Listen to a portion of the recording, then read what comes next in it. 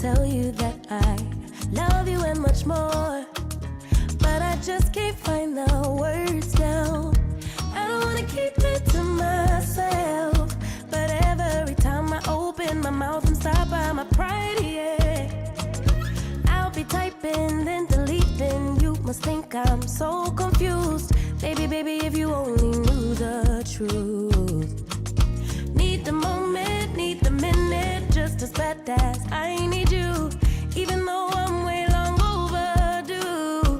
So if you don't have the will to wait, then I don't wanna keep you. I've got so many things to say, need to tell you I need you. I don't wanna keep it to myself, but trust me, even in the silence time will tell, time will tell.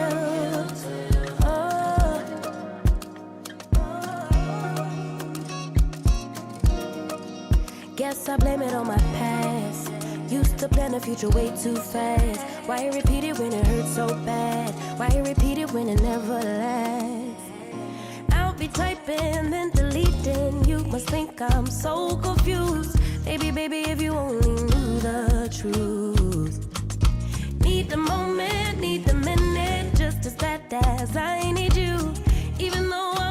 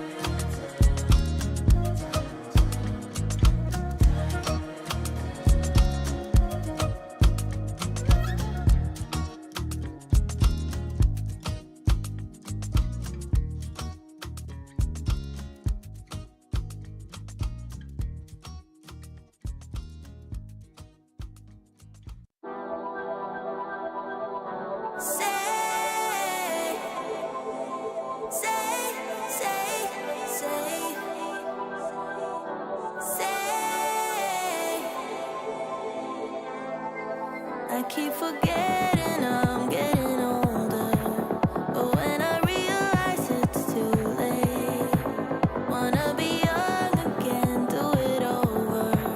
Feel the innocence on my face. I know you don't owe me any favors, but if you did, it would be more time. So if you're listening, Mother Nature, can't you bend your rules? Just say you'll try.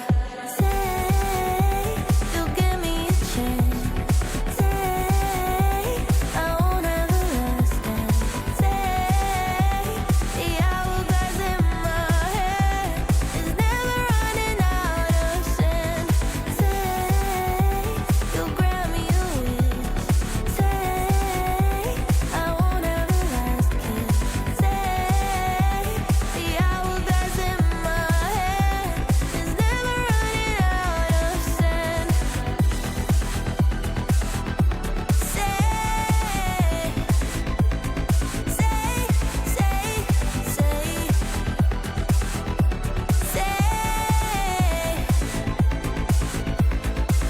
before we know it, we'll all be long gone. It's a burden that we share. Maybe we're better off in the long run, but right now it seems so damn unfair. I wanna know what forever feels like, if it's a paradise or a hell. So can't you help me out just this one time? If it costs my soul, you know I'll sell. Say you'll give me a chance. Say I won't have the last dance. Say the hourglass in my head is never running out of sand. Say you'll grant me a wish. Say I won't have the last kiss. Say the hourglass in my head is never running out of sand. It's never running out of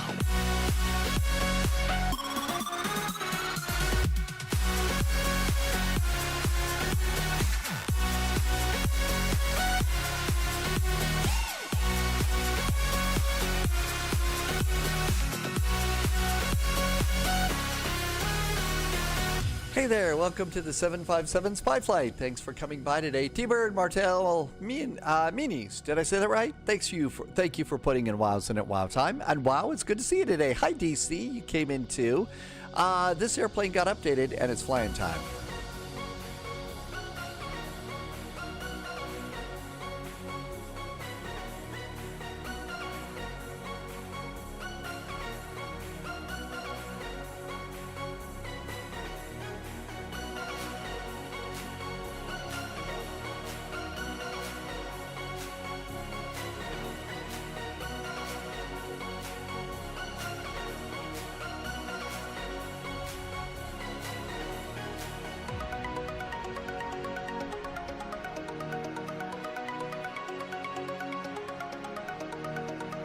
Hey there, welcome. Thank you for stopping by today. Hope you're doing pretty good.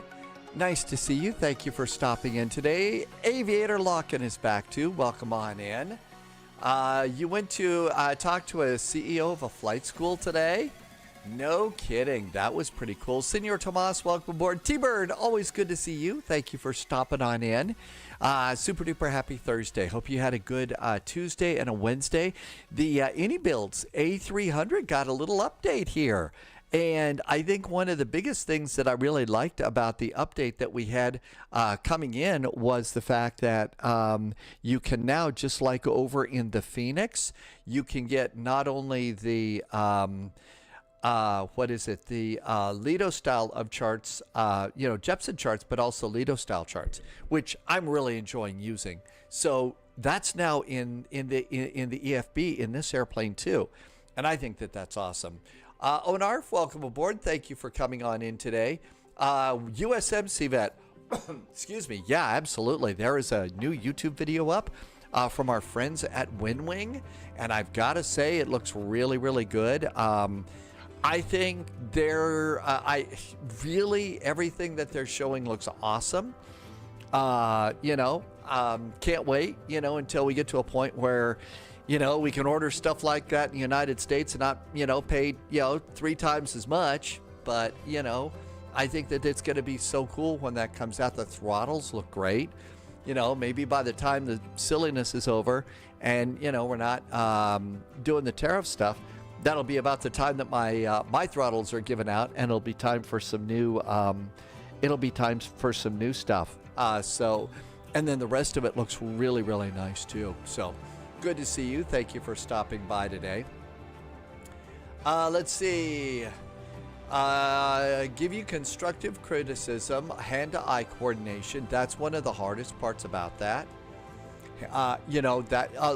Everything. It's hard for different things are hard for different people, but it's great to have somebody to talk to, like that flight instructor that you had there, to be able to help you figure out what you need to do specifically, and that's important. Professor, good to see you. Professor 80 is here, and Sunjammer said, "Wow, a full pint of brew, a yellow card, and a Charles Yerkes, all at the same time." The live stream hasn't been going 14 minutes yet today. How can there be a yellow card and a Charles Yerkes? I'm being so good today.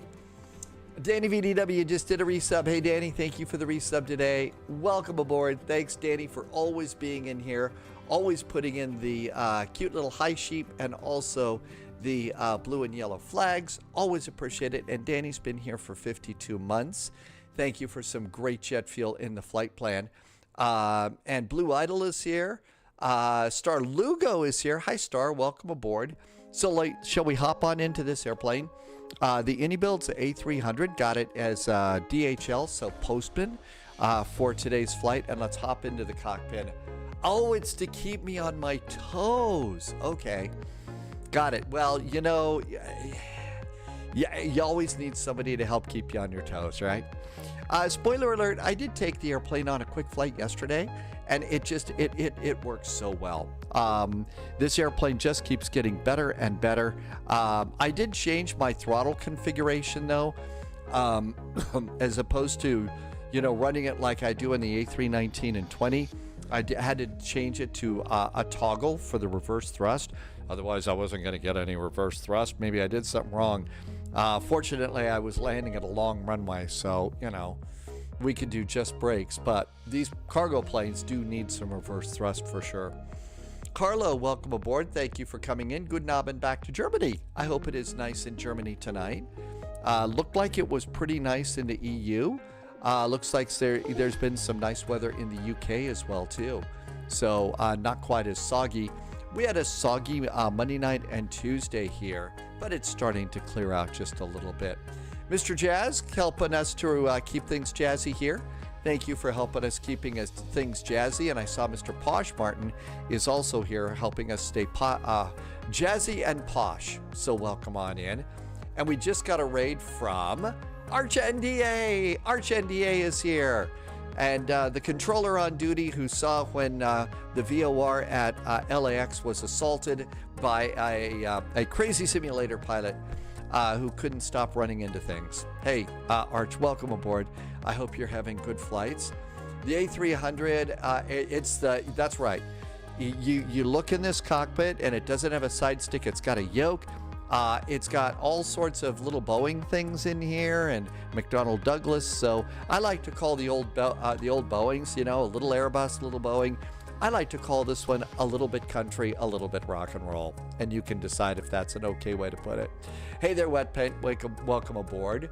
And Arch, you were in crazy weather today. Where's the crazy weather? Or are you talking about where you live? And I don't want to blow your cover on that one. If it's where you were living or anything. And as usual, you know, wildfire smoke is still a thing here. So it always seems like my voice takes a little bit of extra time to get going here. Oh, Cleveland to JFK. Local weather has been good for Arch. Yay. All right, so here's the biggest improvement here. Ready? So come on over in here. Let's come on and do, click this. Let's go to My Flight. Let's first of all load the flight plan. Okay, that gets flight plan in Ibiza to Santander. I don't know if I'm Americanizing that too much. This, by the way, is one of those suggested flights, you know, in chat. Every now and then you see a little thing pop up there and say, hey, you know, if you've got a flight suggestion, our first 2 flights today are flight suggestions, by the way. And in the middle of all of my yapping around and stuff like that, I think Arch just did a resub. Arch has been helping me keep my life going right now for 38 months right now. And Arch, I'm so grateful. Thank you for helping me to keep my goofy little live stream going. And, you know, my world going here too. So super grateful and thank you for being here today. And always also, you know, there are all some really good conversations that happen over at Arch NDA's website about things in flight sim and VAT sim and a lot of stuff like that. And I really do like some of those conversations. Plus they're conversations that I think, quite frankly, we need to be having. So that is a really good place to go. And then also, Lena NDA plays really cool zombie games. So there you go. Martin is here and saw Whip fly through a horror show a few days ago. The radar was purple. No kidding. Polyot is back. Polyot was on vacation. Welcome home. I hope you had an incredibly good time. I'm not kidding. Polyot had this great vacation. I think there was a picture over on IRL channel of Spy Discord. I think I saw the Tower of Terror there. I was just skimming really, really fast because, as usual, I, you know, was behind today. So, but I don't think they call it the Tower of Terror anymore. I'm a little bit behind on those things. And I hope you had a good time also over at Hogwarts too. So Polyot had this great trip. There's some real cool vacations. Loviz just got back from a vacation in Germany. And, you know, Loviz posted some really, really good-looking, food pictures from Germany. Thank you, Arch. No, I'm not kidding. You really do have some of the kinds of conversations that we need to have. Look, VATSIM's not broken. We don't need to tear it all down and build it all up again. You know, certainly don't need to burn down the house. But you know, there are conversations about things that are important. So I think that that's great. Did you tell your pullover store? Oh, actually, that was just a joke. That was just a joke. It seems like every you know, 9 months to year and a half, some crackpot comes out with, the world is coming to an end. We're gonna die. That's why we have so much fun with Jar Jar's We're gonna die. Somebody says the world's coming to an end. That's what seems to happen. I always see somebody saying that we're gonna die. And the last time was, you know, the rapture is coming. You know, that was supposed to be what, yesterday, I think? And I saw this joke online and I decided to repost it over in Spy Discord, which was, You know, I was driving along in my car and I was in the high occupancy vehicle lane, the HOV lane, when a cop pulls me over. And the cop says, all right, here's the deal. I'm going to give you one chance. Come up with a good excuse as to why it is I shouldn't write you a ticket for being alone in a car in the HOV lane. And the joke was, as I look over at the passenger seat, oh my gosh, she's been raptured. And the cop laughs and and I don't get a ticket. So that was it. I thought it was a hilarious joke. You know, if it makes me laugh, I figure it's gonna laugh somebody else. Polyot says, no, it is indeed still called the Tower of Terror. That's the elevator ride that's really scary. Good vacation. Out of the routine, and you're lost in your own home when you get back. Don't worry, I think that when you get home, the dogs will make you feel right at home. Lucky to be in the spot as a C1 controller and a pilot to be able to see both sides. Actually, yeah, that's kind of one of the interesting things about Arch NDA. Arch is not just a controller, but an accomplished pilot as well too. So, sadly, Carlo, all I really do is Guten Morgen, Guten Tag, and Guten Abend. You know, Danke Ciao. I mean, what I picked up on VATSIM. Although, you know, certainly, you know, I think it would be fun if I could move over to Germany for a few years and immerse myself to learn the language completely. That's one of those I would like to learn. I know. What a great joke. I don't know if it was true or something, but I just think it's hilarious. But, you know, oh, you thought it really happened. Carlos says, Dan schrieb, Ignas nochmal, Guten Abend. So, often Deutsch, German, Guten Abend. I would have to spend so much time decoding on that, and I would be terrible. Yeah, I know. It's that kind of people claiming that the world's coming to an end, the rapture's going to happen, you know, the second coming, the third coming, the fourth coming, and those sorts of things just kind of, you know, are sad on the one hand, but crack me up on the other hand. So there you go. Hey, ZLP7, welcome aboard. Good to see you. Thank you for coming in. Shall we get going? Let's go ahead and do some things with this airplane. Like I said, it looks like it got a badly needed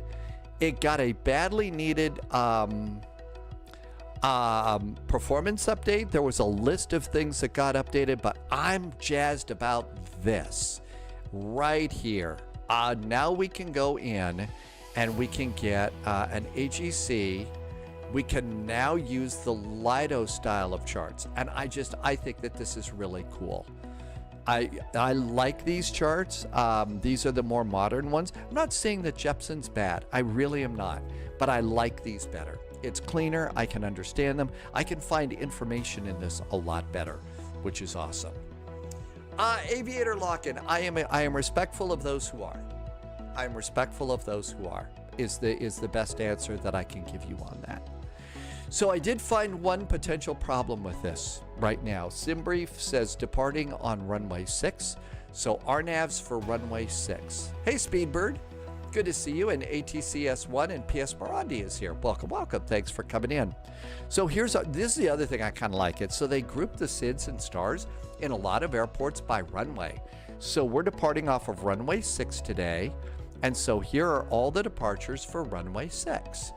And we're doing the Zosta 5 Foxtrot departure. So Zosta 5 Foxtrot, you go around here. Here's the potential bug that I think I found. Now, to get the information that we need about these departures, you have to go, see where it says at the bottom SID and then SID PT? This is where you go and get the information that you need. So we're doing runway 6 departures. You need to get the RNAV SIDs for runway 6. And we'll just go ahead and pin this. The problem is there are more pages to this. Like there were 5 or 6 departures. Well, this is just the Beaver 5 Romeo departure. There isn't the departure for ours, the Zosta, and I can't figure out how you change pages to go to the Zosta page. You just get the top page. So we're going to have to figure out what that is, I think. Maybe there is a way and it just, you know,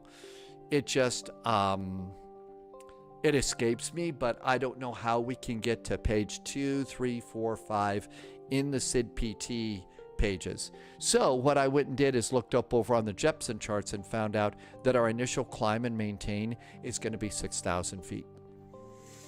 Hey Flying Chris, welcome aboard. News for the community, Microsoft in PS5 in December. Now that's the first time I've heard about that, PS Morandi, that it's coming to PlayStation 5. I hadn't heard that one at all.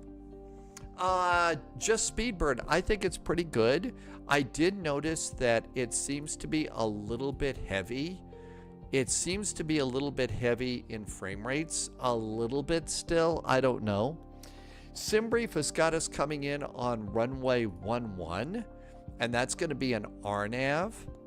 So an RNAV, and they could possibly be changing this. So there's the RNAV, and we're coming in. Now, SimBrief put me on the 3 Sierra, but the only RNAVs are the 4 Gulf. So there was a problem with this here too. I don't think I think that was a SimBrief burp. I don't know. But we've got that going on. And let's do IAC instrument approaches. And we have an RNAV for runway 11 or a VOR. So let's go ahead and get the RNAV for runway 11. And then we're going to need an airport ground chart there. And then this, we can go and display all of our pinned charts. And it's just so easy to use these. So I'm really kind of happy that they've gone and done this for us, which I think is great. Okay, let's see. Power on the plane. Let's get it done. Autumn, check it in. Hi, Autumn. Hope you had fun in the art studio today. I'm going to guess that you're probably at work today. I hope that that's really, that you had a good time. Showed yesterday on Sony's State of Play. You were shocked. No kidding. That's going to be really nice, that's going to happen. Power up the plane. Looks like it's still normal. Nav and logo lights, no smoking, and emergency exit lights to arm. Oh, also, I guess windshield heaters are one of those things that pop on first when you do this. You brought the art studio with you today? No kidding.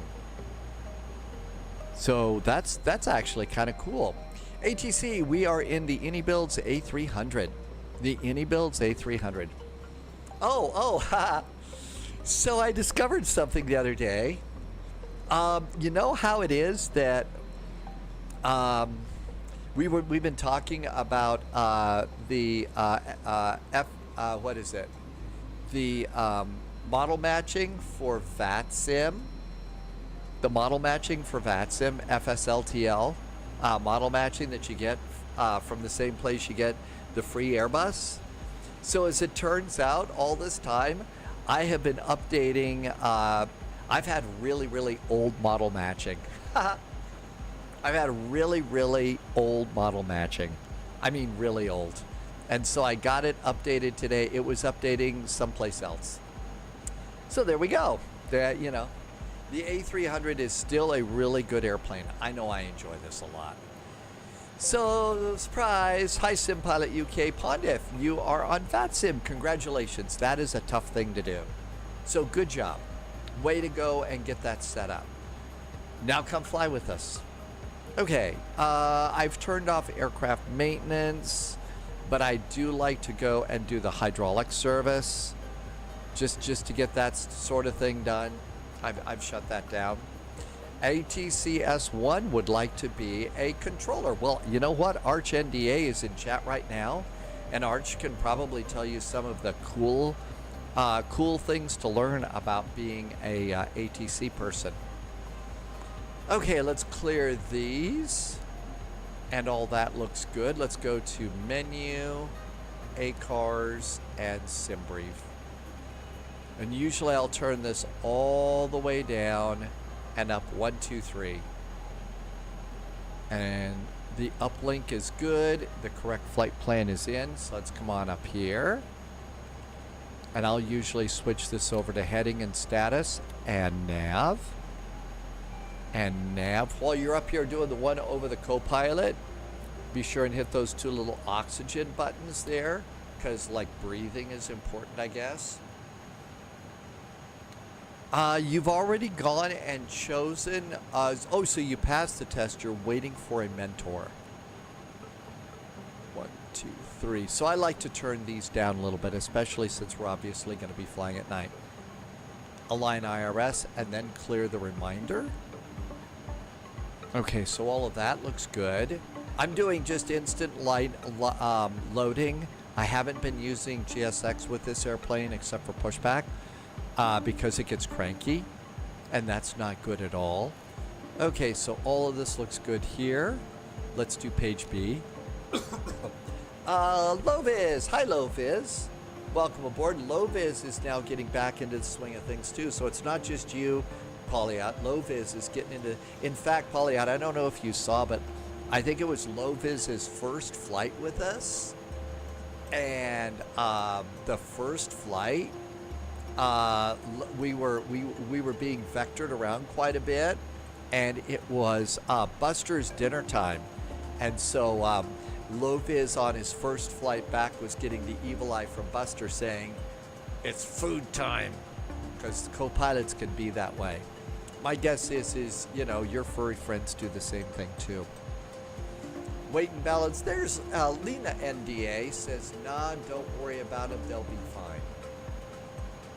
I might have missed that. I have been known to miss. I'm missing some things lately. Maybe it's my turn to start going soft in the head. Zero fuel weight, 118.17. 118.17 is our zero fuel. Our center of gravity. Buster does not like vectors to Copenhagen. Well, there's got to be some good Copenhagen Scooby snacks available. Zero fuel weight, 3005. 30.05 is our center of gravity. Fuel, it says 14.2. I'm just going to verify that with the flight plan. Block fuel says 14.2. Very good. And come over here to weight and balance. And 14.2 is indeed the fuel that we need. Fuel. Good afternoon, Pat Dog. Welcome aboard. Need to order a specific snack box with VTC snacks reported. Oh, vectors to Copenhagen. You do. Do they? They've got to have snack boxes for dogs, right? They've got to have them for dogs. Big. Okay, am I saying this right? Is it Big Sexy Griff? Big Sexy Griff. Hi, welcome aboard. Do you know of a cheat sheet? You're trying to learn the popular lingo from ATC and you're using say intentions. Actually, Big Sexy Griff, I think that's one of the best ways to do it, is to trial and error with something like vectors to Copenhagen, with say intentions, with an AI ATC. Learn through that. And then you'll be ready to go and hop into VATSIM. I think that's the best way to go on all that. Really. Sorry, didn't mean to cough right into the mic. Let's see. Flight plan. LEIB, our departure is going to be runway 6. It's going to be the Zoxa 5 Sierra. Zoxa 5. Oh, Foxtrot. I don't know the difference between Foxtrot and Sierra. But really, I know Big Sexy Griff, you were kind of wondering, is there a cheat sheet out there? The best way and maybe this is just because the way I learn, I think it is to play with it. I know that sounded a little gross, but to play with the game and stuff is how I learned the best. Miss Keeter just reminds us there is also Big Sexy Griff. There is a First Wings event that's coming up this weekend that I think that you might really like being a part of too, and that is an incredibly great way to learn. Is that way? RNP Yankee runway 11. RNAV Yankee runway 11. It's the BLV. I got a 4 Golf or a 3 Sierra. Well, the 3 Sierra looks funky to me. What's the 4 Golf? Hi, Jersey Pilot. Welcome aboard. I hope you and Giselle have had a fun Tuesday and Wednesday on the Jersey Islands. So that's the Subscriber 4 confirmed. Golf. Top clearance granted, Agent. I would rather Loyalty do the 5 noted. Sierra. Let's try the 5 Sierra. Tim J just did a nice resub. Hi, Tim J. Welcome aboard. I'm going to try the 3 Sierra. We'll do no transition, and then that should be fine. Because some of this was a little weird. Loviz also just got on VATSIM and practiced between a couple of airports you're familiar with. Yeah, one of the things that pretty much every sim pilot did was have their special airports that they, you know, hopped back and forth between a lot. And that's how it is that they learned those airports. Closing the door, let's go. Mr. Posh Martin is doing Helsinki from London. And it's dark. Yeah, it's gotten to be dark out here, hasn't it? It has definitely gotten a little dark here. Let's turn on a fuel pump. Is how to repeat what they say. I think that is one of those things that will come with practice. I think that coming with practice is the way to do it. Yeah, like Loviz says, Loviz burned up the skies between burned up the skies between Jacksonville and between Atlanta, and that's where Loviz did that. You know, play with the ATC, play with the airplane, and make it work like that. And that's how you do that. Okay, I was going to do something. Oh, I was going to get the latest altimeter. 1017.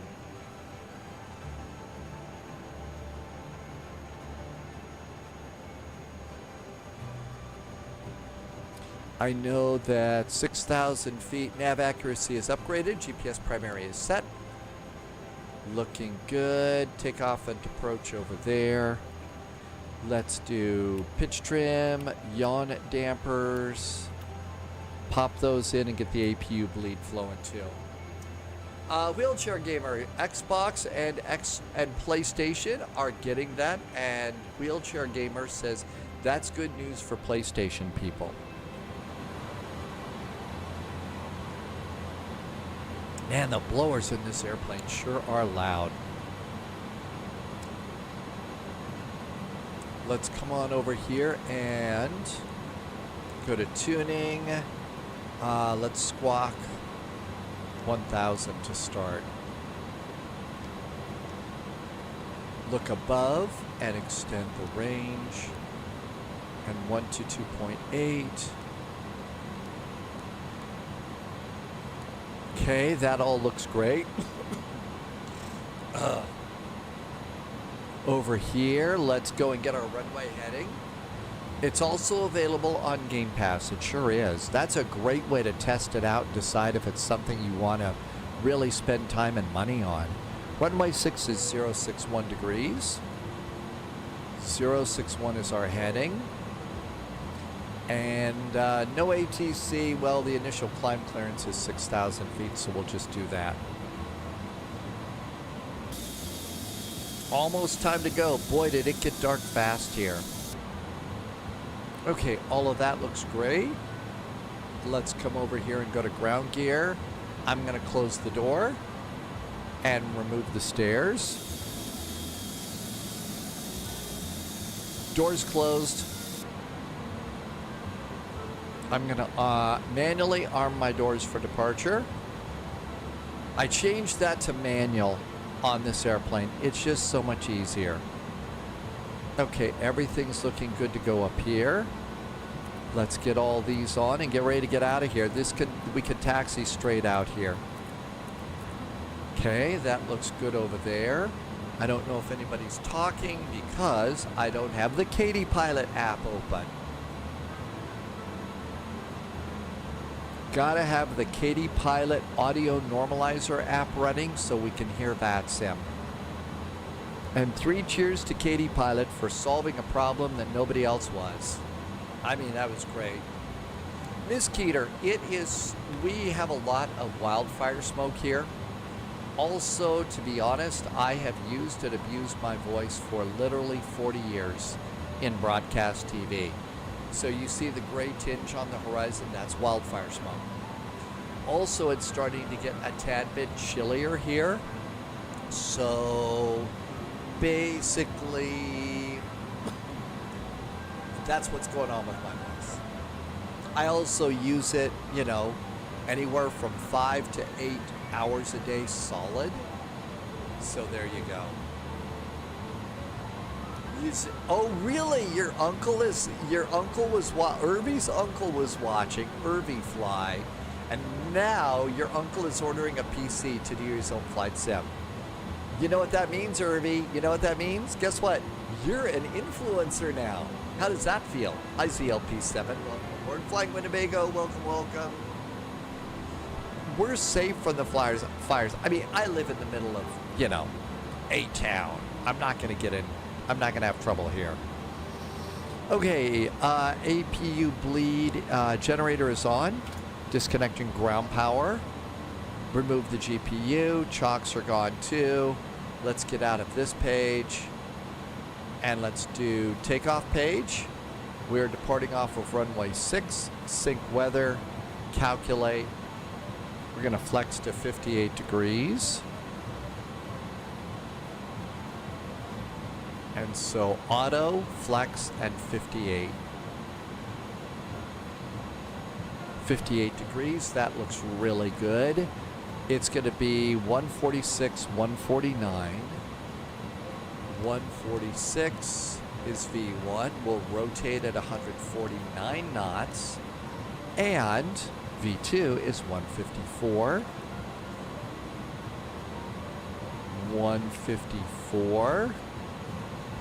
There was a speed restriction on the departure. I'm just going to let it, a secondary speed here be 210 knots. That's normal for me in this airplane. The flight sim did all the influencing. I just did the flying. His Twitch name's going to be Irvy's uncle. I know, that'll be awesome. Okay, this is all looking good. I think it's time to go. We've got all of this done. Trim's going to be down to 0.2. Ground equipment is clear. Doors are closed. Hi, Black Cobra. Welcome aboard. Shall we get going? It's going to be a straight out taxi. Cabin signs. Beacon. Everything looks good up here. It does. Oh, landing out elevation. We are going to, it's 16 feet above sea level, so we'll just leave it at 0. It is a little loud. Let's turn it down, Professor. Senor Tomas has been watching a lot of simmers, and now you've got the Honeycomb Alpha yoke in the mail coming. Isn't that great? Isn't it great? You finally see all this stuff and you've got something on the way. I mean, eventually, someday, probably not soon, but, I'm looking forward to, ordering some Wind Wing when, it's okay to do that. So that'll be nice. The throttle looks like it's going to be really good. Okay, I think we're ready to go. Let's start up an engine here at the stand. Starting engine number 1. Engine number 1 is starting. Here comes the N2. Irby has got a list of must-have add-ons for your uncle when the PC arrives in a few weeks. So listen, I know your uncle has already ordered it. I hope that you had a chance to look at the kind of PC that your uncle ordered, and it's going to be capable of handling the PC and stuff like that. I really, it's got plenty of RAM and a good graphics card, a good processor. I hope you were able to do that so it's not frustrating for your uncle and all that, because I think that's, especially for new simmers, when they order a PC and they discovered it just does not have enough horsepower to fly the sim. Microsoft Flight Simulator and X-Plane and P3D and DCS World can all be really hard on a system. So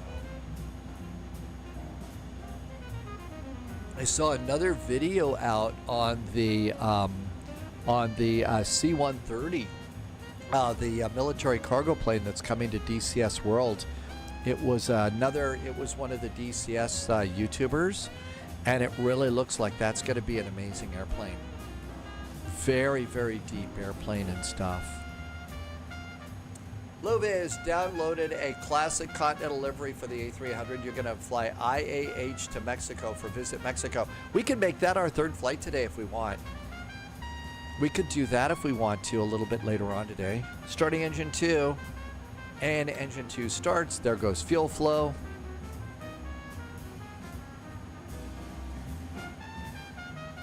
Especially now, Loviz, that's a great idea. You know why? Because I finally got my Mexico City scenery working. Set for departure airport in case of a quick return. Ms. Keeter, that could very well be. I don't know. I don't know in this airplane, but that would make sense to me. Everything else looks good, but it does specifically say landing elevation. No, I got it working a few weeks, if not a month or so ago, but it took forever for me to get it going, to get the Mexico City. And not only that, to get the Aero Mexico livery going too.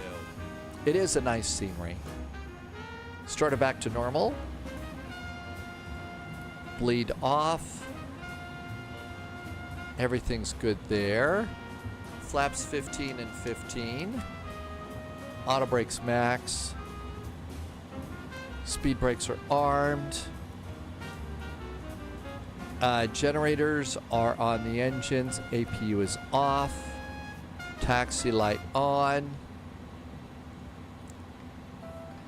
Shall we go?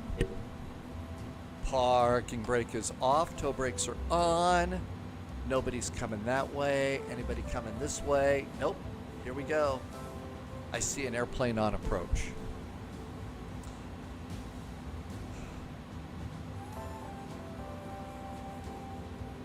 This airplane does take a little bit of juice to get it rolling.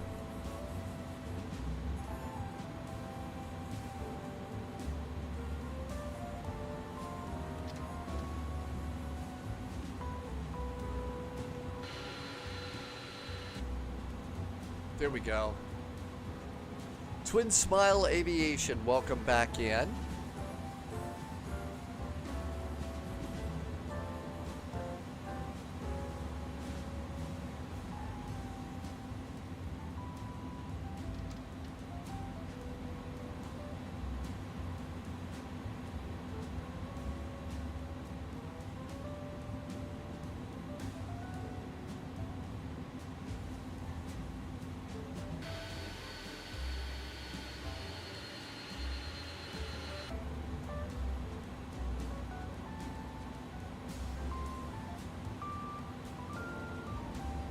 All right, out we go. And let's do a quick brake check. Throttles are idle. Brakes. Let's check my thrust reversers, make sure they're working.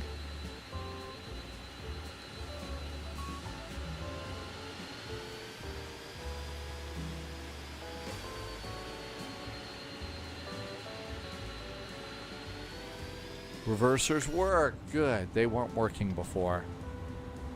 They were not working before.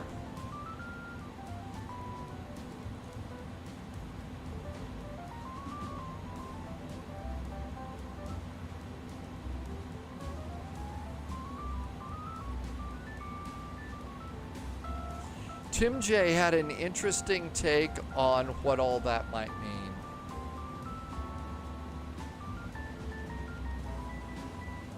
Did I miss a turn? I may have missed a turn. I think I missed a turn. We need to turn this way. Yep, I think I missed a turn. It's dark. Man, I think somebody's following me too. Hi, Rogue Pixel, welcome aboard. Is the update, well, the update for the A300? Oh yeah. I think it's a fun old airplane for sure. Let's see. Ollie got a steroid injection for tennis elbow. See, I always thought tennis was a big old racket to me. You get a tennis racket. Notice how that joke was nothing but net? Oh, that's a basketball term. Sorry.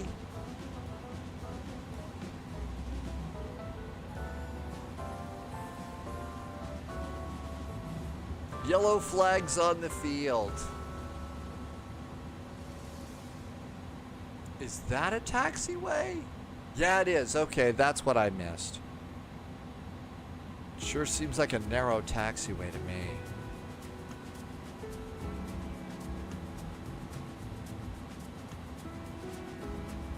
I'm hitting home runs with the jokes today.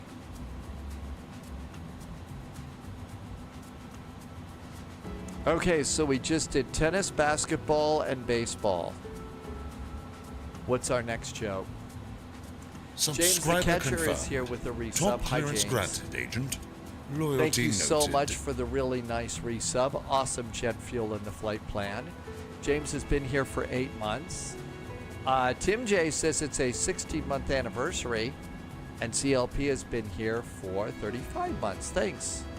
Arch has been here for 38. And Autumn's Art Studio is on a 3-stream streak. So streaking is happening again. Okay, this is going to be a profile nav departure. Tim J, it was 15 months. And to make it confusing, no, it was 16, it says 15 months, 16 minutes ago.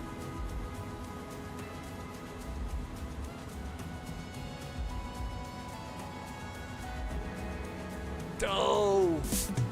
Naked without a sub badge, but you're striking out.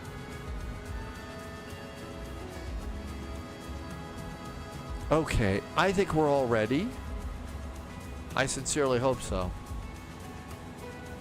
Feels like it's been discombobulated again today. I do know where it is, never mind. So go down to the radio. You see where you put in your frequency for ATC1? When the scratch pad in the radio is empty, click that button again. Click that button again, and you'll find it. Okay, the football joke is touchdown. The football joke has touched down.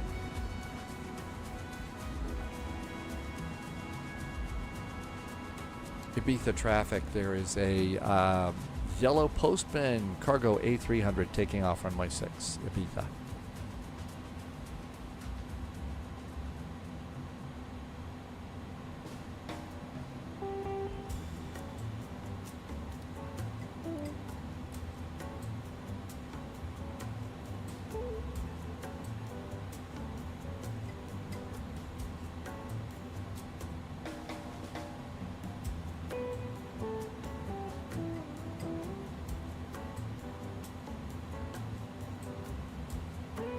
Oh no, there's a good joke about sports. I can't read it. I've got to take off. I'm on the runway. I hope it wasn't a Tylenol.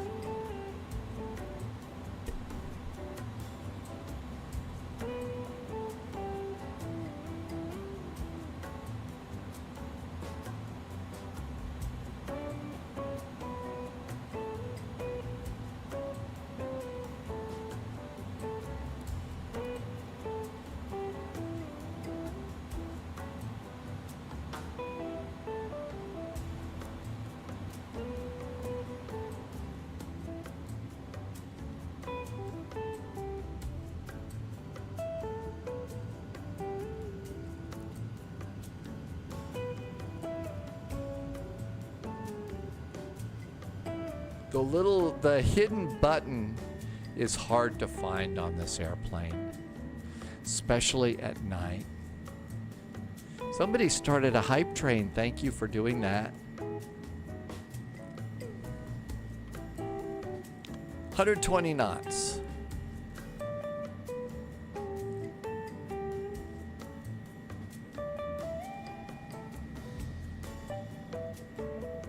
V1, rotate. Positive climb gear.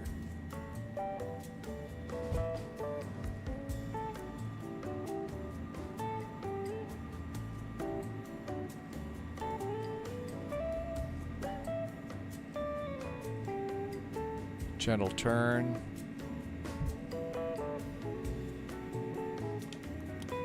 Flaps 1, 0 and 1 actually. Roll out, lower the nose.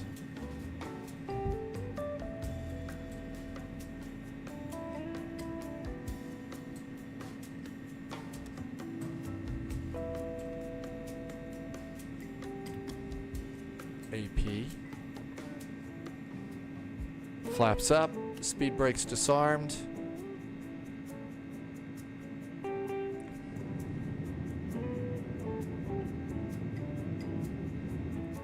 Ibiza traffic, that Postman A300 is clear of runway 6, departing to the west and then the north. Happy landings, Ibiza. I know it must have been the Tylenol, because that's what they look like. Isn't that what Johnny from Airplane said? A big Tylenol or whatever. Humber is here. Welcome aboard. Dell X-Plane is putting so many boats in the sea. One could walk from Ibiza to the You know, I think it's kind of the way it is. Did aircraft change or is it a new flight? This is the A300, yes. And looks good there. I'm going to go ahead and do 320.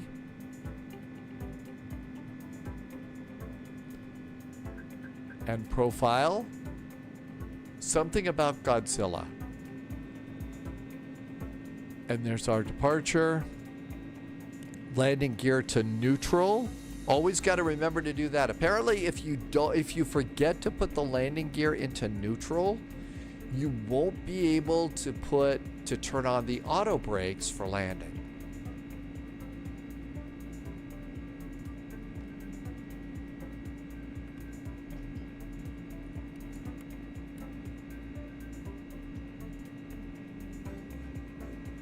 Something about jumping from boat to boat. And over here on the departure, hello Epic Gaming.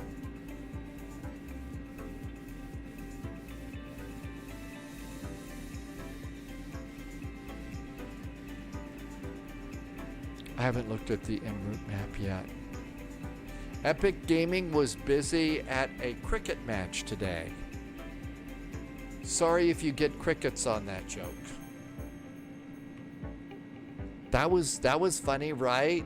I bet that joke is never popped out in association with a cricket match.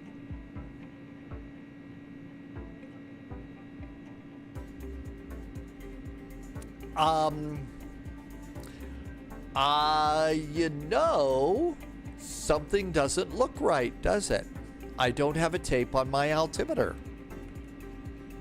I wonder, that's weird. 10,000 feet. Frankie Stat, you're right. I don't have a moving tape there. I don't know.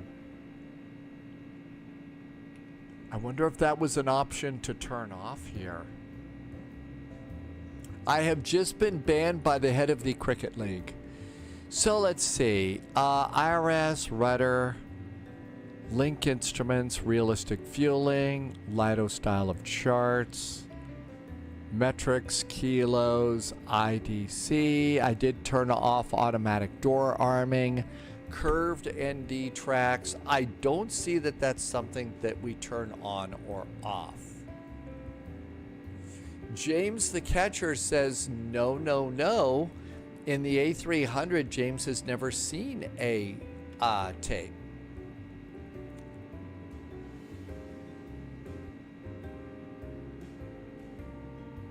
Really? So is that something we've been missing all this time?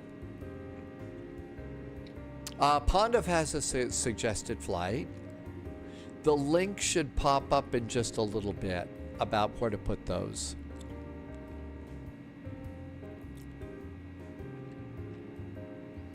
So it never had it before, huh? Maybe that's new to the update. That the air... Well, wait a minute. Airspeed's got a tape. Tim J says we ought to make a command for that. We will make it a commandment. So let it be written, so let it be done. Irby has got the tapes on your A300. Maybe they didn't load in mine.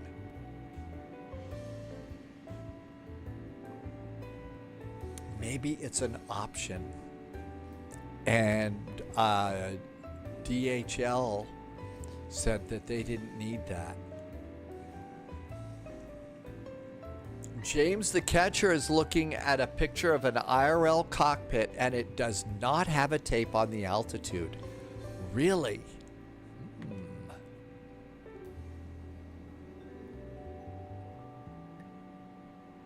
Pondiv wants to go from Milan to Ibiza.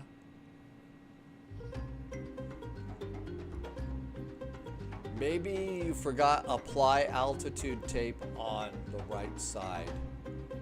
Speed tape on the left. I didn't see an option for that. Oh, our flight now is Ibiza to Santander in northern Spain. So over on my settings, Cockpit IDC is a modern retrofit pedestal which will contain. I have that. Real AP disconnect on. Automatic door arming off. I don't have that. Curved ND tracks. For the convenience, we give you the option to enable this. The plane will still fly curves. Okay. So let's see. On-screen keyboard is enabled. EFB is metric. And then realistic refueling. No, I don't need to spend 5 minutes watching it refuel. Lido, link the instruments, auto tiller, iris align time. I don't see an option for instrumentation here. The altitude tape is more expensive than speed tape. Hey, it's good that we actually have speed tape. I'll bet some airlines are just using duct tape.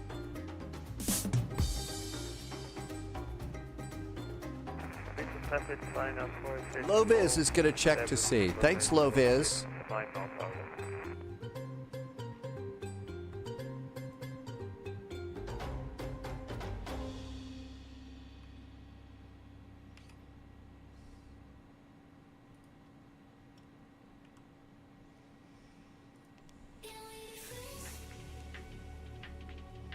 I just skipped a waypoint. Duct tape is delicious, especially if you have it with a nice sauce.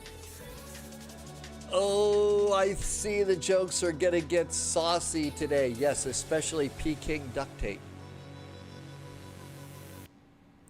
James would like to build an entire airplane out of duct tape.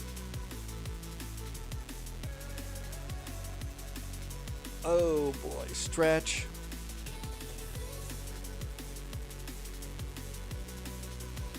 Progress. We are going to Santander, which is LEXJ. LEXJ. We have got 300 miles to go. Our target altitude is flight level 320. Good afternoon, Keeman. there is the oh, that's just that's the link to Discord.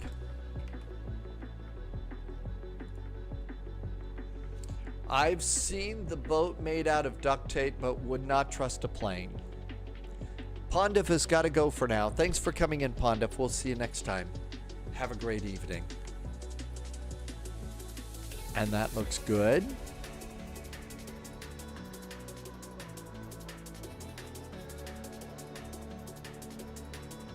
MacGyver actually did the duct tape in an episode. MacGyver did everything. Very cool.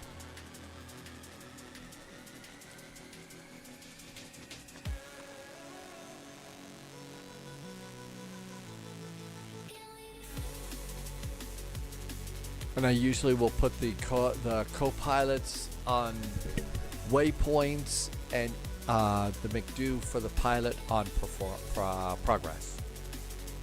Something about the bank.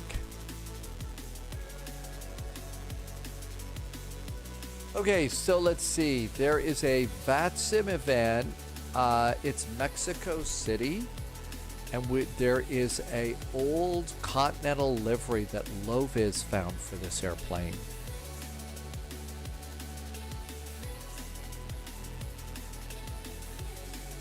It's Wabbit season. Elmer Fudd, right? Yeah, Elmer Fudd, hunting wabbits. Okay, so go to liveries. An A300-600 for Flight Sim 2020. And Loviz says there's a really cool Continental Airlines livery for our flight to Mexico.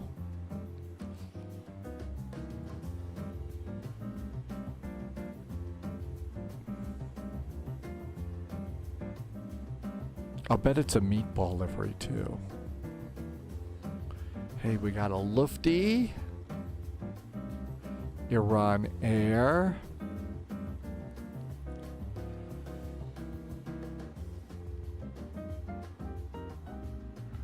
European.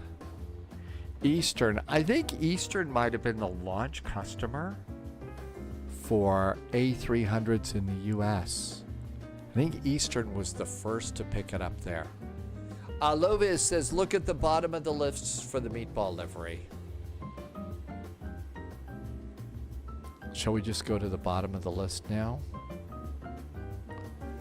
Okay, Aero Union. Oh, we got an old American Airlines livery. Landy, welcome aboard. Bad performance. I am getting it when I go outside of the airplane. Inside, it's fine. Okay, so we got a Continental livery here. All right, so that is for a Continental livery. That is going to be November 209 EA. I'm missing a little chat while I hop down this rabbit hole. There's a FedEx. Lufty Classic. I have the Lufty Classic. There's our DHL. This one is really good if you're on holiday and it's one of those holidays where you're having all sorts of different kinds of beers and wine. This one is really good for those passengers who want to tie one on. Oh! More dumb jokes. There is our UPS livery. But Kuwait, there will be more jokes. Sorry.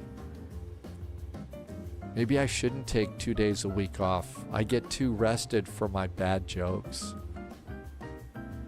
Air France, Airbus, Alitalia. Okay, so we should have our Continental meatball. Okay, we got it. Okay, we're done here. So let's see. Loviz said we should do in the A300. This one's going to be Houston, KIAH,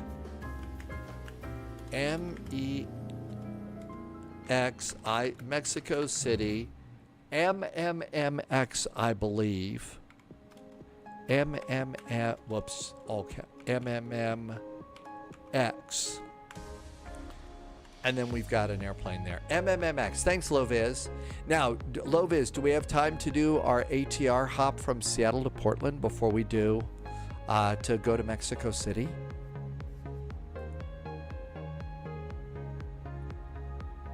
Or should we take maybe the E-Jet instead of the ATR from Seattle to Portland? Maybe we should do the E175.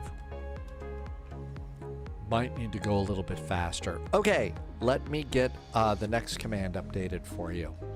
And then I need to go. It's a later event, so we should be fine. Okay, next event is going to be SeaTac to Portland. And then later, it's going to be Houston to Mexico City. All right, that should be good there. Stupidocracy has just arrived. Hi, Stupidocracy. Welcome on in. Okay, we're good to go there. Now, I need to add this airplane into my bag of tricks here. So, saved airframes. It's going to be, well, let's see. Do I have one already? I have a DC-9 for Continental Airlines and a 777 for Continental Airlines. So, new airframe. It's going to be an A300. Okay, we have two. We have an A300F. That's the freighter. The A30B has got to be. That's got, well, there's an A306 up here with CFM engines. Oh, was that the 727 that yeah, I think you're right, Miss Keeter. It was not a 777. Moose did a good video over on YouTube about the new Super 727. It's the A306 with GE engines. So we've got an A306.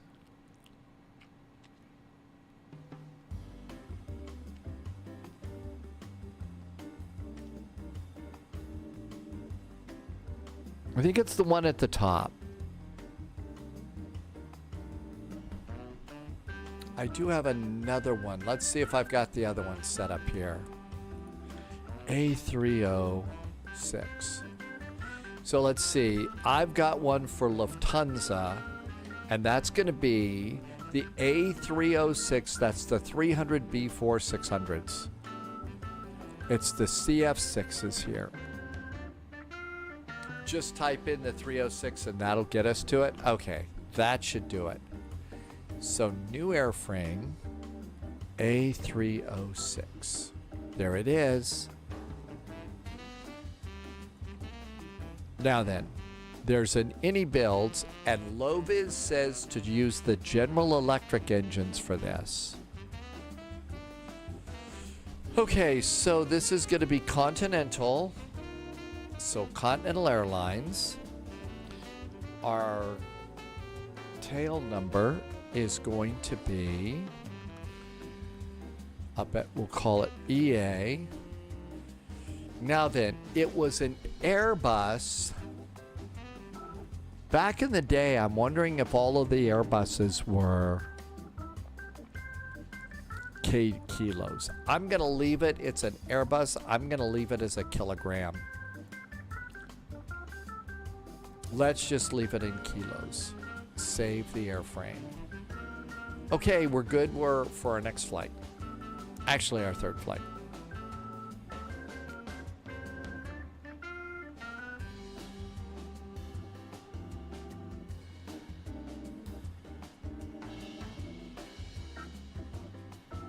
Okay, we're looking good there. So we figured out our third flight today.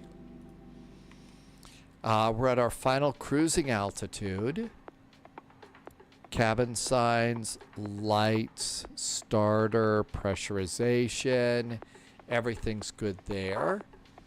Fuel prediction says 8.4 tons when we get to Santander. When we've just made landfall. We've just made landfall.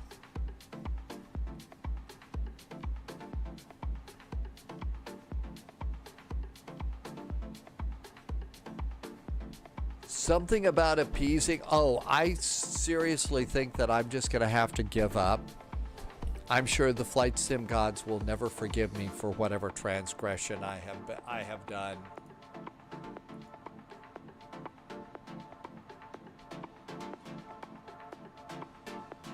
I'm sure the flight sim gods are already upset.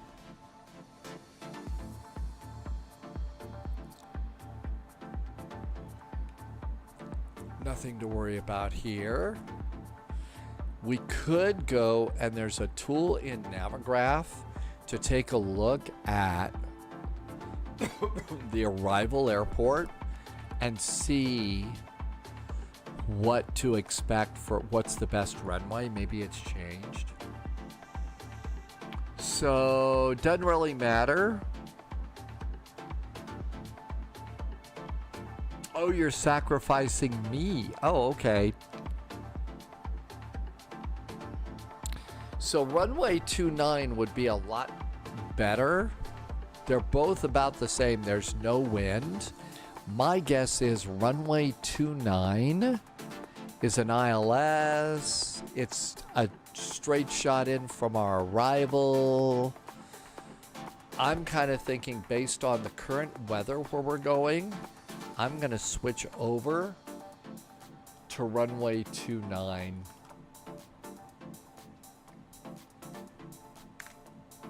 How about that? Unload, hide, and off. Okay, so let's go get the better charts for this. Charts. So we're going to clear these. LEXJ.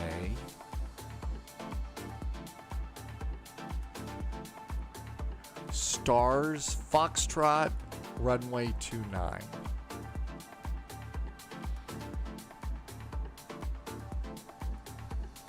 How about stars?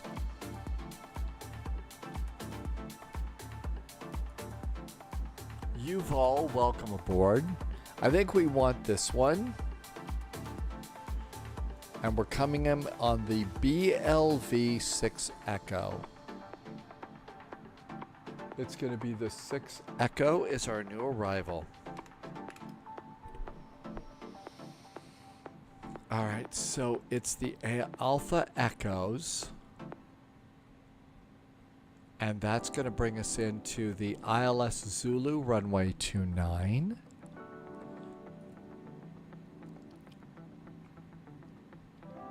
At Sorpo. That looks good. And then we'll also need an airport ground chart. Okay, let's go ahead and reprogram this.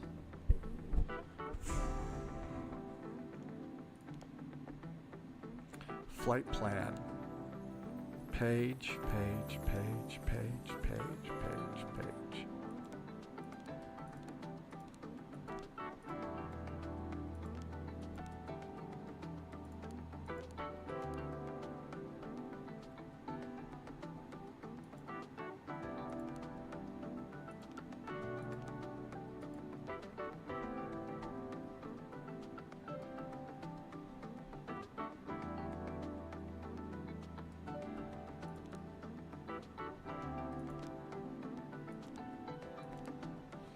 That's Mr. Approach over there.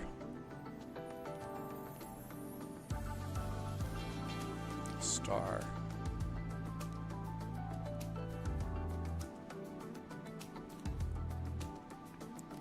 ILS. We had the Yankee or the Zulu. I went for the Zulu for run ILS Yankee Zulu 29. It's the 6 Echo via Amper and insert. Yuval wants to know what. Well, we've got the 737. We have the 737 Max from iFly, which right now I think it's just as good as having a PMDG. It's not quite the PMDG, but it's still really pretty good. So if you want a 737 a Microsoft Flight Simulator that's really good, I think the thing to do is look at the iFly 737 MAX 8.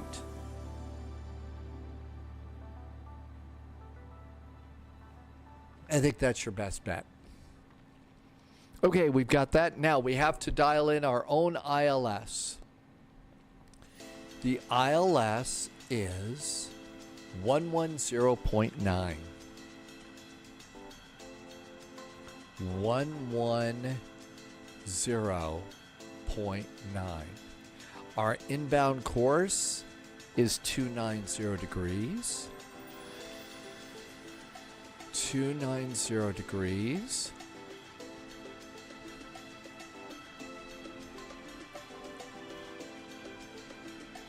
There we go. That looks good. And minimums for our arrival are 370 feet.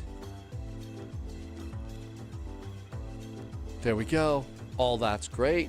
Back to progress. We are 209 miles out. Scott Fars says, Spy Hat, I just happen to have an Airbus hat all ready for good luck. I did anticipate spy hats today. Thanks, Scott Fars. Welcome aboard. And Iowa Scotsman has arrived in chat too. Hi, Iowa Scotsman. Welcome in. Thanks for being here. We are just setting up for an arrival into a small airport in northern Spain called Santander. I think I'm mispronouncing it horribly, but at least I feel bad about it.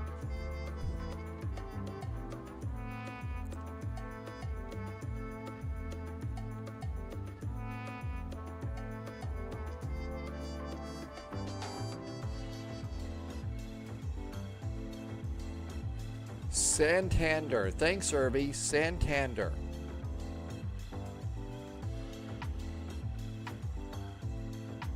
Why did I go over to runway 29 instead of the RNAV for runway 11? The wind is just as favorable for both runways. This is a faster approach in from our star. So it's more of a straight shot.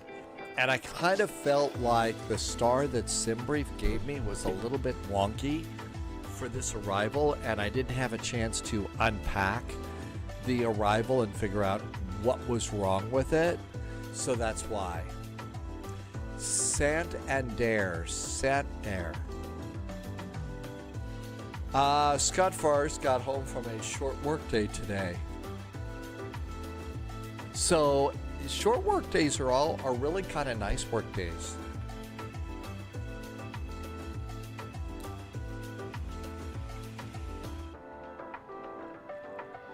Okay, fuel prediction is 8.5 tons. That's more than enough to make it in.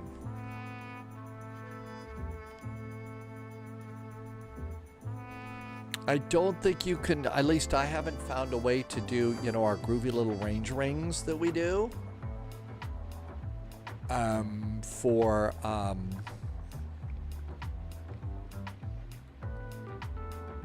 Like we do in the Airbus and the Boeing, the A319, 20, and 21. Runway 11 is actually a non-directional beacon approach. Well, they had two. There was also an RNAV. Danny says it's a nice approach either way you go. Top of descent has just popped in. So, let's see.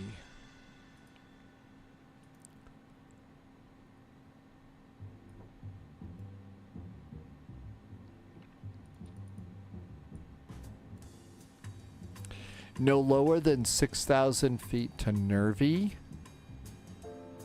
And there's Amper right there. There's the beginning of our ILS.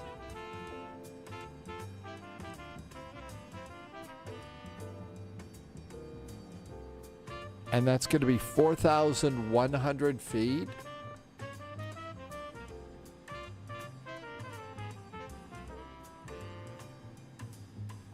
It's 6,000 at Sopro.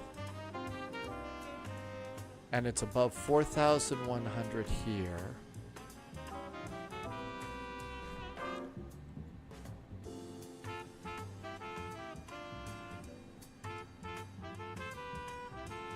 So if it's Sopro over here, I'm going to say 6,000 feet for our descent. Subscriber confirmed. So let's put in Top 6,000. Agent. There's a Loyalty resub. noted. Dingsta's back in chat with a resub. Almost a whole year. Thank you for almost a whole year of support, Dingsta. Thank you for 11 months of very nice jet fuel in the flight plan.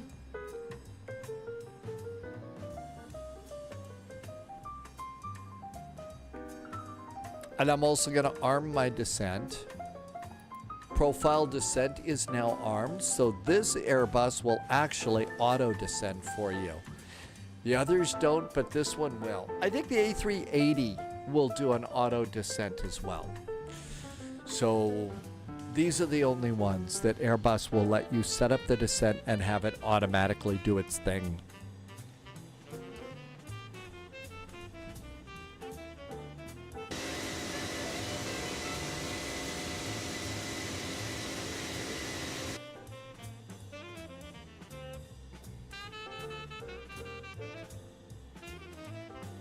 Oh, we need to change the ADIS TCAS to normal, so we'll look straight ahead for a while. A lot more to do in this airplane. I swear there was a tape before. Tim J says you're not sure if the sounds are normal. Are realistic, but they're not pleasant. Well, this was a clunky old jetliner. I mean, this old thing probably, you know, it wasn't a pleasant sound, and it was probably very loud.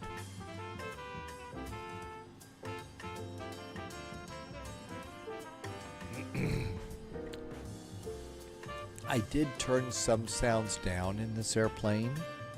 You go to settings, and at the bottom here, you can see how I turned my external engines down a little bit. The external engines on this airplane really blew your ears out. So everything else I just left at default, but I did turn down that external sound, which was just really blowing your ears out.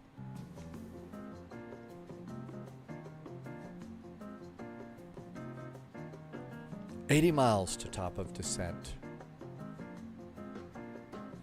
You don't actually get anything in the McDo that says 80 miles, but it is a line in your flight plan, and the top of descent hockey stick appears here.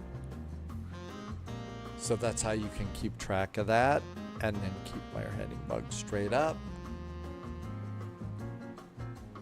Yuval, I got the freeware enhancement for it. I figured we'd be coming in at night, so I did not get a payware for this. But it does remind me that I need to go into add-on linker, and I need to make sure that my Mexico City is linked. I need to make sure that the link is linked. Okay, there's Kuwait City. First of all, let's see if I made it permanent. MMMX. No, it's not there. So, MMMX. And we've got, you want, I think it's the FlyMex. I've got 2 of these. The Continuo Airport Mexico City was the older one. So I think the new one is the FlyMex. And all the other airports are loaded in.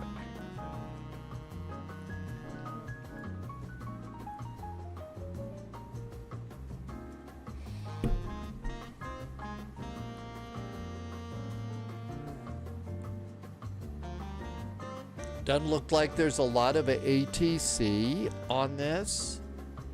So for our next flight into Portland. So if you're new to Flight Sim and new to VATSIM, you might want to give this a try.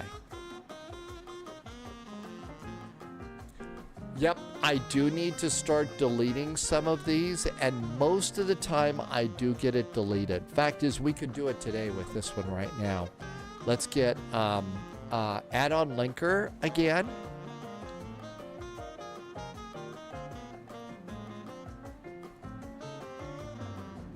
And let's come back over here.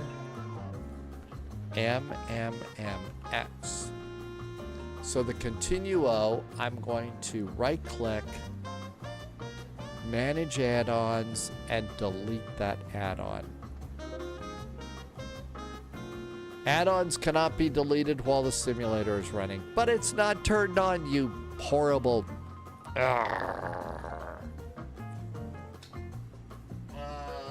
Search in Sim Plaza for the beautiful models of this airport. Or another great place to look for that would have been FS Add-on Compare. LEXJ. And there it is, the beautiful LAX and Santander Airport. Beautiful models of the world. This is going to just take you to the marketplace. That's just going to take you to the marketplace.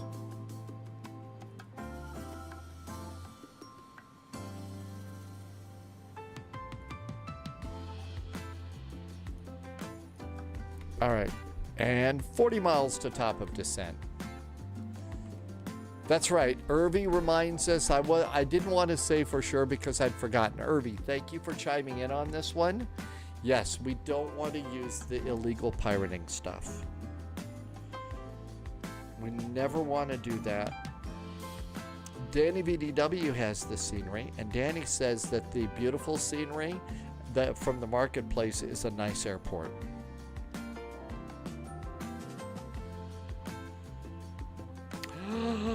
Oh my gosh, I'm a scufflaw.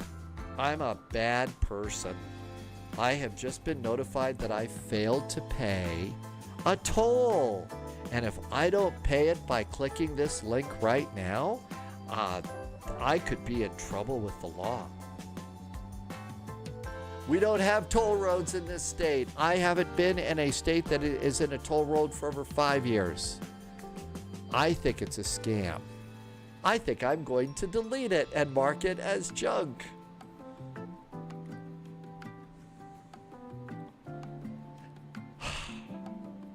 We don't have toll roads here. There are no toll roads in this state. Well, okay, there's a couple in some of the national parks.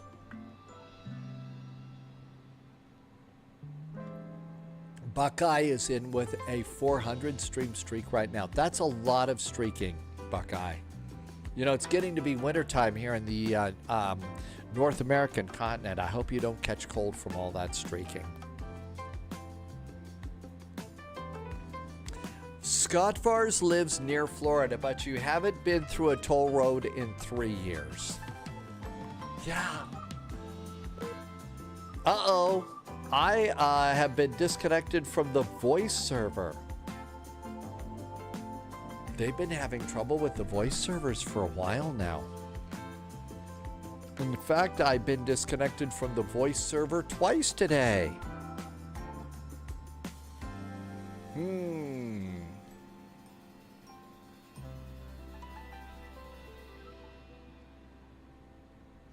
Robert Wins will send scam links to the cops and ask if they're bored. That's kind of a good idea. Hey, somebody's trying to scam people here. I don't think that the cops in our state have the time for that, though, to be honest. But that's a great idea, Robert. Almost time for our descent. Let's see, we're in Spain, so we're not going to need CTAF frequencies for this flight. We might need them for Seattle to Portland. I may take the E-Jet instead of the ATR, though. I may take the E-Jet. Or, since there's no ATC, we could take the Cargo 727. How about if we take the Cargo 727? That'd be fun. There's cargo at both of those, right? Boeing 727. Lucas hates it when you get the spam calls. Hey, this is pay. Yeah. Let's do two cargo flights. We'll take the FedEx 727 on our next flight today. That'll be fun.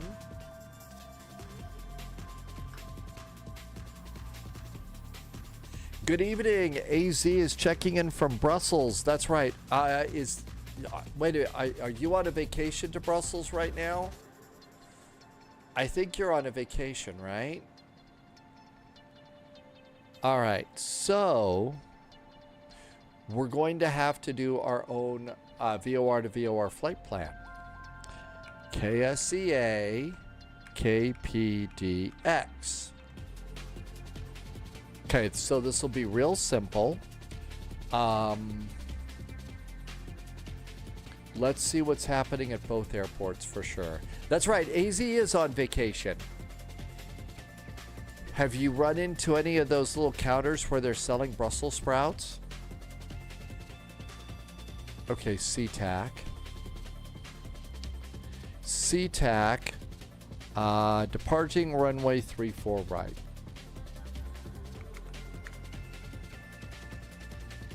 Okay, Portland.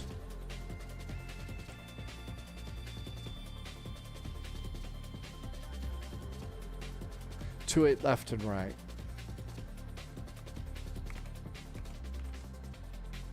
Oh, I can't even tell you. I don't have a clue as to how I would do SIVA. I haven't been in a SIVA for years. No, but there's plenty of fries and waffle shops. Belgian waffles. Okay, so departing to the north on the 3-4s. So it's going to be a north departure. My guess is we'd come around here and do vectors to the Olympia VOR. So we'll go to Olympia. After Olympia, then we would probably come down here to Battleground, BTG.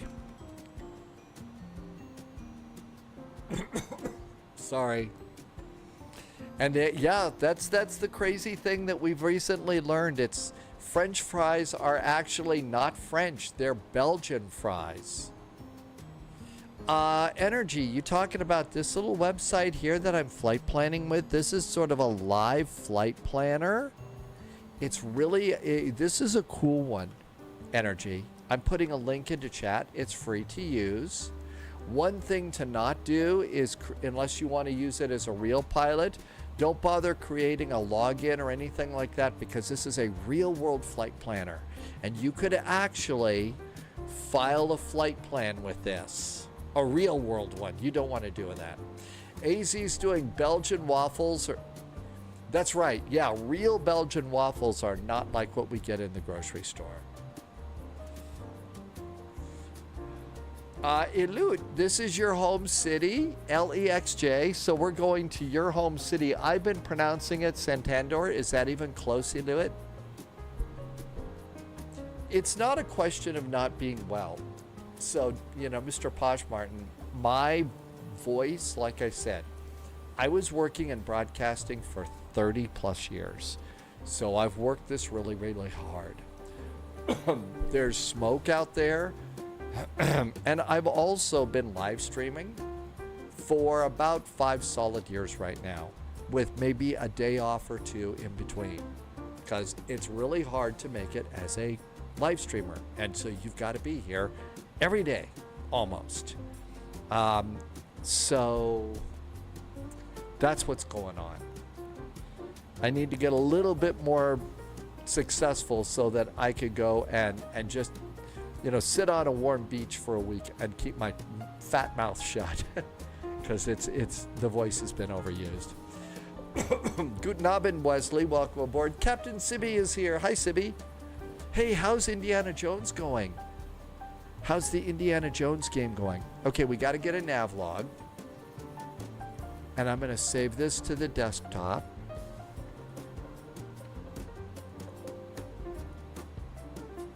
Okay, we got that. Now then, let's copy let's copy these. Let's see. That's right. The last time that I saw you were playing it, you got stuck on a puzzle where it was these really hot bowling balls or something that you had to move the pipes around, but you had to get them in a special order. And they roll fast, and so it looked like it was a really tough puzzle. You got the fireballs done. Okay, so you're done with the fireballs. Right on.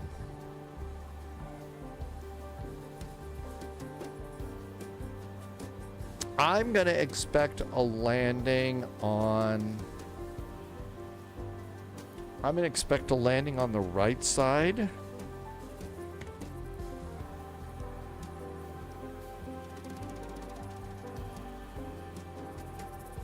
No, you've got another... Well, yeah, the puzzles to solve in the new Indiana Jones game are really, really hard. Okay, so we got all that looking good. We'll do our flight plan next now that we've got our route. Now we have to concentrate on this. Tim J, so I decided to take the 727 cargo plane on this next one because I'm not very smart. Okay, LEXJ METAR, altimeter's 1021.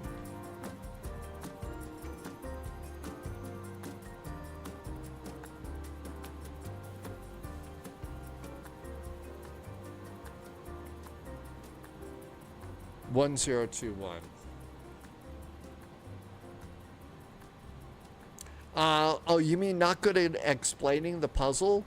Well, yeah, I'm sure it's a good one. And look, just trying to explain the fireballs, I don't think I could explain the fireballs puzzle that well. You know, it's fireballs running through this pipe, and you've got to change the routing of the pipe. You have to do it in a special direction and everything else. That was a crazy puzzle for me, watching you play. T-Bird, welcome aboard, T-Bird. Good to see you, and thank you for coming in today. All right, all this looks good.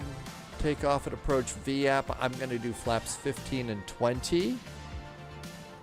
Flaps 15 and 20.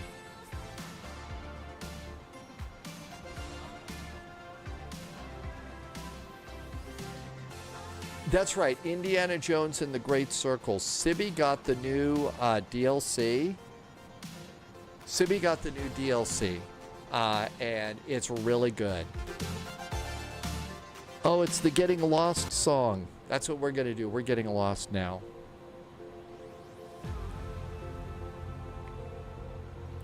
I'm going to let the song play. Shut up for 2 minutes and 30 seconds.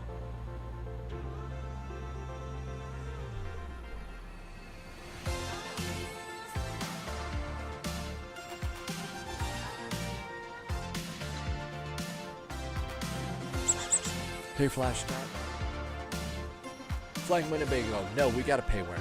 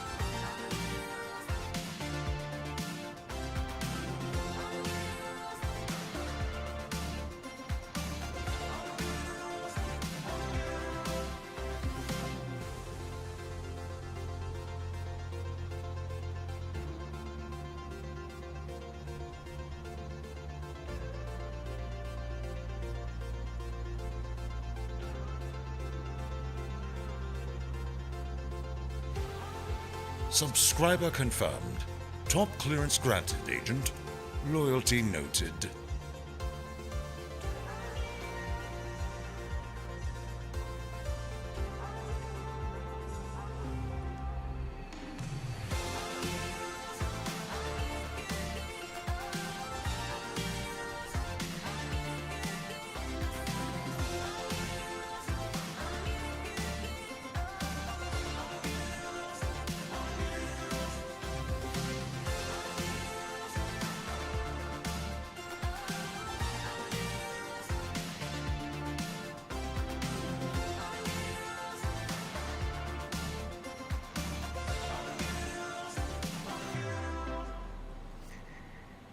Okay.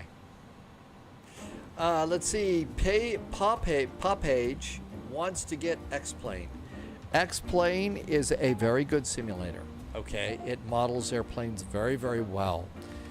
It is not as visually stunning as Microsoft Flight Simulator, but it's still a good sim. Ashley, oh yeah, that's the thing we always say about my X-Plane. There is a free demo that you can get of X-Plane. Before you spend the money, download the free demo of X-Plane. You can only fly some airplanes for like 15 minutes or so. But that's enough for you to go into the settings and open up all the scenery settings. Ultra settings for all of that other stuff. And then what you can do is fly the airplane and see if your computer can handle it. If your computer can handle it, then go and spend the money. Oh, the demo is now an hour now. That's cool. That's great. Is there a new Assassin's Creed thing that popped up? That sounds good. Okay, 10,000 feet, landing lights. And looking good. We're following one airplane and we're a good 20 miles behind. So there was a DLC. I haven't gotten anything new. The newest Assassin's Creed that I've got is Odyssey. They changed the demo zone too, so it's not just SeaTac. That's actually kind of a smart thing to do, I think.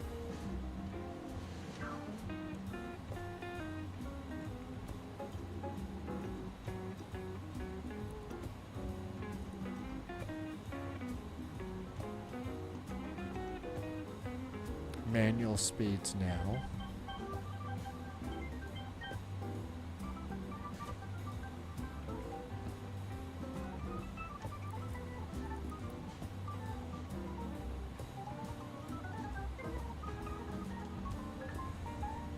I actually really like it a little bit, aside from the fact that they had a sword hidden in some lake that took me forever to find. The last time I played, though, I had, like, I was being being stalked by 2 assassins and stuff, and I couldn't get away from them. So I, couldn't figure out a way to get away from the assassins. Not too great.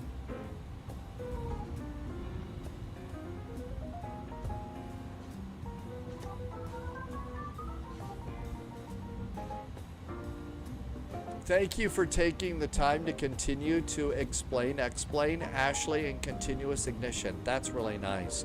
It's been just too long since I've been in X-Plane, and I really don't think I'm qualified to say much more than other than I really miss my my 757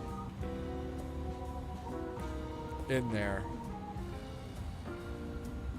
You can fly around Portland, Oregon, and also in Salzburg, Austria.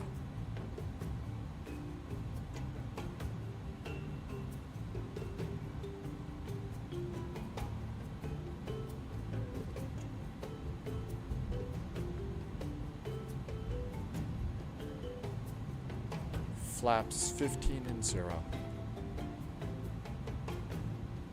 Yeah, the default airports are pretty bad. I've been really happy with the paywares though. AZ, actually, I missed that airplane a lot too. That was the 747. That was, I believe, a 200. It was a super nice gift from Sim Caesar. And I actually really missed that airplane. That one was really cool.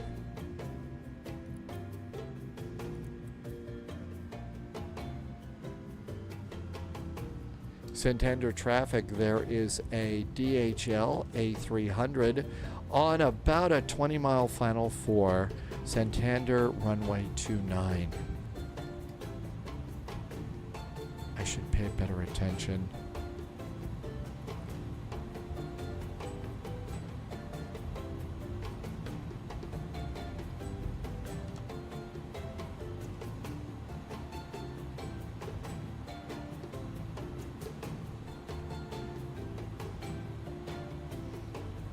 Auto brakes, speed brakes.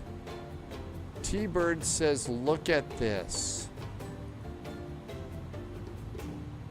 There is a book. What is this? T-Bird says, check this out. Microsoft Flight Simulator 2024 Premium Deluxe Steel Book Edition. A Steel Book Edition. Wow. It's on sale for $62. Xbox, Windows, Xbox Series. That's kind of cool.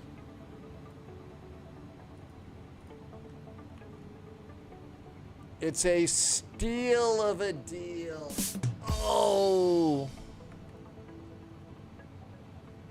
I got the airport. I got the runway.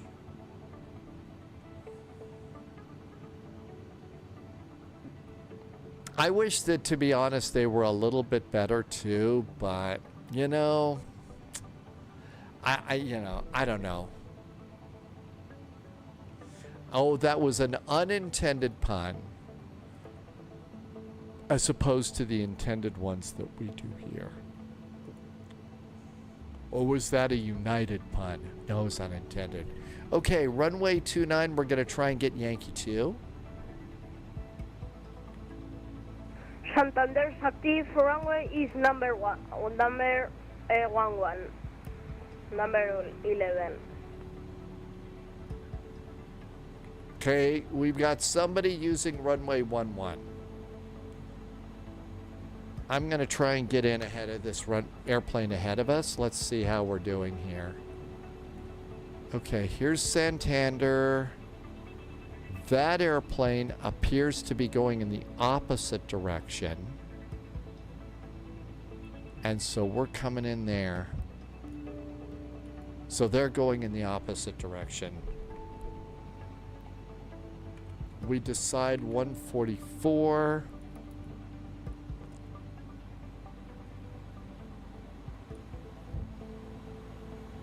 Let's say 150 to land.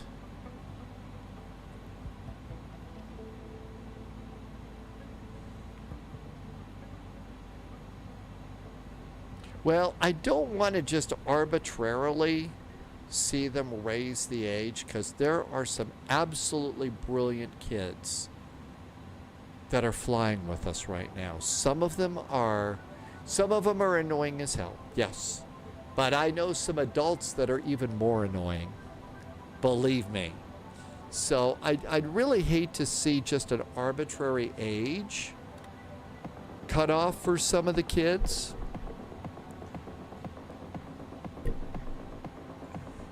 Maybe if we could just say, you know, there'd be a rule that says no irritating people. Santander traffic, Postman 441's an A300, 3-mile finals for runway 29 landing Santander. That's right, there is a ground controller in Frankfurt, 15 or 16. Super duper smart. No, I don't think that airplane's heading in the opposite direction. They're not coming our way.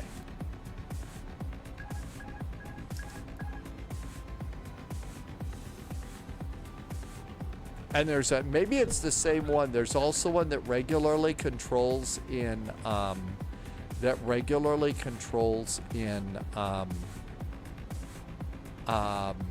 Switzerland. Very smart. On top of everything.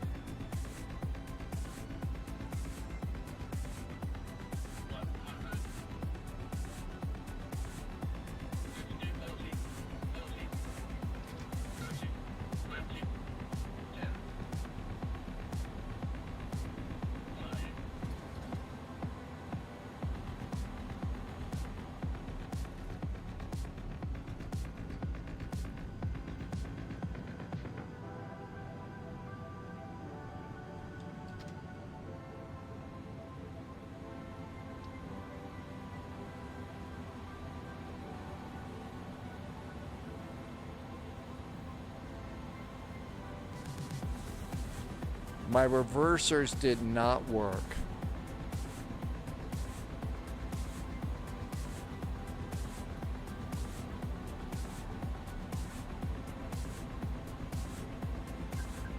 My reversers didn't work.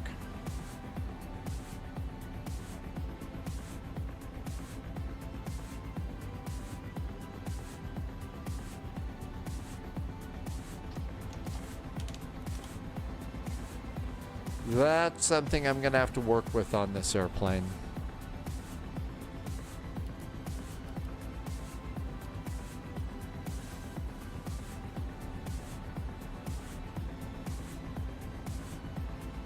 Santander traffic, BCS 441. The postman is clear of runway 29. Taxi to parking. Happy landings, Santander.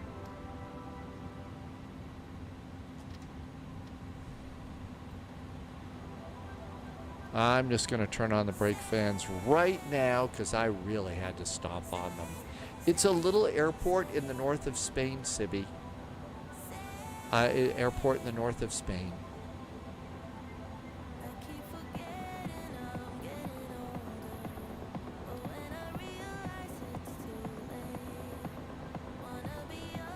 I think it's in the bank. Yeah, I think it's in the bank. There's a very big bank or something here. Okay, everything's good here. And we're coming down here to Bravo.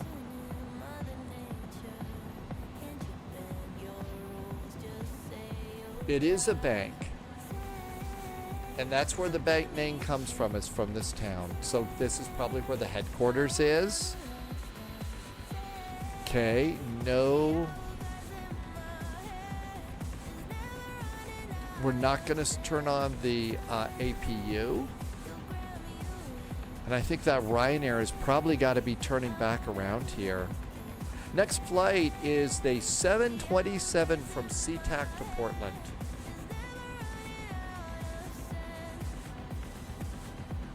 VOR to VOR only.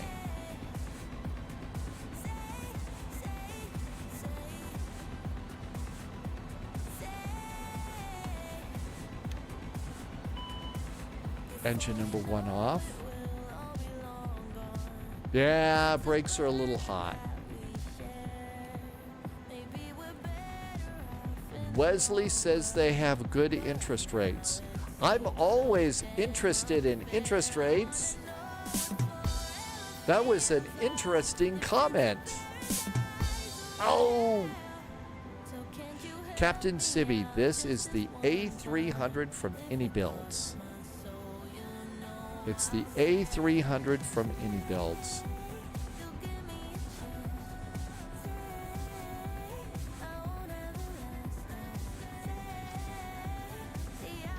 It just got an update. I didn't really find a cargo area here. So we'll make our own cargo area right here. That's right, it's a yoke. Our parking brakes. And done with these charts. And go to ground gear, chocks, and a GPU. I've already got engine number 1 off. So we're gonna pop in ground power.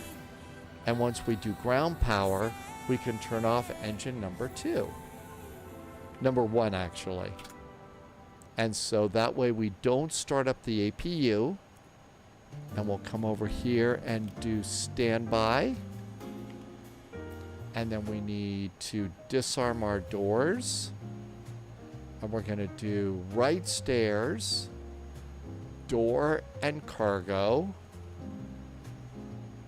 And we'll go to weight and balance, go back a page, and unload the cargo. And somebody left his nose light on. Blinding the ground crew. There we go. Oh, and somebody left his bacon on too. I mean his beacon. I'm just all over the place. Okay, we made it. But again, this airplane got an update. It seems to be a lot smoother. The big thing I like is for Flight Sim 2024, you've got the Lato style of charts in here, which is just in, you get to use them now, which is a great part of 2024. But we made it, and a nice flight too.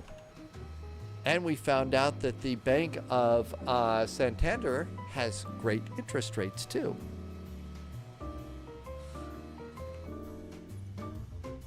And there was also, like I said, there was a freeware update that updates the scenery. I don't know if the memory leak is fully clothed. Vienna Landmarks upgrade is now available in the marketplace. I wonder if it comes with free Vienna sausage. Oh. Man, the jokes are just all over the place today. Oh, that Ryanair's gone. I wonder what happened to the Ryanair. I hope they weren't watching the live stream and got mad. Oh, I hope we didn't make that pilot mad.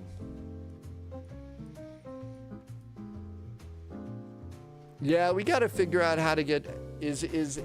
I guess your the new RAM for your computer isn't enough to make that work, right? My doctor told me I have Tom Jones syndrome. I asked if it's rare, and he says it's not unusual. Oh, it's GPU memory that you have. It's not your RAM. Okay. All right. So we serious? We're gonna fly. We're gonna fly the 727. Yeah. So we've got to. The next thing we've got to do is find a good GPU for Captain Sibby. Oh, you can't change the GPU memory on Speedy? Oh, that sucks. So, I mean, Speedy needs a real upgrade now. Okay, we're going to FDX this one, 441, KSEA, SeaTac, KPDX, Portland. Okay, we're going to be in the A300 freighter. No, we're going to be in the 727 freighter. The 727 freighter. It's a 200.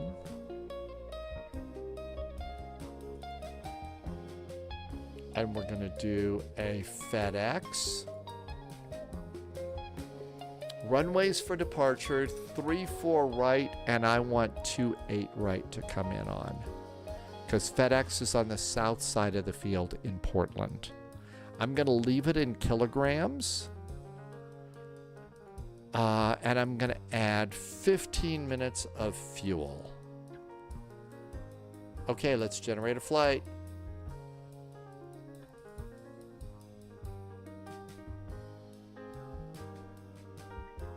We need a PDF version of the flight plan on our desktop, for sure. Current plan, good. And pre-file on VATSIM.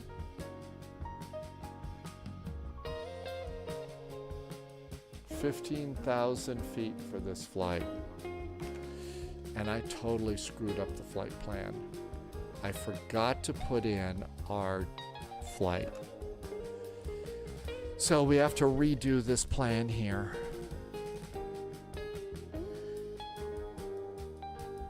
Okay, the route.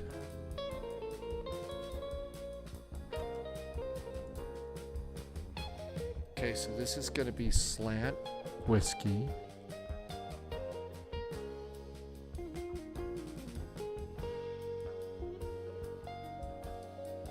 Great. And that's going to be Olympia and Battleground. Okay, cool. We'll use this one.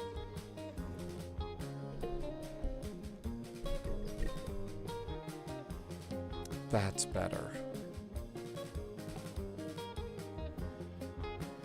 Now we need to save this one to the desktop.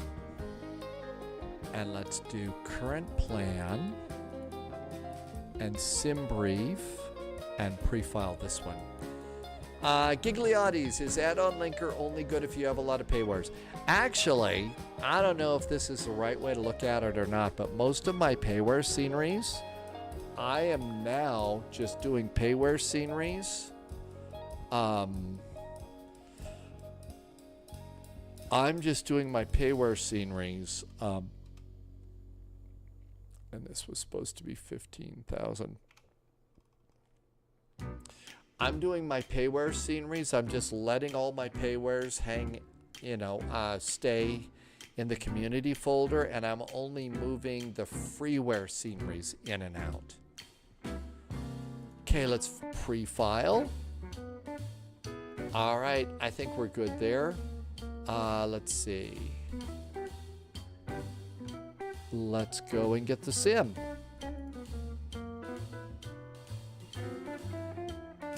Kidney selling is $160,000. Oh, I don't know.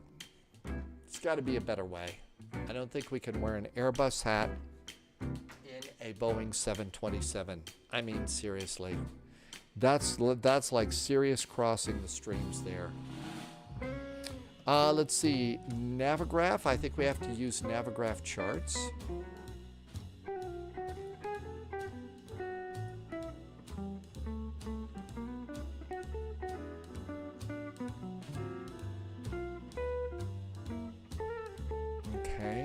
Airports, SeaTac, charts, and we need airport. I wonder if they've got a special area for cargo. So cargo is going to be up here, and I don't know which one's FedEx anymore. Probably 2 or 3. I think it's 2 or 3. Okay, so let's get a cargo. SIDS, if there's a let's see, the Elma departure. Nope, that's a south departure. Probably the Seattle 9.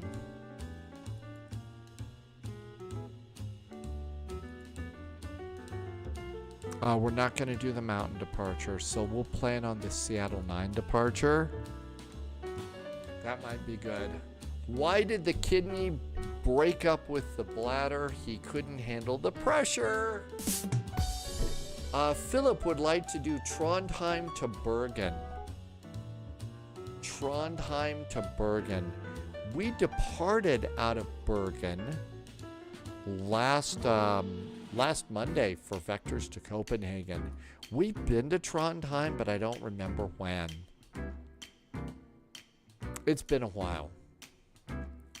We went to Alta recently. That was a good one.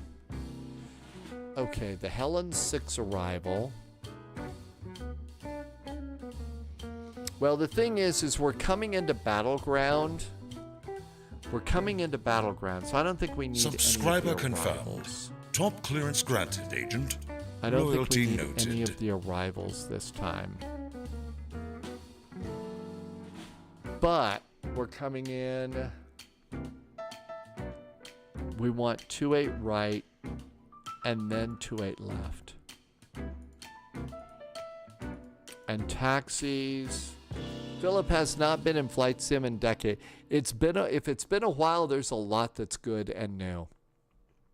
Hey, and let's see, Dave Kernow's in chat. Hi, Dave. Welcome in. Dave just did a resub for 6 months. Thank you for a nice 6-month resub. And as I always say, very nice jet fuel in the flight plan. Thanks for helping me to keep the lights on here at Spy HQ. Sibby wants to do Hammerfest. Didn't we just do Hammerfest, or was that you just did Hammerfest, right? You did Hammerfest. Why do I have a bad feeling that, did you do this in kilo? Yeah, I did it in kilograms. Jeez. Where's the hat? George, hi, welcome aboard, George. Yeah, this is a 727. It should be in pounds. We do have a Boeing hat. We do have a Boeing hat for this one. Let's save this one.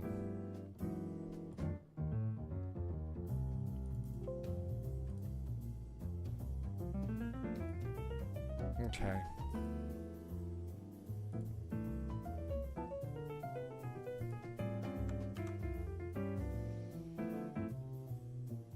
I need to change the title here.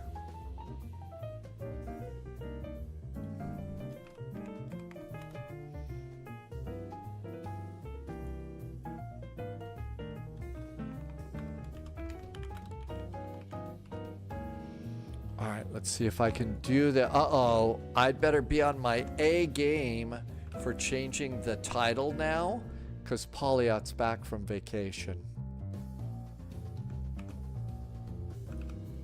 And I also better not forget Volanta. Okay, there's all of that. We don't need that anymore. And we're coming into SeaTac. And we're going to be parked up north. FedEx is over there. Okay, I see where we're going now. Let's try and make this work. Start.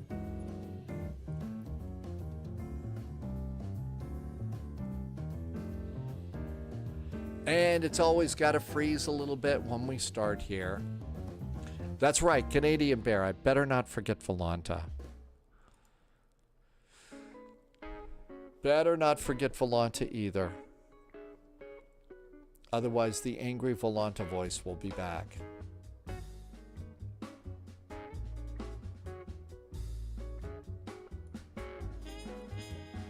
All right, the 727. I'm doing a lot of cargo flying today.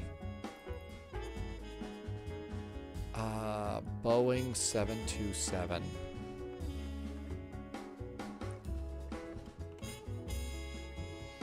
There we go. All right, this one is going to be... I think it's this one up here. Hey, look at that. Our Meatball Continental showed up for our next flight. Oh, wait a minute. We're not taking the 727.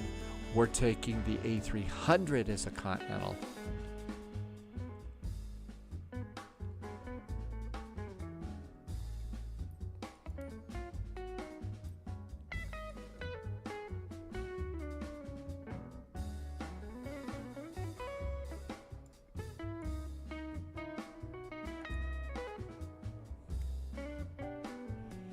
Okay, there's a FedEx 727. There it is.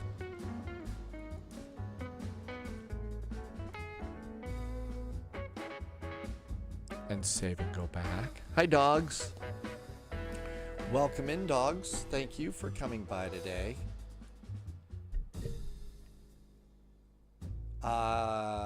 Houston to Mexico City in the A300. Because it got an update recently. All right, this is KSCA. Right now we're going to do SeaTac. Actually, this was on the schedule. I changed to a cargo plane because I mentioned we could take the ATR, we could take this plane, that plane, and then I said, or we could take the FedEx cargo liner, and somebody in chat said, oh yeah, do that one. So, okay, this looks good, and fly. No fear. So that's how it is the 727 came in. Philip, I think the cargo planes are just as much fun. And you don't have to worry about jetways and, you know, cranky passengers and stuff like that. Dave, thanks again for the resub. Same to you, Flying Winnebago. Default, Flying Winnebago said the default 3-4 right has a divot in the runway. There are a number of airports, Flying Winnebago, that have divots in the runways. So it took me so long to see that.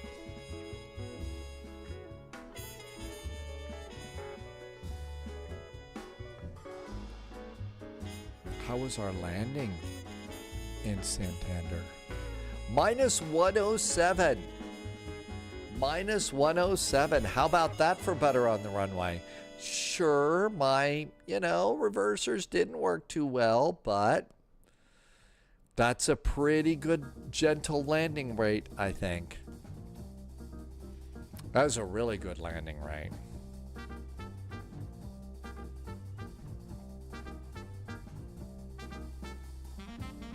The 727 works really pretty good, Dad Game Time.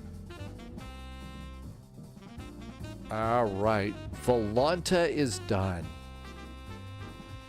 I guess over, I believe, on iniBuilds, the new Jurassic Park DLC has come out. So there's a DLC for Jurassic Park now. And I guess there's some helicopter challenges and fly your airplane without being chomped by a dinosaur or something like that. Hey Martel, I will hydrate. Thank you. Yes, I know my voice is bad. It's old.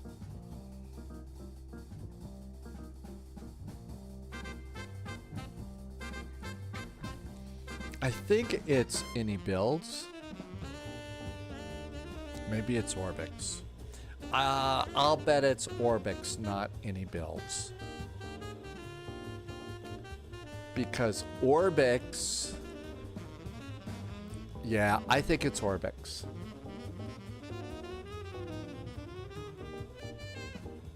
Low vis, it's Orbix, okay.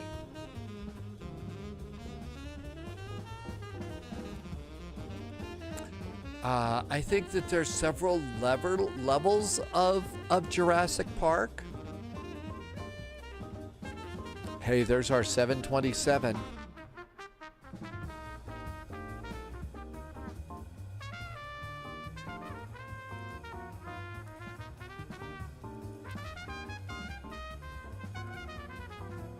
Not the cleanest of airplanes.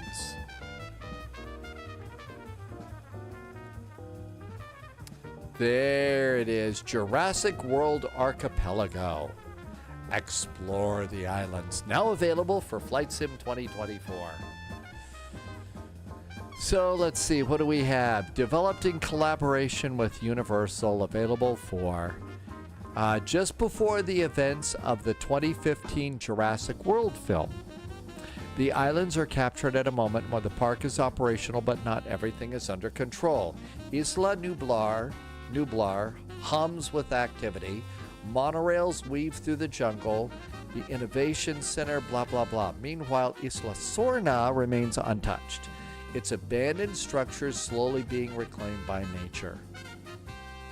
Fly between the islands, land at iconic locations, and take advantage of aviation challenges like guided tours and everything else. Finally, you have a chance to see what lies beyond the park gates. You get Isla Nublar, Isla Sorna, a bunch of other islas. You get all sorts of dinosaurs. Well, there's a T-Rex, that's all we care about.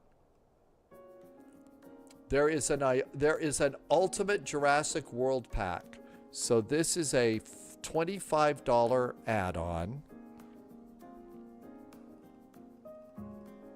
The World Pack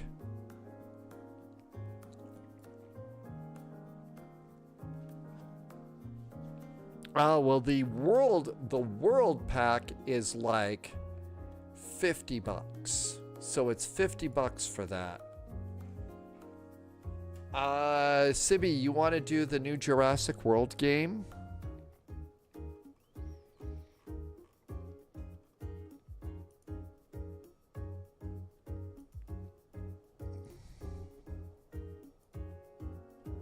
Jurassic World. The AvMeg, welcome back.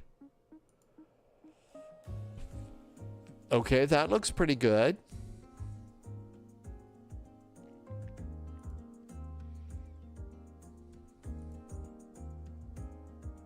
Oh, wow, they did the inside. There's T-Rex. There's the monorails.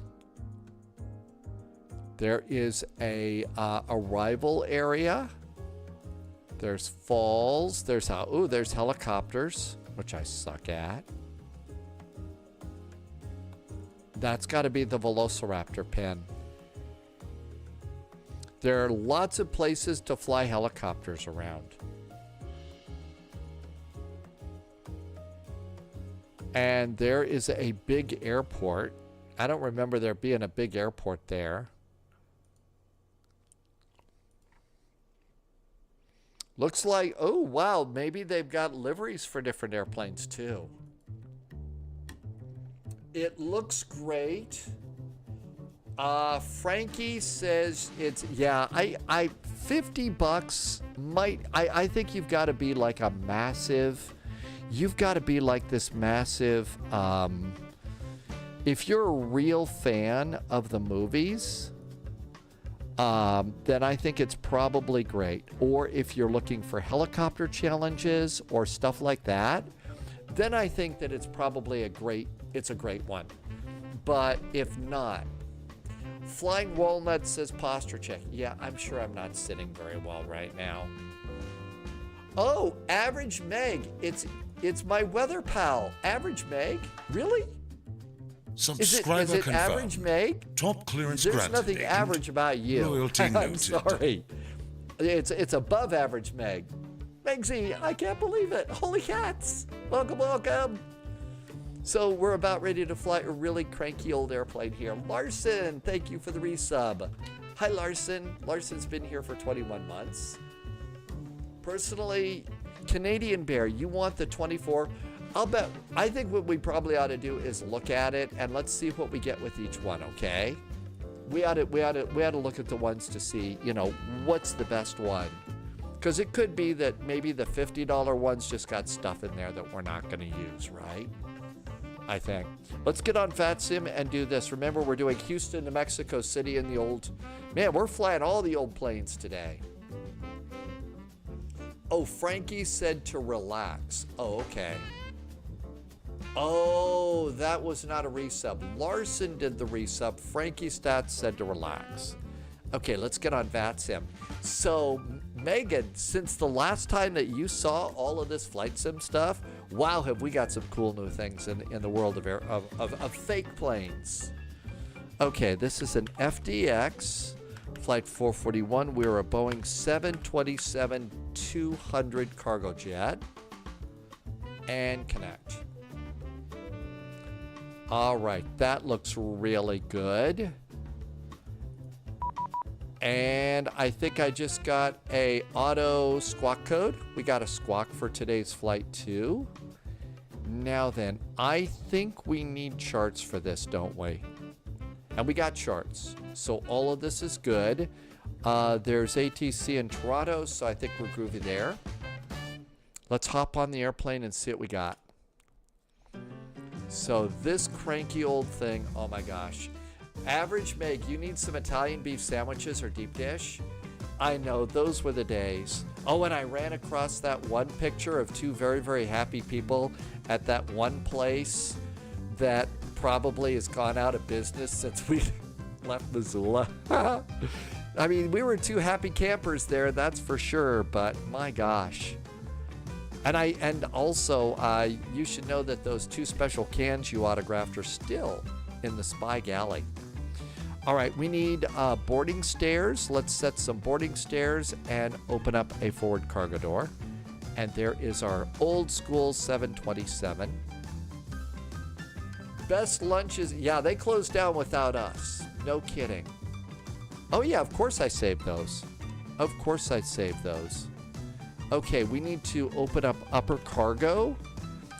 Moose was saying that if you decide to get the super version of this, the new super, they did pull out all the cargo, so it's not just static cargo in there anymore. So I think that that was really kind of nice. And they've also got some other nav aids and stuff that you get to use with these things, so that's really cool too. Okay, engine covers are clear. Chocks, cones, boarding stairs, doors are open. Panel state, we're going to be cold and dark. Cockpit's on the left side, UTC. Auto throttle, I'm going to show it, although chances are we're not going to need it this time. And all of that looks good too. Options, nav gear. I've got the SIVA. I'm not going to turn that on. We are going to be very imperial about our units today. GSX mode is on. Altimeters are going to be synced across the board. Keyboard is groovy too. And all this is ready to go. Irby says guess the airplane. Okay, we ready? Guess the airplane.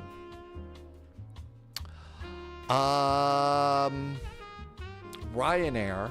So we've got a Ryanair harp on the back. So Guinness, right? It's a 737 MAX. So the two ways that I knew that is the Ryanair tail and I see a scimitar on the wings. That's it, right? It's the scimitar. Yeah, Irby says it's the 737 MAX. Good, hard one though because it's so dark. Okay, let's see if I could do this one from memory, although my memory is kind of, getting a little old. So first thing we need is the battery. And back in the old days of flight simming, we always get a charge out of doing the battery. Let's check the battery levels. I tried to get the logo to make it easier. You did. The logo is the dead giveaway. Okay, that looks good. Battery is on.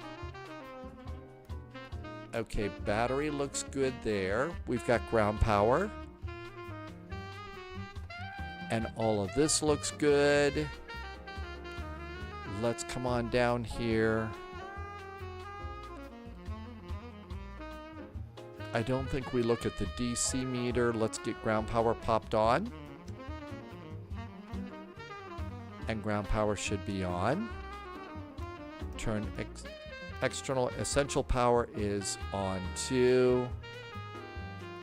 And let's come over here. Nope, we don't need to do that right now. Okay, that at least gets that basic stuff on there. Oh, let's guard the battery so somebody doesn't try and turn it off. Okay, next, what do we need to do down here? Nothing for the moment. Let's come on up here. We need to do nav lights are on. That way they know some idiot's sitting in the cockpit getting ready to punch buttons. Emergency exit lights in case some idiot decides to do something bad, like, flip some switch that's going to get us all killed. No smoking can go on. And all of that looks good too. All right. Irby was on a Ryanair flight. LXGB. Oh, you went to Gibraltar. Okay, let's go and get the APU up and running. So APU, fire test. Fire test is groovy. And fire test is great. Let's also test the bell silence. Bell silence is good. And then the one thing you've got to do is you have to turn it off, but you have to reset it. And then when it comes back, you do it a second time so that it's ready to go in case there is another fire. And now let's start up the APU. And we'll hear the APU up in the cockpit because the APU is just under the wing in these old things, not in the tail. Dog says CTAF is 119.9 and here at CTAC. Thanks, dogs. Okay, here comes that. APU's popping on up. We'll get a little bit of air running through this. Let's go ahead and download our weights and balances. And it's going to take 10 minutes to load the plane and 6 minutes to load the fuel. Fuel coming aboard, plane loading. All right, we don't need the autopilot disengage light flashing at us. Everything else is looking good here. Now then, when you turn on the power, you have to spin over the cockpit, the captain's seat, and this is how you get the radios turned on this panel here. So very, very convenient. Otherwise, you don't have radios, and that can be a problem. All the attempts at, you know,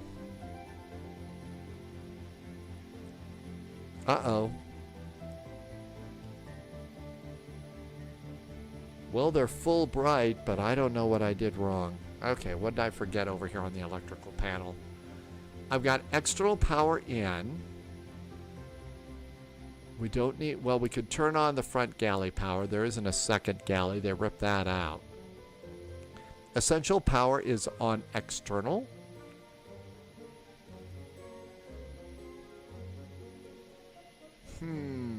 This old plane is confusing. But you know what? Let's go over and get the APU on. Maybe we can do the, let's close that. APU, there we go. So our ground power was never really connected. I connected that, right? Did I not have the ground power on? Ground power, it was disconnected. You can't get power out of a power cart unless you connect it, I guess. Details, details. Okay, ground power is off. Essential power is going to the APU. And that's going to be good for now. We can get some pack on here. And pack is going to be good. And strangely, when you turn on the packs with the APU, your PSI is going to drop to nothing. But it's still on. Okay, so we also need to go and get hydraulic B turned on. Hydraulic B is going on. Cruise altitude. Our cruise altitude is going to be a whopping 15,000 feet. So 15,000 feet is our altitude. And on our charts going into Portland, KPDX, Portland is a whole 31 feet above sea level. So let's just make it 30 and that'll be good. And cabin pressurization,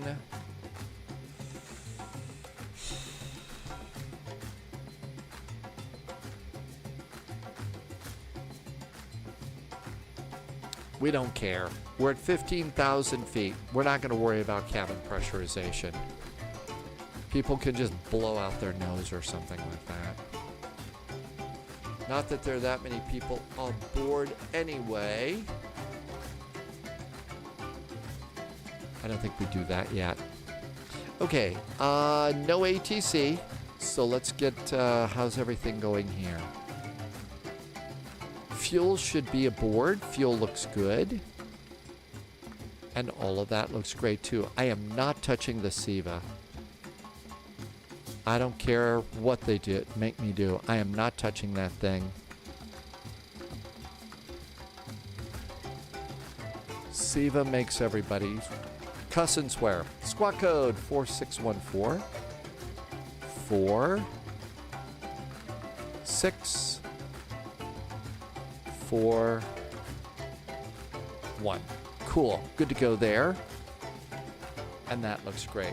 Okay, what can we screw up over here? We do have to turn the radios up. So VHF 1, VHF 2. And I don't care about the interphone, and we've got to turn up the volume. I don't think we need to do fuel heating today. It's not really cold here. So all of that's good. Nothing to worry about up there for the moment. That all looks good. Let's see. Oil quantities. Oil quantity is going to be great. We can run the oil test. And that goes down to 0. No big deal there. We're not going to do fuel pumps yet, although I think we're supposed to do one fuel pump for the APU, although maybe it's got its own. And that's good for the moment. All right, here at SeaTac, our departure heading is going to be right down the runway. So departure is going to be 34 right, which is a heading of 344 degrees.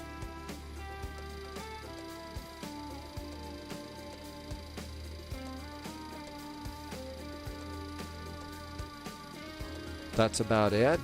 Our first waypoint, and we have to use the old school charts today. So we're going to go to Olympia, which is 113.4. 113.4. 113.4 is Olympia. And then Battleground is 116.6. Let's also do that on Nav2. 113.4 and 116.6. Okay, inbound to Olympia from SeaTac. I don't really care about that one, but it's Olympia to Battleground. And that's going to be a heading of 160 degrees. So let's change our course heading to 160. Tom said, "Guten Abend from Frankfurt." I hope it is nice in Frankfurt. Tom, tomorrow we are doing Geneva to Frankfurt on Frankfurt Friday. So no fear here, right? What is our altimeter here in beautiful downtown Seattle? Airports, SeaTac, weather. SeaTac altimeter is 30.17. 3017.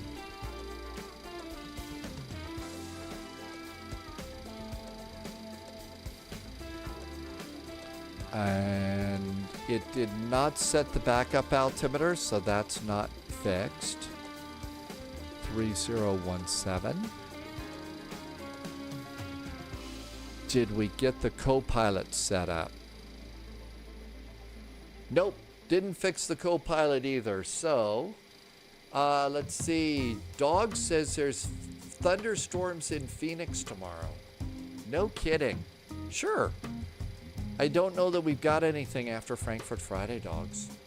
Mr. Posh Martin landed in Helsinki with a -204. ILS into bed.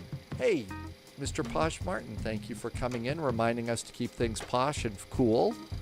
We'll see you next time. Have a great evening. And until you get back, we'll keep the sheep on the runway and have to rely on Victoria Beckham to keep things posh here.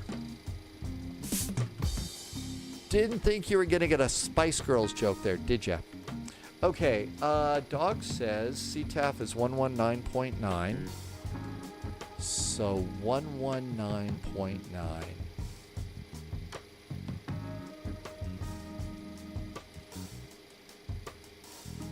And 122.8 after we leave Seattle. And all that looks good. How's our loading? Our zero fuel weight's looking good. So we're still doing cargo.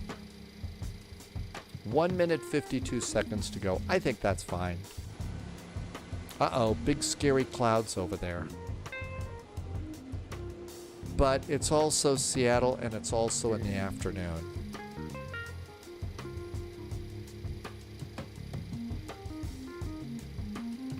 Let's go ahead and uncage the backup artificial horizon.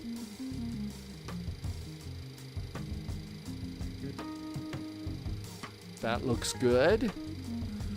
We can't do control checks until we got the engines running and the hydraulics up.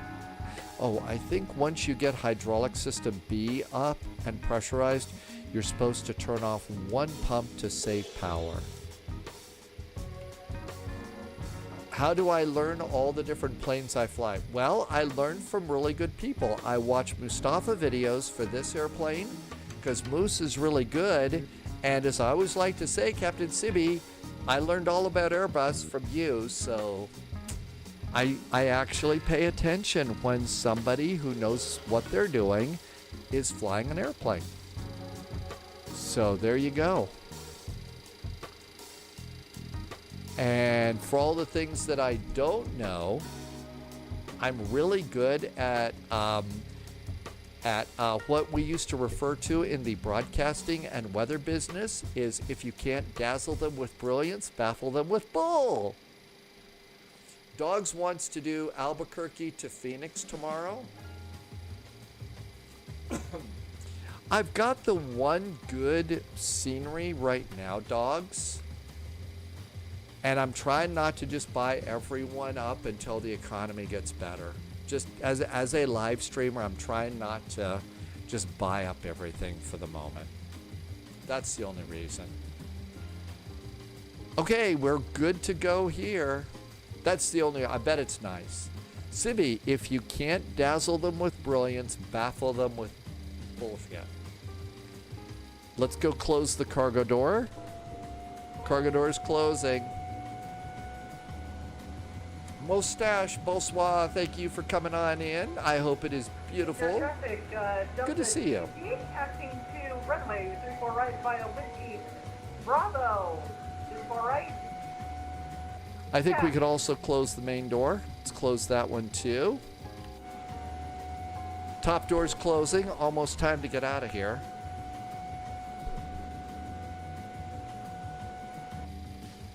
All right, that looks good. I'm going to remove boarding stairs. I'm going to remove my cones. Is that a 730? Well, you know, the thing is Boeing used an awful lot of the same. Oh my gosh. That sounded like a hell of a clank. But yeah, Boeing used the same nose, I think, for both of these airplanes.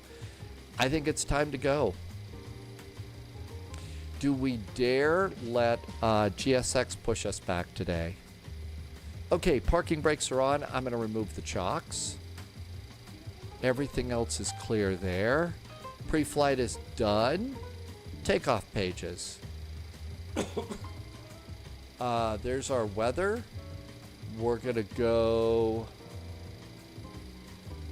We're planning 3-4 right. So runway 3-4 right. There we go. Let's set engine pressure ratio and trim. And let's set our bugs for takeoff. Bugs are good for takeoff. I think it's time to go. Cabin signs, if anybody's deadheading back there. All right, here comes GSX. We's gonna die. Prepare for pushback and departure.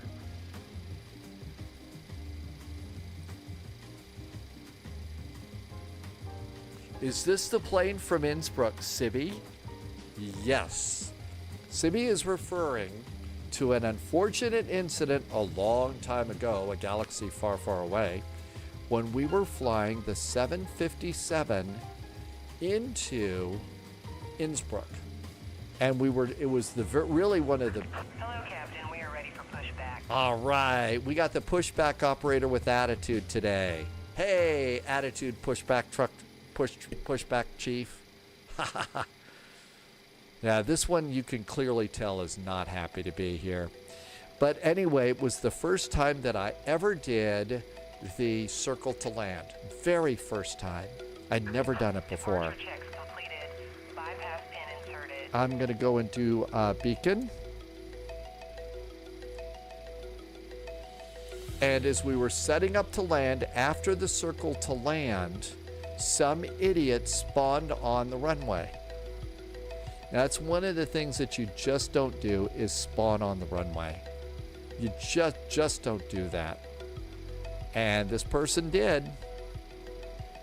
Not very nice. And had to go around, and it was a pretty pathetic landing. Okay, let's start squawking. Everything else is looking good. And we are squawking mode Charlie. Cool, we're good to go there. Okay, rotate at 128 knots in this hunk of junk. There we go.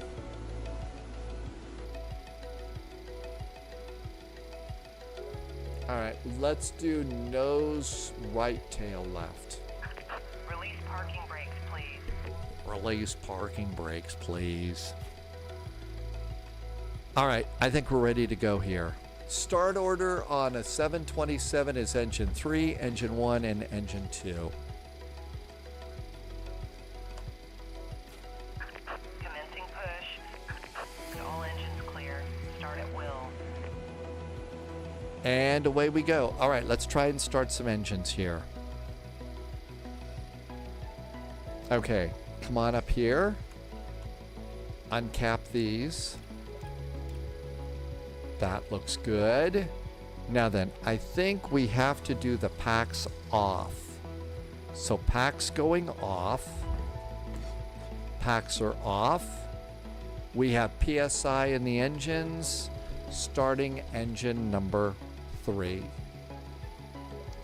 Engine number 3 starts. Let's see if we've got rotation on the engine. We do. N2 is going up. At 20%, which seems to be the magic number, we'll light it. 15, 18, 20, engine 3.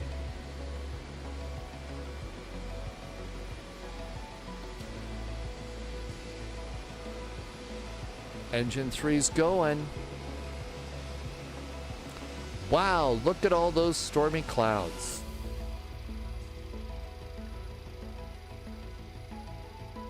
Oh, and as we're telling the story about our special day in Innsbruck, the airplane that spawned on the runway was a FedEx 727.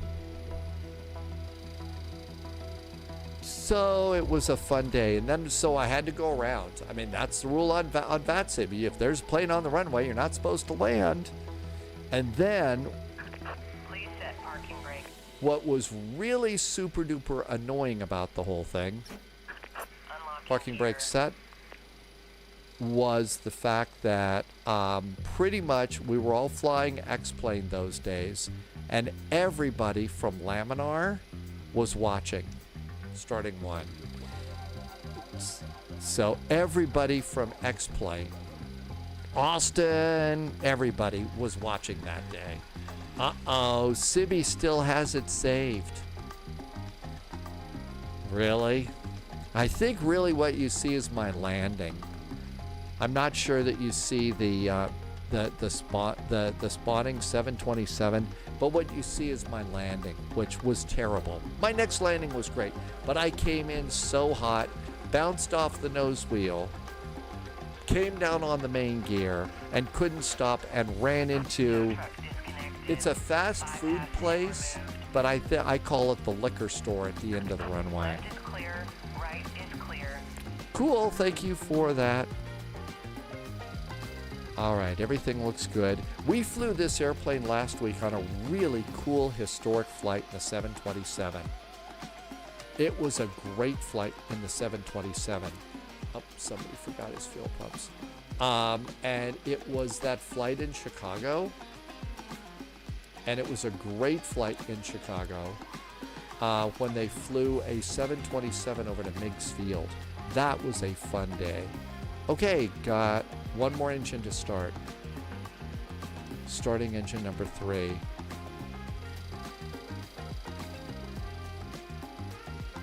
And N2 is going up. That's almost the bottom. And at 20%, we'll light that one too. I think you actually can turn on fuel when the pressure comes out there. And we look over here. EPR is set for takeoff. And there goes engine exhaust. That looks good too.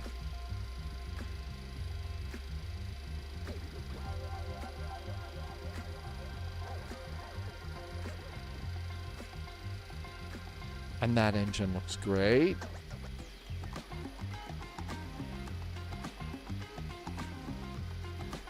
Okay, before we turn on anything else, we can really overload the generators. So let's trip in generator number 1. Generator 1 is on.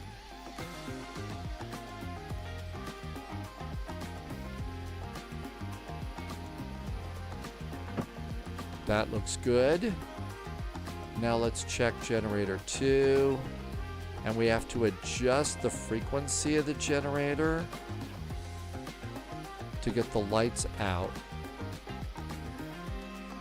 And then you can trip that in or close it in actually. And then after that, Canada Bear, thank you. Generator 3. That looks good. Close that field. All right, we're on the Jennies. Essential power is over on the generators. Let's get the packs back on. Packs are going back on. We're done with the APU. APU can go off. And we need to turn pressurization to flight mode. Pressurization is flight. Everything else looks good over there. All the lights are out over here. I'm going to turn up some lighting on the table here.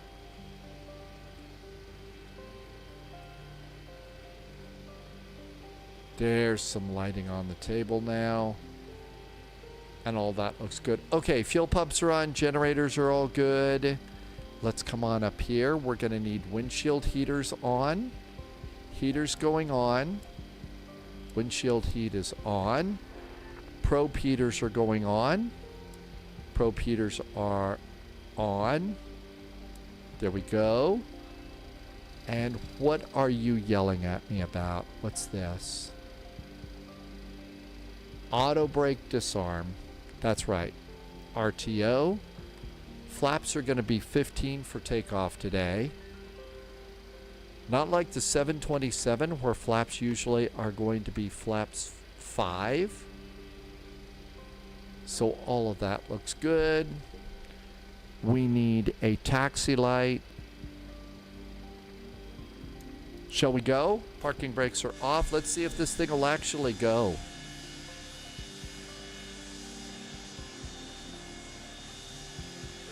Throttle up.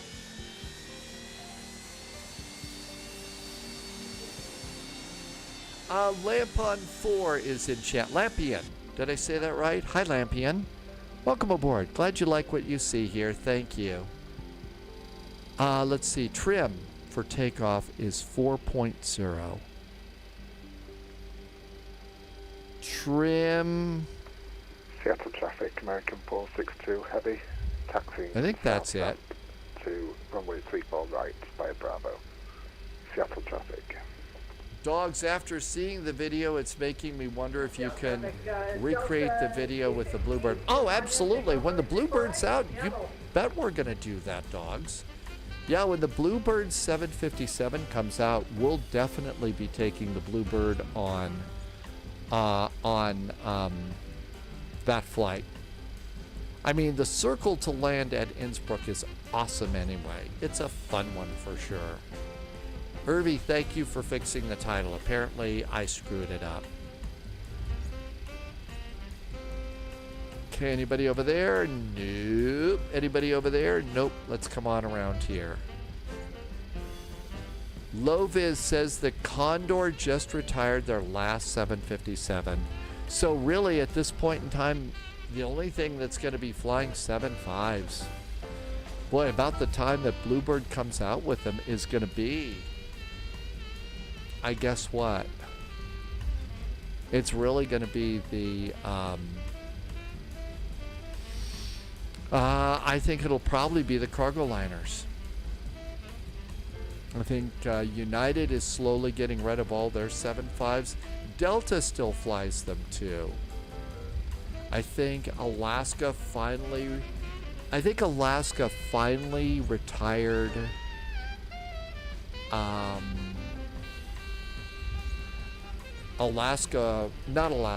Iceland Air just retired their really, really nice 757 that had the Northern Lights livery on it. That one's too bad. Gigliotti's, I've got an old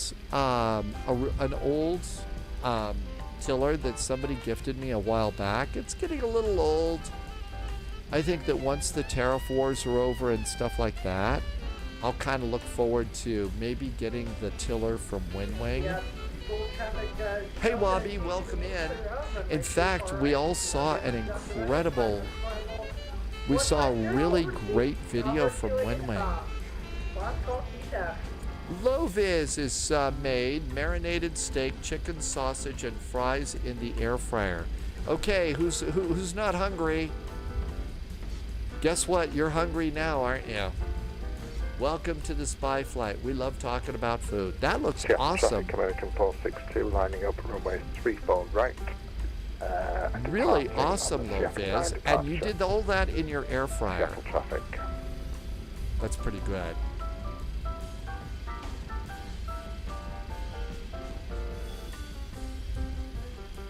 Okay, let's see. Throttle's up about halfway. Loviz and Wobby say that air fryers are magic. Irvy's got slow-cooked lamb with steak chips and garden vegetables for later.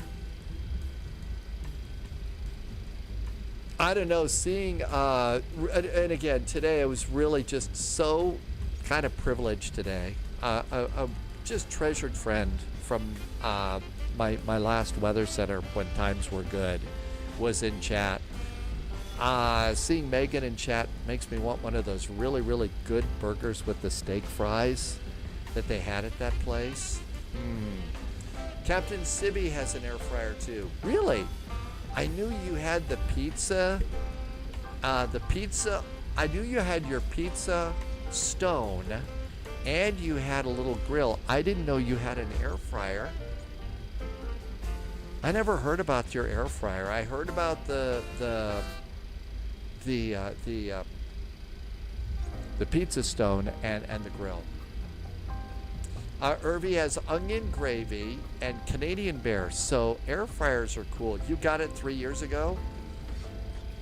Well, that was, I don't know, how long has it been since I first saw you landing your 747 at London City Airport?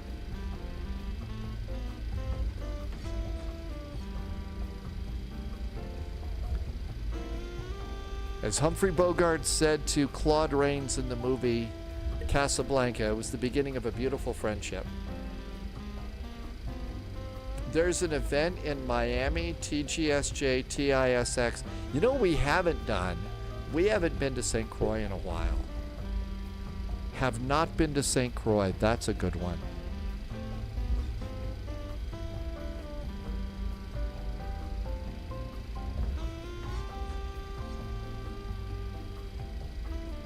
Miami is actually kind of far, but we could do that event, and that's Saturday night. Is that like Saturday Night Ops, Tim Dog, or something like that? There's 2 FNOs. There's Seattle and the New York City. New York City? But I'm all out of paste picante sauce. Dogs has got model matching. I don't think that it model matches the 727 yet. I don't think it model matches. So we've got all sorts of great options. Loviz loves it when a plan comes together. Oh no, you love it when New York is all lit up.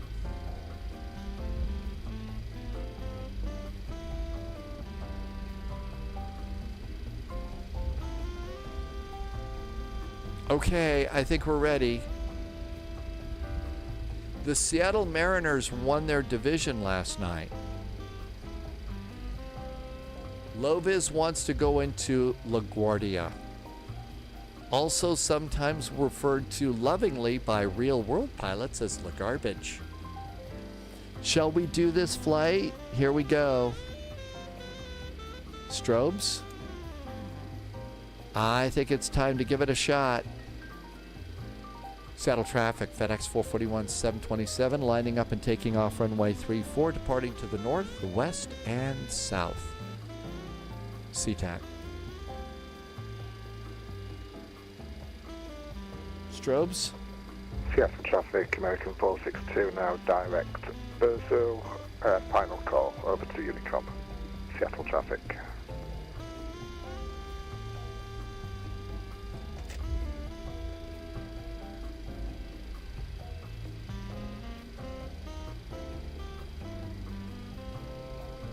Next flight is Houston to Mexico City. We're taking the old Airbus A300 again.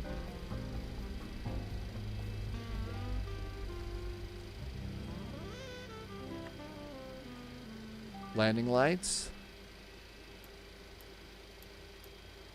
Good. Shall we try? Throttles up about halfway. Stable. Seattle traffic, Alaska 202 on the localizer runway 34 left. Final. Thrust is set.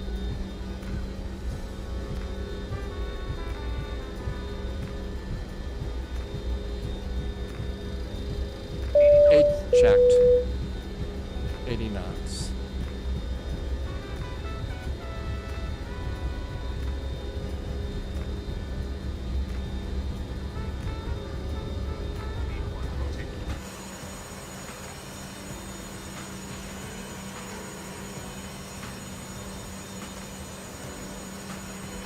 Positive right gear.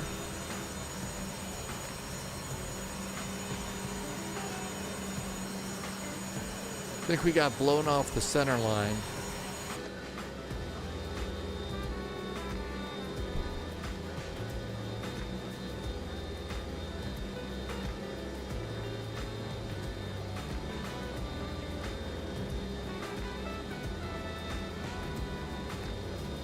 Gear off.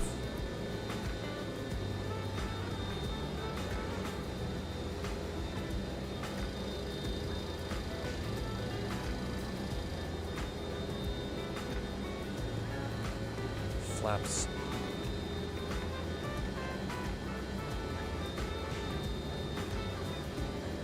Seattle traffic, FedEx 441 is now clear of runway 34 right, heading west and south. Happy landings over to Unicom, FedEx 441.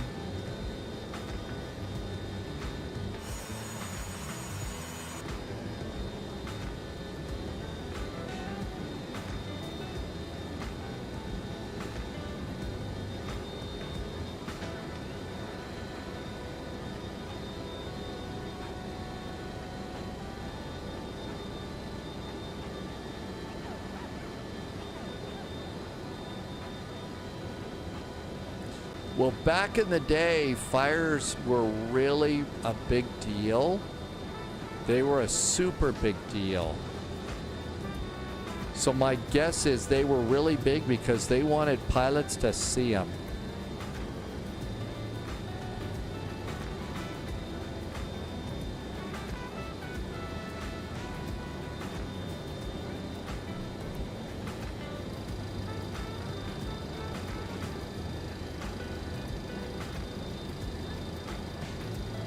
There's 4,000 feet.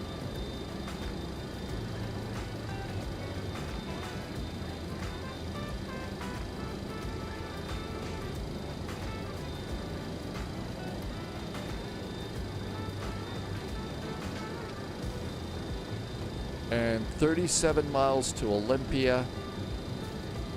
Looking good. Roll out. Climbing a little bit steeply here today. 5,000 feet. That looks really good. Let's see if AP is going to be our bud today or it's going to torture us bad. Okay. I'm going to go altitude select. Heading select. Let's do vertical speed. Pitch us there. Altitude hold going on. Altitude hold is on. We're pitching up way too fast. We're about to stall. So pitch down a little bit. There we go. Yep, speed kind of sucks here. What's our EPIR? Holy cats. How did that happen? My throttles must have got me on that. We need a little bit of thrust or we're going to fall out of the sky. Or, as our favorite Jedi used to say, we're gonna die. Okay, looking good there. APC, autopilot's got us. We are 34 miles from Olympia. Next is Battleground. Let's go and look for the Battleground VOR. And we are 98 miles, 100 miles from Battleground. Our speed still really sucks. So let's pitch down just a little bit more. That's not looking good. Dog says Portland is 123,775. Thank you, dogs. 122.8, 123,775.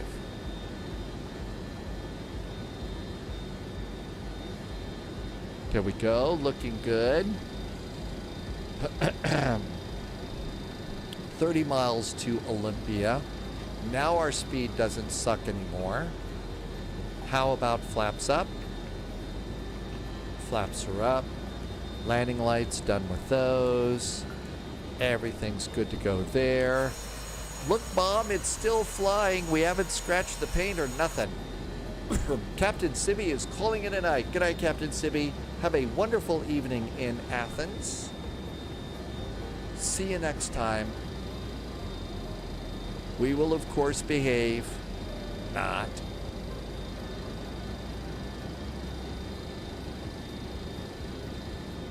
Houston to Mexico City.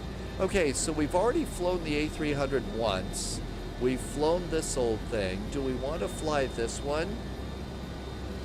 Flaps are up. There's the flap indicators there. Good thing. Thank you for checking, Kangon. Thank you for checking. I really appreciate it. Because if they were in the wrong position, you know what? That would have caused a real flap. Jar Jar was a representative, not a Jedi. Okay.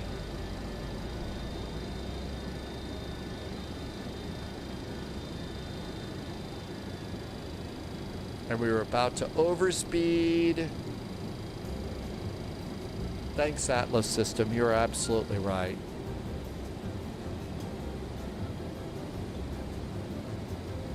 Aero Mexico flies the MAX out of Houston.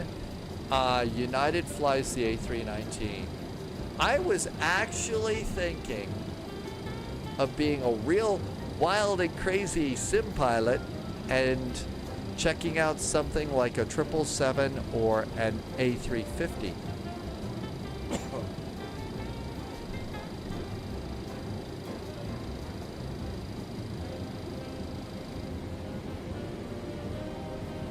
Oh, we could do the... Boy, Loviz is not fucking around. I thought that we kind of have learned our lesson. Our lesson being not taking the Fokker into big fat sim events because, you know, that little airplane kind of fucks with us a bit. All right, we're picking up Battleground. Let's go ahead and get Battleground up. So here comes Battleground. And our course to Battleground is going to be 160 degrees.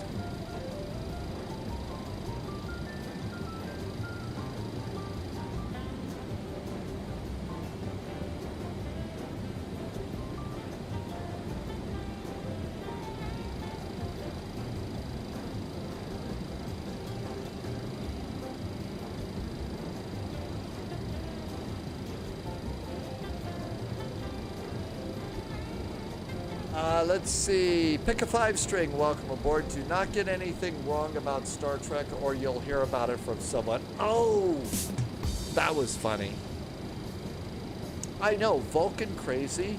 Now Loviz is seriously thinking about taking the F-28 to Mexico City. I don't know. Could be Yusa gonna die on that one. That's right. Now we're off. Now... Hey, when it comes to jokes about the F-28, here on the Spy Flight, we're never fucking around.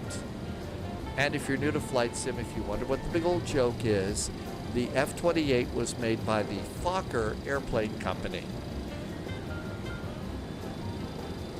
And since most of us here have the sense of humor of a 7-year-old, we get to have fun with that.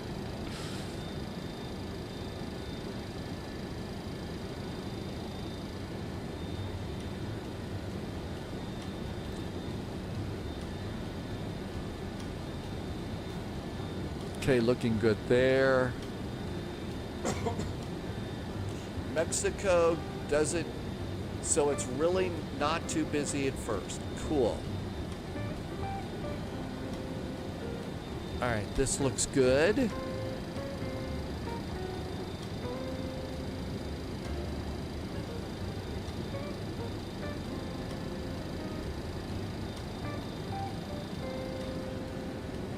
Okay, let's reduce this and let our speed go up a little bit. And we'll go ahead and let the airplane just track to the VOR. Russ dropped your daughter off this morning for a 3-day trip with overnights in oh my gosh, Jackson Hole. You've got to tell her all about moose bread at Jackson Hole, Wyoming. Moose bread. Okay, everything looks good here. And taxi light should have gone off. It's probably burning a hole through the floor right now in this old thing. There's a 20-hour layover in Jackson Hole. That's enough to go out to Dunwars or Dunyers or whatever it's called. And get moose bread. It's under the under one of the big approach VORs there.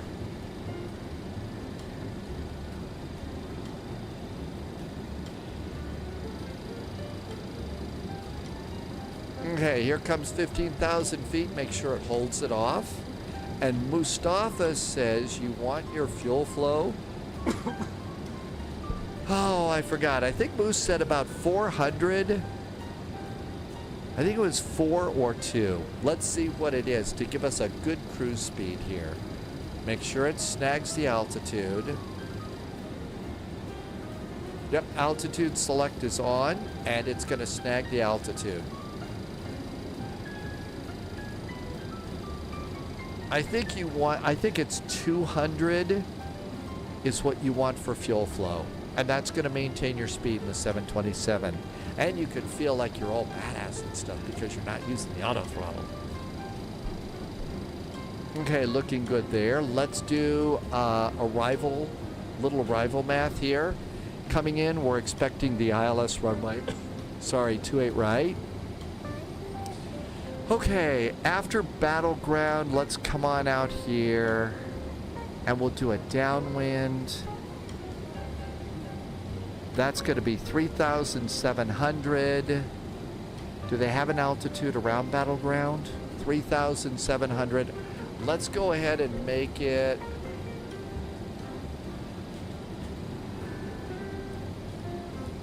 That's a notice 5. 1, 2, 3.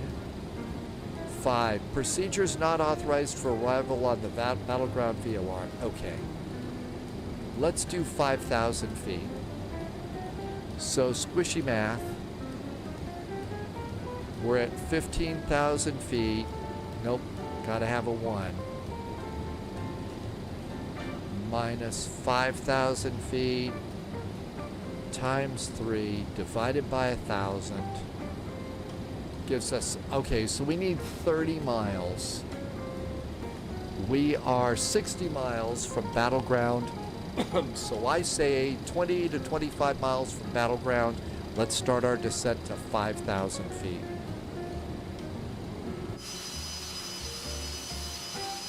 Uh-oh, there's a volcano over there.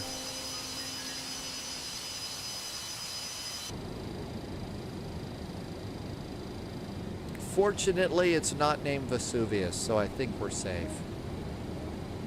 Let's see, we do need the ILS here, and the ILS is going to be 111.3. 111.3. And let's put this in over here, 111.3, and switch it now and see when we're picking up the ILS. We're 56 miles from battleground. And that looks good. And our speed is ridiculous. So 200 was clearly not it. I think it was, well, that's 400.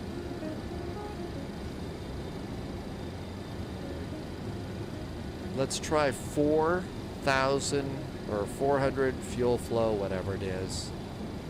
Let's try 400, maybe that's it. Because that was ridiculously slow. Senor Tomas flew this leg with Alaska earlier this year, and it was a cool one. I think you're right. Tomas, I think that's St. Helens over there. Not clearly as scary as the other really big bad volcano. And that's Yellowstone. Mustache says to hydrate while command. It's 111.3, not 11110. Do I not know how to tune a radio, Atlas? You know what? You're right. I don't know how to tune a radio. 111.3. Thank you for checking me.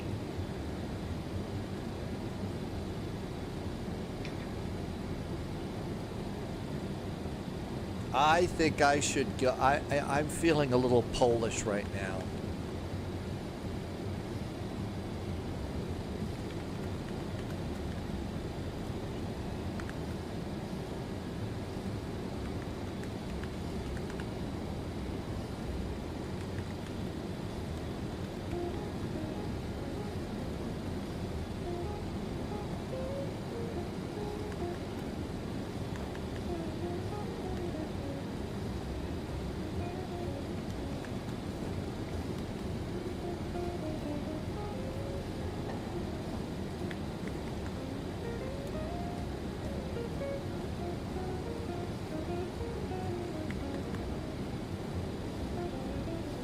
Okay, a poll is about ready to pop up on your Twitch chat. It's at the top of Twitch chat. I'm sorry it doesn't work in YouTube right now, but it's on YouTube, and you can tell me what you want me to fly to Mexico City. The 737 MAX, which is a real-world flight. We could fly a 777 cargo liner, an A350 passenger liner. My favorite is the A319. Or the old school A300. I don't have my NGs. Where is the F-28 on that list? Make all the chicken sounds you want there, Loviz. I'm sorry, I'm not flying that thing into a big VATSIM event. I'll make my own chicken sounds. But there you go. That's kind of the way it is.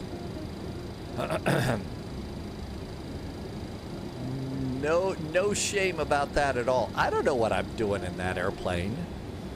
We've got to at least have an opportunity to succeed. We are 39 miles from battleground, starting our descent about 25 miles out. Looks like the 737 MAX is winning like a banshee. 7 votes for the MAX, 2 votes for the A319, 1 vote for the A300. Nobody cared. Nobody's interested in the 777 or the A350.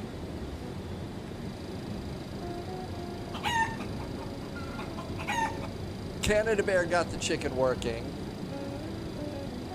Loviz just did a flight plan for the F-28. And that might be your choice, really.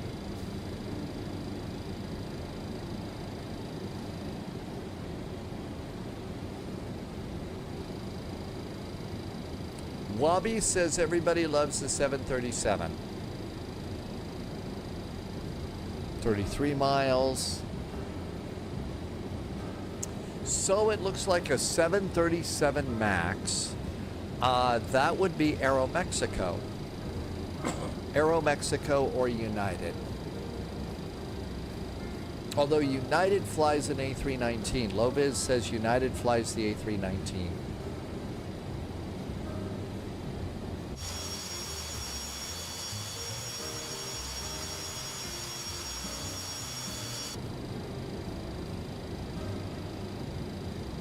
.29 miles, so our next altitude that we decided is going to be 5,000 feet.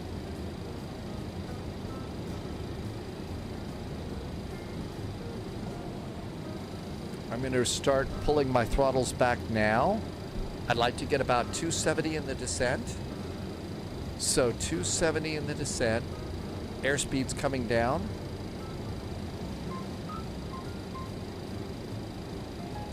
Looks like the 737 MAX is winning. It's the 737 MAX. Okay.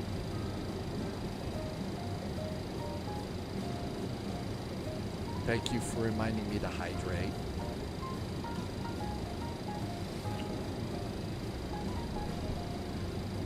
Oh, is it chicken dinner tonight?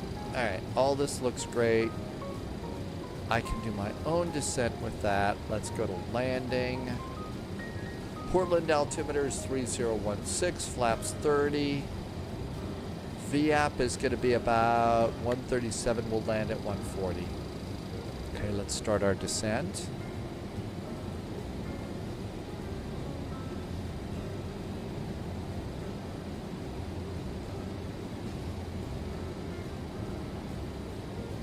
Armed.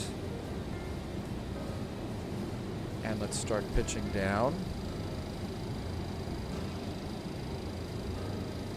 Loviz says we actually would have time to fly back to SeaTac. Not in this. This is too much work. This is like the F-28. This is too much work. He said with his best whiny voice.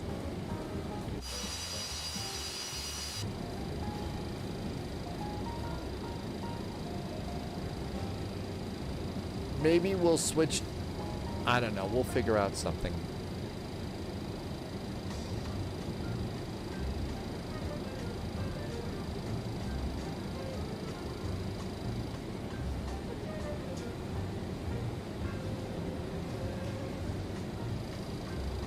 Of course, if we were to take the F-28, it doesn't go as fast.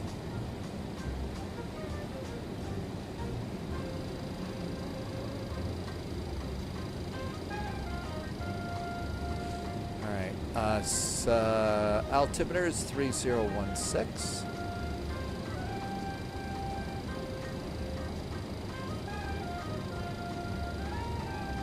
Radio altimeter is set.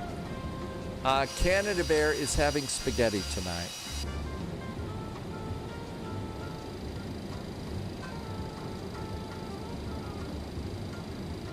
$13 miles from Battleground. After Battleground, let's see. Reciprocal course is 103 for 28 left.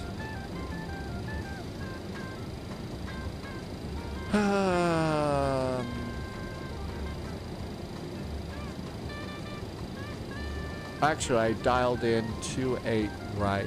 We want the left side. 110.5.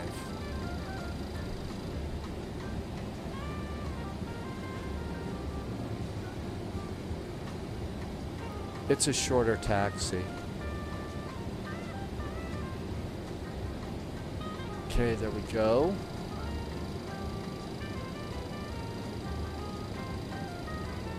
And we can also be a little VFR-ish here. So that's going to be, I'll bet that's Mount Hood over there. Or we could depart from another airport further away. That's already kind of a long flight there, Loviz. Loviz says that we ought to depart from Phoenix. Well, dogs would be happy with that. Shall we depart from Phoenix? All right, let's go ahead. Sync up our heading hold here. And let's come in here.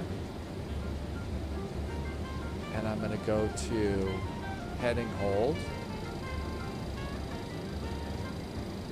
Dogs wants to go from Phoenix down there. Doozy likes the idea, so it looks like instead of Houston, it's Phoenix. KPHX. Sky Harbor. Okay. There's a nice payware that a lot of us have, and Dog says there's a new one that's out for Phoenix. Let's see. Irvi is scared. Is that Isla Sorna? Are there dinosaurs there? Okay, we're over Battleground now. There's Phoenix. I'm going to turn now to a heading of 103 degrees. 103 is going to be my heading.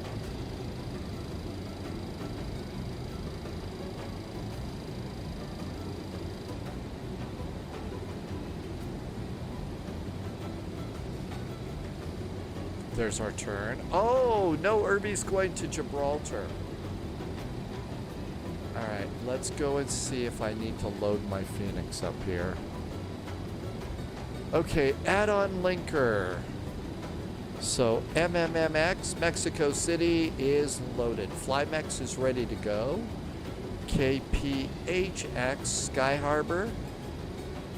I have Lobo Sky Harbor. That's Reinforcements not the one that I incoming. like to use. More agents joining the spy flight. I've got to, is that the right one?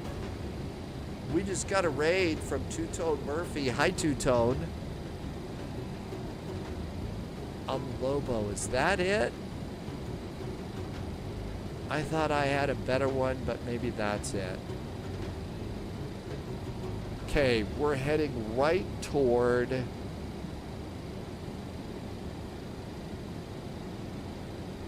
Okay, we also need to start slowing it down here a bit.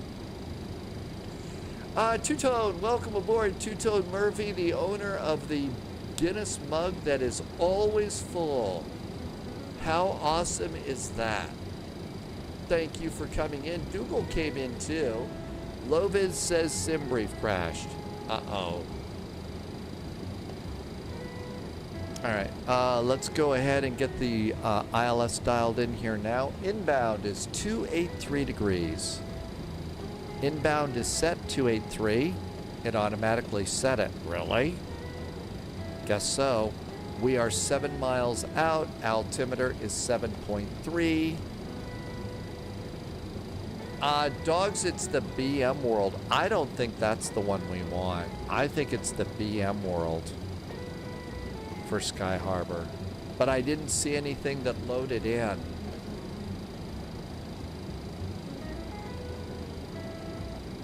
There's no rush on this flight, so... But yeah, I think I'm going to pull out that one that I just loaded in. That doesn't look right.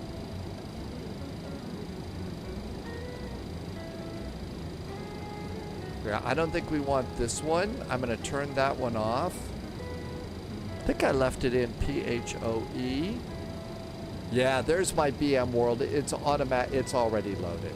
I was going to say, we don't like this one. I'm going to leave a note on it.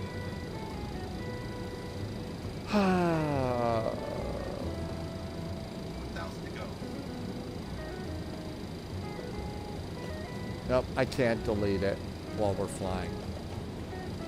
Yep, it's the BM world. Okay, we're looking pretty good here. There we are over there.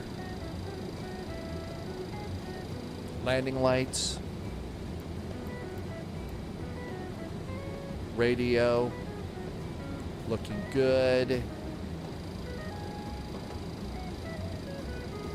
Coming around at 5,000 feet. How about 180 degrees? Yep, got it. 180. Sky Harbor traffic, there is a FedEx 727 heading south. We are just east of the airport, setting up for the ILS runway 28 left, Sky Harbor. No, Portland. We're not going to Sky Harbor yet. That's it. I'm an idiot. And I held the wrong button down. Dogs is gonna fly cactus. That's Dog's favorite.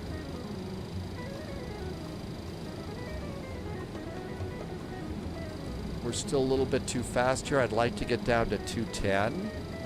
All right, let's set our speeds for landing. Bugs are set. Engine pressure ratio for landing is gonna be 1.99 inches. I think flaps 1. Flaps are gonna be 1.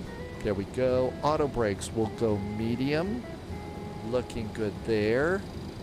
This airplane's kind of coming on around.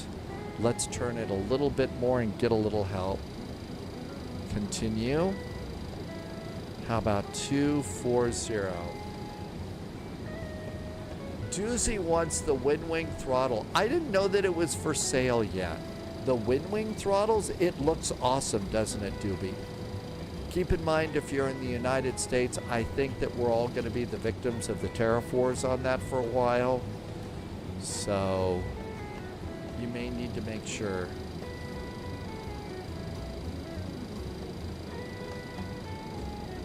There's 180. More flaps.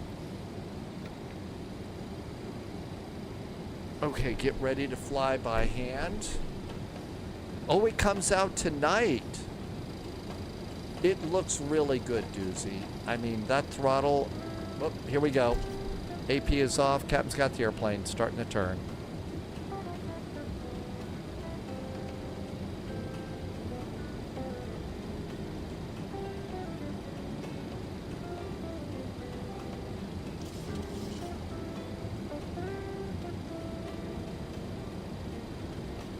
There's the island. American 462, 5 mile final, runway 28 left. Portland traffic. Okay, we've got one ahead of us. Portland traffic, FedEx 441 is currently 13 mile finals for 28 left, slowing to 180. Portland. Okay, looking good there. There's 180 knots. Okay, landing gear New recruit detected. on. Welcome aboard, Agent. So let's Stay see, sharp. Hermit something just did a follow. We got a nice raid from Two-Tone Murphy. By the way, if you're looking for awesome tutorial videos on YouTube and flight sim news, Two-Tone is the place to be. Also, if you subscribe to Two-Tone Murphy, you will get that always full pint of Guinness. Do we have landing gear going down? We've got wheels. Yay. Hermit something, thank you for the follow. Got a little blown off the side here. That's the one right there, Chris.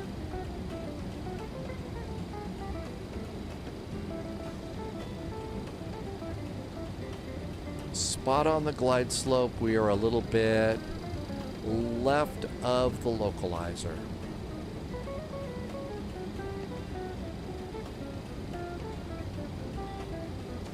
High speed bird. Next flight, we've changed it. Phoenix to Mexico City.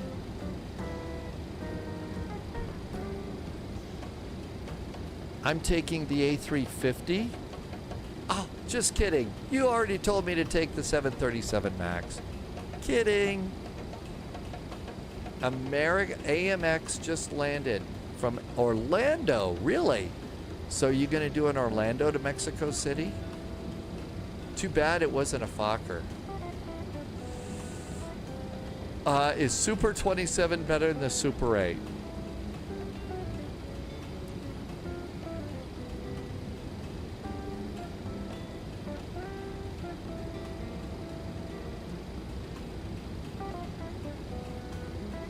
I don't have either one.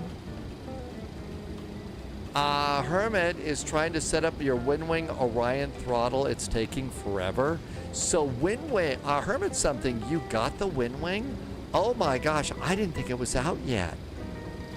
I didn't think it was out yet, Hermit. How do you like it? How does it feel? My guess is it's like all of theirs. It's really good. Start slowing it down. Flaps. We're going to do flaps 30 to land. Slightly off the side. There's a wind to the north. Oh, it's not the Orion. It's the Orion. Okay. I think the Airbus is going to be an Ursa Minor. And flaps are 30. We got the runway. There's our cranky old airplane. Portland traffic, American 462, clear of the runway, taxi into the terminal via Echo Mike. Portland traffic. Portland FedEx 441, say 727 with your immediate pizza delivery. 3 mile finals, 28 left, landing Portland. Oh, and your Wilson volleyballs, of course, too. It is a FedEx flight.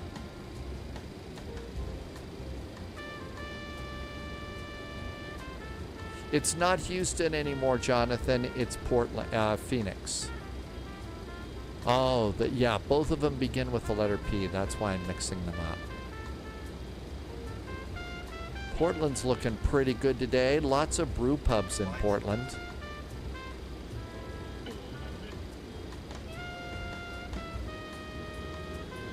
Phoenix to Mexico City for a VATSIM event, Jonathan.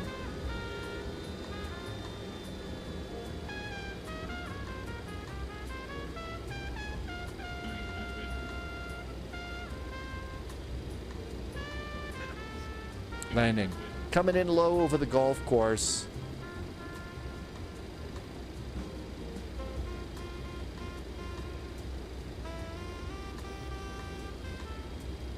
There's that wind again.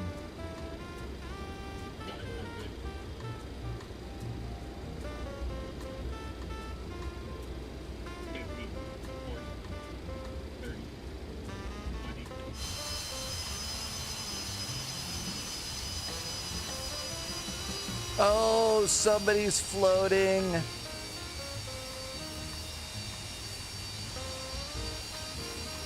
Somebody's floating. See what I get for going outside. Reverse.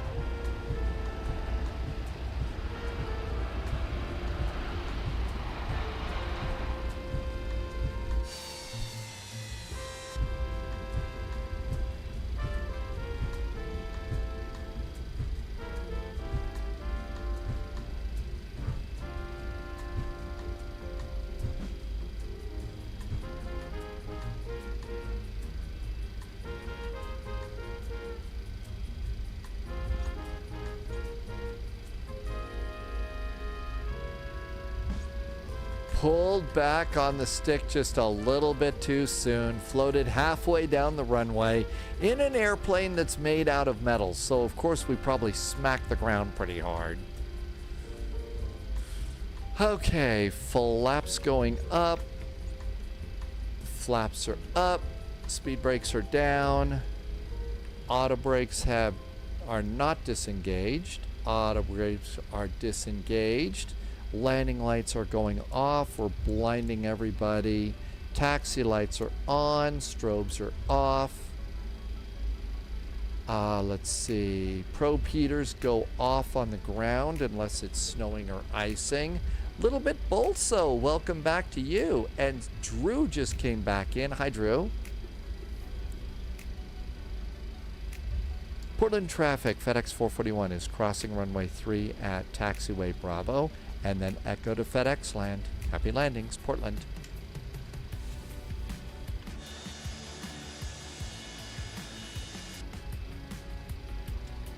Okay, looking good here. We got to make a turn over here.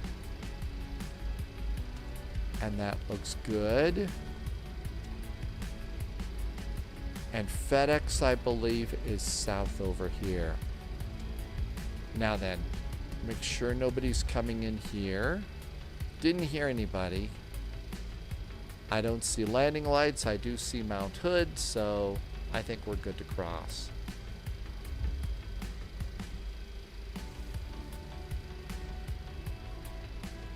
Okay, we're not going to want to start up the APU. And FedEx is at the south ramp.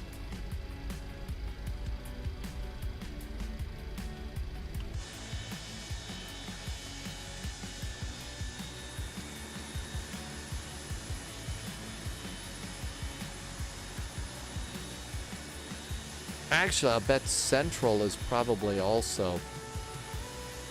That looks like it's set up for cargo there.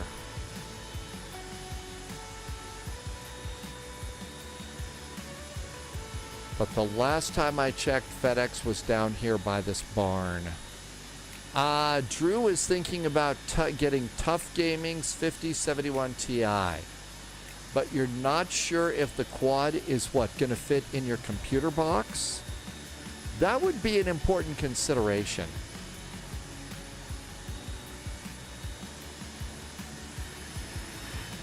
That would be an important consideration.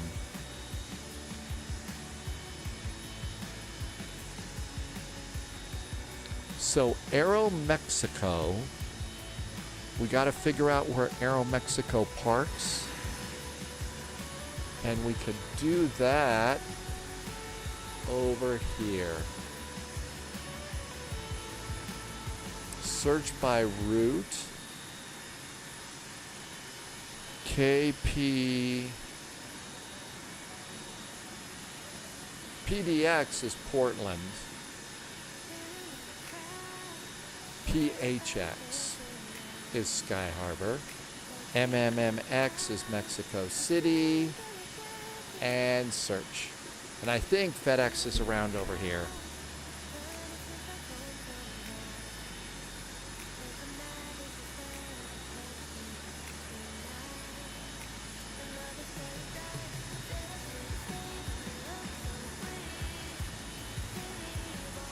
Nice to see Mount Hood.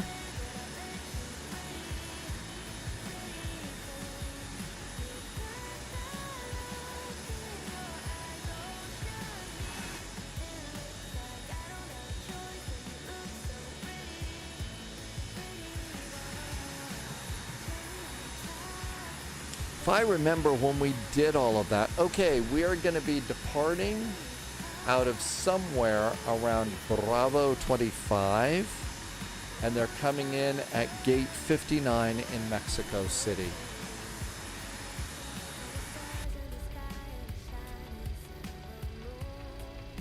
And fortunately, they put FedEx on the side of the building so the FedEx pilots can find the actual building.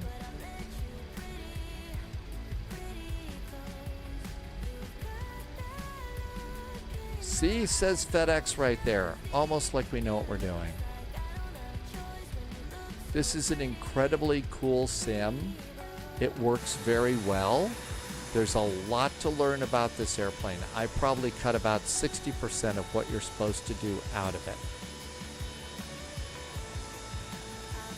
And that looks good. Parking brakes on. Parking brakes are on. We do need to get some ground power on this airplane. You don't want to start up the APU after. So we'll put some chocks out and connect ground power. And then once you get ground power up, we can come over here and pop in ground power. And then make that our essential power. And then at that point, 1, 2, 3. Engines off. Stop squawking. And turn off the beacon. And all of that looks good. Cabin signs if anybody's back there. And we should come up here and turn off the window heaters. Holy cats! Looks like GSX is unloading us automatically.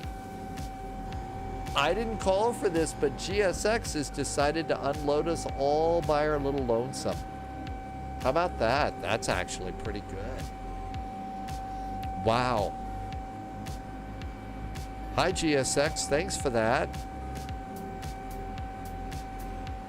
Well, welcome to Portland. Wilson Volleyballs and Tom Hanks will be exiting immediately. How do you like that one ladder there? The one size fits all. That's almost like a ramp before it gets really steep. Yeah, it's GSX. I just heard the GSX voice.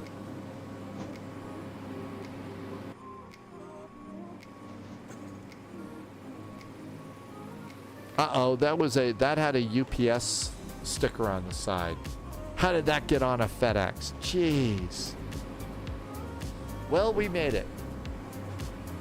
I didn't think that GSX would unload us automatically like that, but that's pretty cool. Shall we go to Sky Harbor? All right. Let's go pop this off. I guess since we floated halfway down the runway, well, no, we're not going to get a decent landing rate because somebody smacked it into the ground. Oh, it didn't track it. Sometimes it does that. It just doesn't do that. Nope, didn't do it. I don't know why. Let's recycle the sim. A little bit boastful. When do we fly GA? Sometimes we do what's called the beer run. And that's sort of a GA, although I take the Twin Otter, and that's in the Mediterranean at Princess Juliana Airport. But mostly we're flying, heavy metal and stuff. Okay, Sky Harbor. What's going on at Sky Harbor today? Digital ATIS. Let's see. KPHX. Sky Harbor. There we go. Do we fly in Italy? We sure do. Not as much as we used to since I changed my days off to Tuesday and Wednesday. Because a lot of really good VATSIM events happen on Tuesday.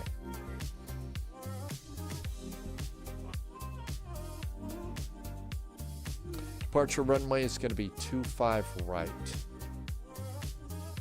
25 right is our departure runway. Let's see. We're not going to be able to get this over here. Let's see if SimBrief is back. Loviz said SimBrief crashed. Looks like it's back right now, but you never know. Okay, we're going to need external charts for this. Loviz says SimBrief is indeed back. Okay, let's go ahead and do our flight plan. New flight. Okay, it's Aero Mexico. I bet it's MEX, but what is Aero Mexico? Danny BDW is going to call it a night. Night, Danny. Thanks for being here. It's AMX. It's AMX. Okay. AMX Flight 441. We are departing KPHX, Sky Harbor. We're going to Mexico City. We're taking a 737 MAX 8. And we're doing an Aero Mexico.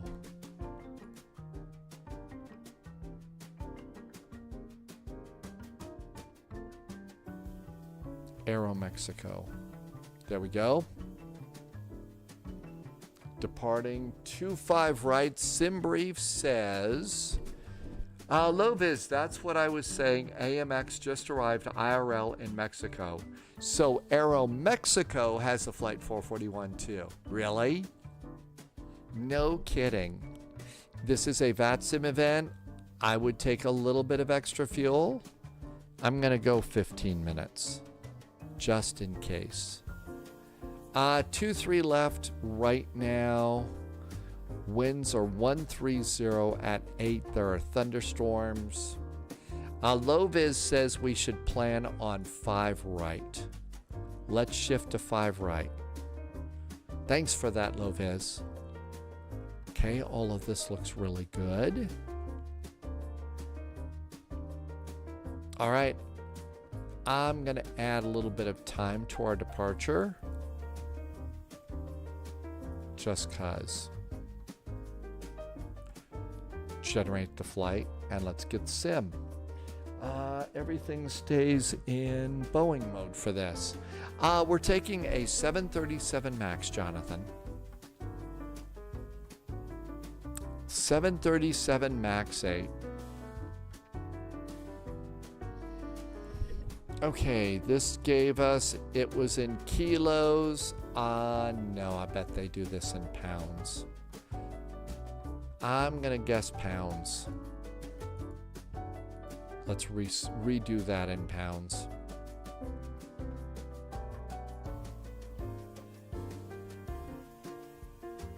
Get us a PDF, and this is the iFly, so we need to keep this open to load the plane. PDT Flight 120 is gonna cross the border tonight in the Fokker. No fucking around at the low-vis sim cockpit tonight. All right, flight level 390 seems a little bit high, but it's going to be a long flight. So, doing the storm departure over Tucson, Darren in, and file. We're filed. Chickening out is now no longer an option.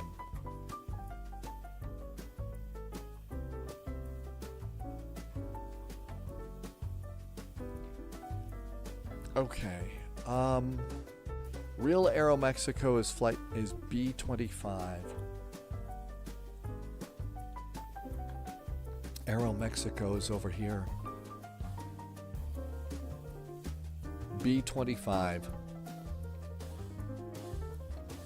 There's Dogs America West today. Cactus. I know, we're not going to go really fast on this one. I'm kind of starting to pick it up a little bit because I can feel that my voice is getting a little rocky here. We may have some extended periods of this flight where we just kind of cruise with the music a bit.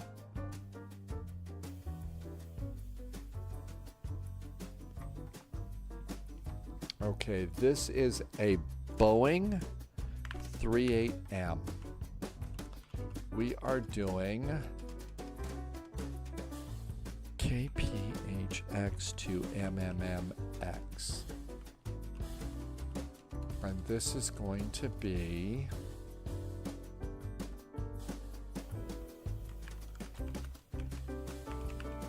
off to Mexico.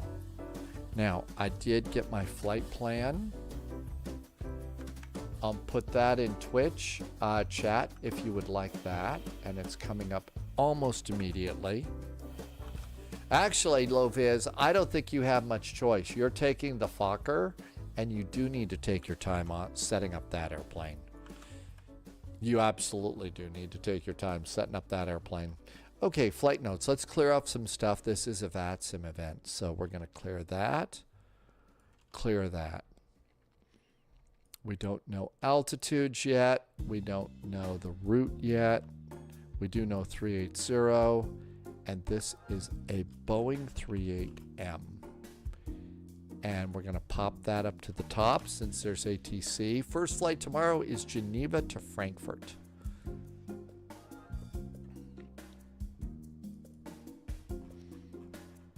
All this looks good. I think so. That looks good. Now then, let's get our current plan, make sure we got the right one. 20,000 pounds of fuel sounds about right. So all of this looks good here. Yep, that's the right flight plan. Page 2. That is our route. Let's copy this into the flight strip. Okay, that looks good too. We have got 108 crazy people flying with us on this flight today. Let's do some charts. I know the sim's ready. I always like to give it a little bit of time here. It's like opening a bottle of wine. Give it time to breathe. Otherwise, it's going to be clunky your whole flight. Hi, AMG. Beer cheers. Happy weekend. I know it's Thursday. It's almost Friday, but we can dream, right? There is our route. Charts. Taxi. Gates, Airport, SID. It's the storm departure. Storm 1 RNAV departure.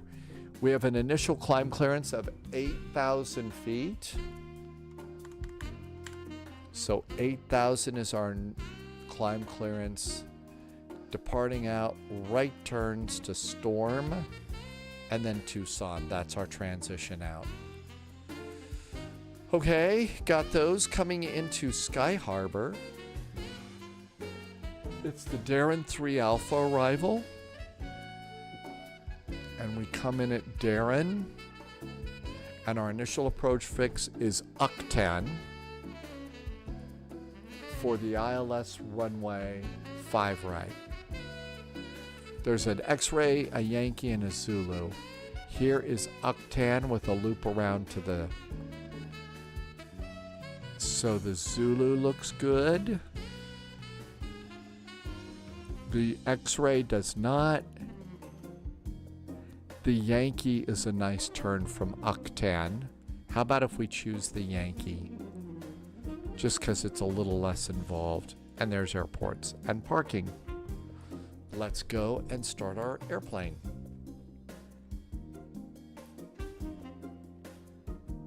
And usually it's got to freeze for a second, so gotta wait for it to freeze.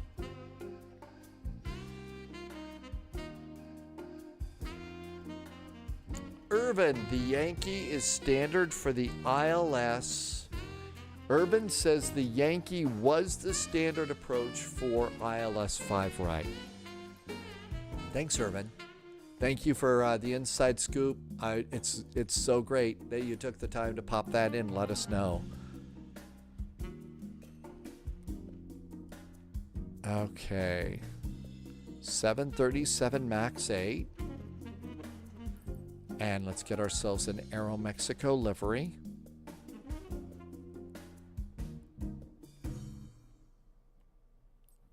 And Alaska, Southwest. And then, so my guess is this is what we want there. Livery. Nope. Well, I don't think that's it.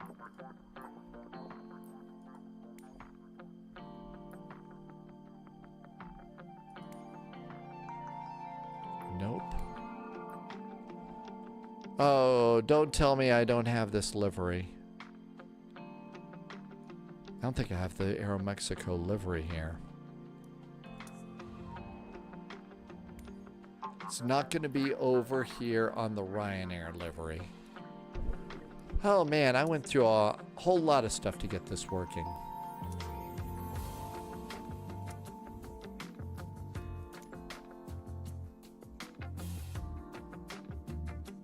Urban flies into Mexico a lot to do Mexican events, and it's always the Yankee or the Zulu for 23 left, but it's going to be the Yankee coming in on the right side. Okay, let's see here. I think that might have been something that we downloaded from the TO. So ortho... downloads. Okay. No, we don't want the spicy movies folder. No, we don't want the launch codes folder. Kidding. Loganair, Continental, Asobo, Vidro, Icelandair, Katy Pilot, iFly Max, Aero Mexico. There it is. Extract it to, let's do Microsoft Flight Simulator 2024 and Community. Dogs has CTAF for Phoenix. Dogs may even have that one memorized. This is Dogs Home Airport. Okay.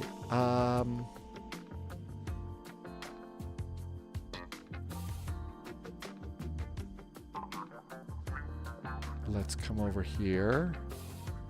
Flight Sim 2024. Community. iFly Max.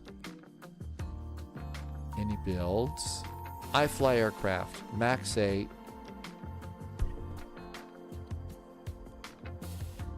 United Southwest Aero Mexico. Let's see if it's nested. It's not nested. All right. It wasn't there before. Let's try it now. Irvin likes to go to, so you do, when you go to Mexico, you're going to the big events. So if you fly to Mexico City all the time, you must have seen the time that Daniel Craig came to town and tore it all up for Dia de Muertos, the Day of the Dead event. I'm talking about the beginning of, was it Skyfall or Spectre? I think it was Spectre.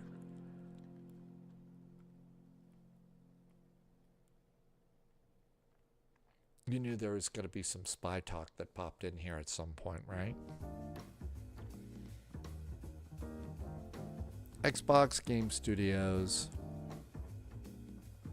It better work this time. 120.9. Let's be sure and write that down.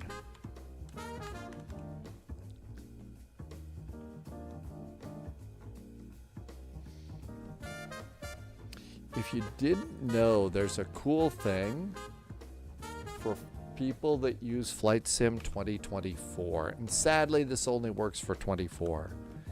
But you can look at charts and all sorts of planning for Flight Sim 2024. So you actually get to look at the Lido style of charts and everything for all this. It really is a neat little planner.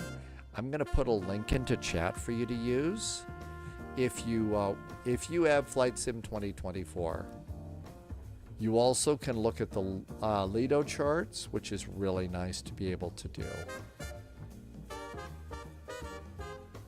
You will need your Xbox login, I believe. And if you set it up in your browser correctly, you only have to do it once. So that's neat.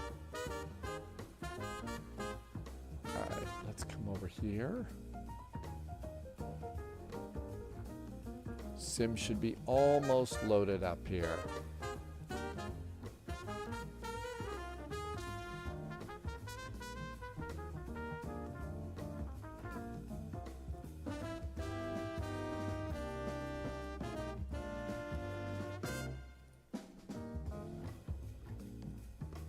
I'm also just clearing out my tabs over on my web browser. This will be a little bit of a longer flight, so the cleaner, the less stuff you got running on your system, the better, because this one will be a bit longer.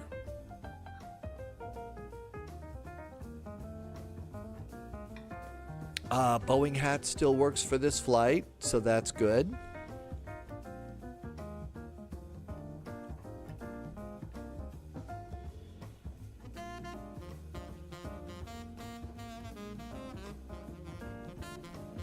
Pratt PT says to hydrate. I just did, but I'm going to do that again because it helps the voice.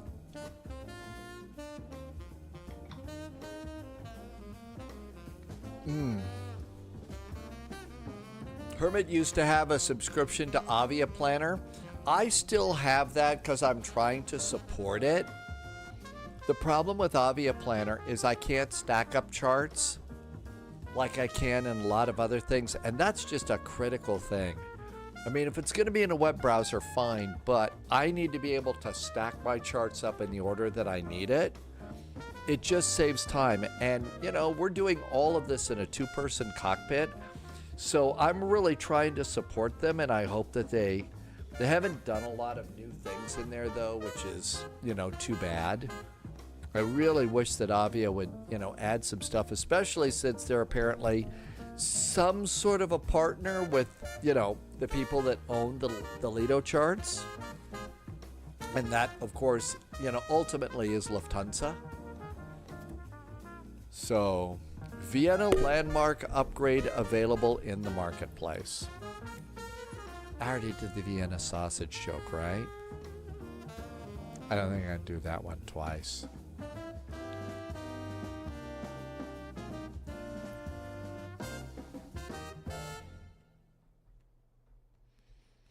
Oh, gotta wait a little bit.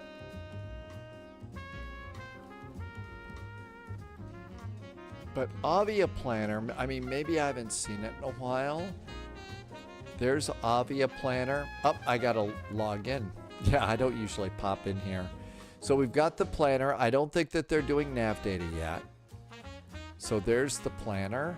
And I was also able to go and put a couple of flight plans in, but I can't go and get ready. So here is Frankfurt to Hanover. And this is an older one. So you can create the flight, but as far as, you know, getting rid of it and stuff, you know, can't get rid of it. And the charts are just, you know, you can't stack them up like I said. So I hope that they continue to develop that. All right, let's see if we've got an Aero Mexico now. Okay, we need this one over here. Not doing a Ryanair. Of course, if it doesn't work out, we could fly Ryanair. Hey, there's Alaska Aero Mexico. There it is. All right, looking good with its scimitar wings.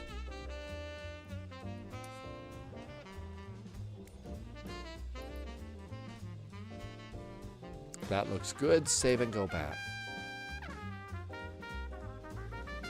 Let's go to Sky Harbor. KPHX. And Sky Harbor. No need to watch out for alligators here, but we have to watch out for scorpions and rattlesnakes here. I don't have scorpion and rattlesnake emotes, so we'll just use alligators. Glad I'm not the person that has to come out and be the first person to check the airplanes, because, you know, it's like alligator patrol at Orlando. Get up, first thing to do is make sure that there's not an alligator hiding under your airplane. Gate Bravo 25, that looks good. Dogs is still waiting for us, so let's get ready to go here. Starts flight. Oh wow, oh wow, oh wow is back in chat. Hi, oh wow. Welcome, welcome. Thank you for stopping by. Jackalopes as well too, yes.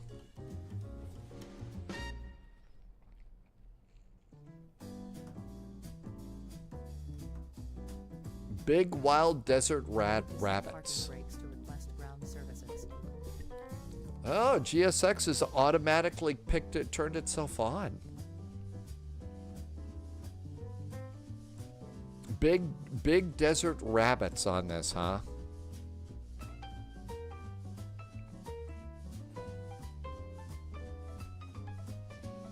Yeah, that's one of the things when you live here in, you know, in this part, you know, particularly, you know, in some other areas of Arizona, you know, before you walk outside, if you got a window, you kind of just look outside the window, you know, have a quick look in the corners, just make sure that some rattlesnake did not decide to go and coil up in the corner and take a nap, you know, when you go out to get the morning paper.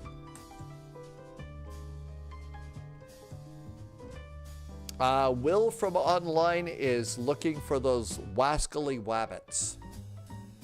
As only Elmer Fudd could say from the Saturday morning cartoons. Let's see. 76 there. Band's still working.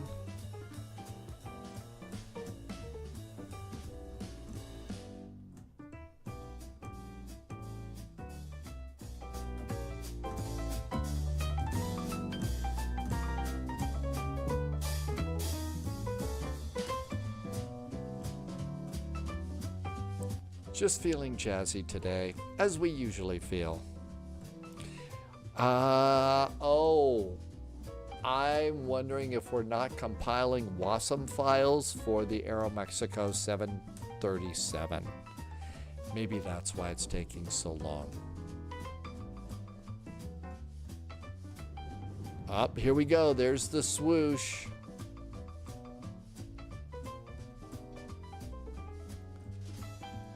That's a pretty good swoosh.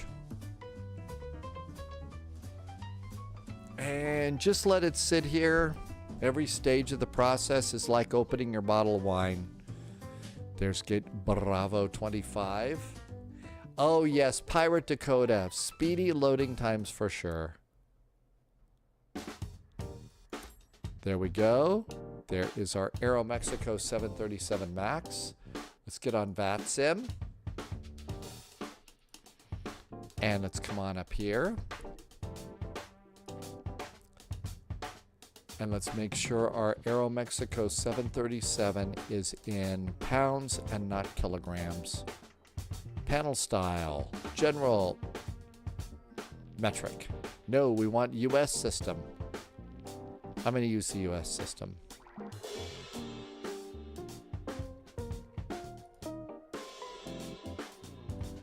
Okay, that looks good. Let's go and connect on VATSIM. And it was AMX, and this is a Boeing 38M. Here comes VATSIM. Do you install an update from iFly? WASM is per update of the plane, not per livery.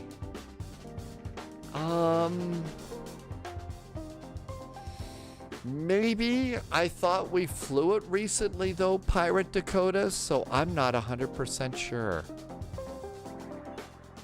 Alright, shall we see if GSX will roll out a jetway for us? Operate a jetway. Hey, got a jetway going.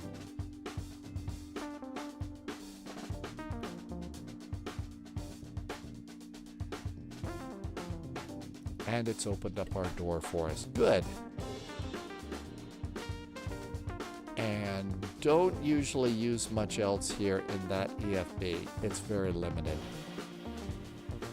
Okay, if you've never been to 737 before, the on switch is up here. And usually the pilots, if they're coming in when the day is just starting, they'll go and flip the on switch up before they even sit down. We do need to go to systems page, ground support, and you need to call a ground power card. And we do have ground power now available.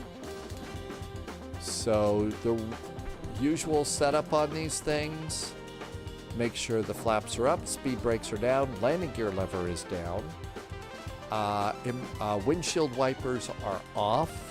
Every airplane, very important. Make sure that the windshield wipers don't start slapping around when you turn the power on. And there's the on switch right there. Battery on. And ground power. And blowers already start blowing. Emergency exit lights armed and guarded. We're going to turn on probe lights to steady. Wingtip lights, that way everybody on the ground knows that there's some idiot up in the airplane punching buttons. And apparently, while you're doing this, the first thing is windshield heaters.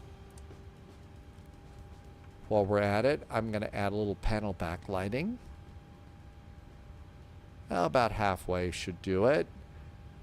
And we're going to come down here and do the pedestal. Add a click of floodlight. Come down here. Add panel lighting on the main panel. And 2 quick clicks of the floodlight. Hey, who closes windows? Actually, I think they do close the windows in Phoenix. We don't need the master caution on. And everything looks good to go up there. Let's see, this is Phoenix. My guess is they're going to turn on a fuel pump and start up the EPU for air conditioning as quickly as possible. Although they probably will use preconditioned air. That's what that big yellow thing is under the jetway, because that's the air conditioner for the airplane that they basically just hang under the jetway. I don't think that preconditioned air works in the 737 MAX, but it does work in the Phoenix, which is pretty cool. Let's see, do we have preconditioned air ground support? Maybe that's what pneumatic is. Oh, there is air conditioning. So there is pneumatics and air conditioning. So we could pop that in if we care. We'll just start up the APU. Flight management computer. Navigation data is good till October. Looking good. Let's come on up here. And we're going to go to the navigation. So heading and status. Nav and nav. A line is on. Come down here. Position in it. We are at Sky Harbor. Okay. Where's the P? P, H, X. Gotta get the H. X. Sky Harbor. We are at gate Bravo 25. I guess they don't roll their B's like they do in Bavaria. 441. Oh, no, it's not Bravo 441. It's Bravo. It's Bravo 25. There we go. GPS. Scratch pad. Compare that with your gate. It should match. And then pop that in. Global 7500 just announced for Microsoft Flight Simulator. Poppage 944 Global 750. I have not heard about that one before. Let's come on over to the route. And this is a long one. Let's just request it from SimBrief.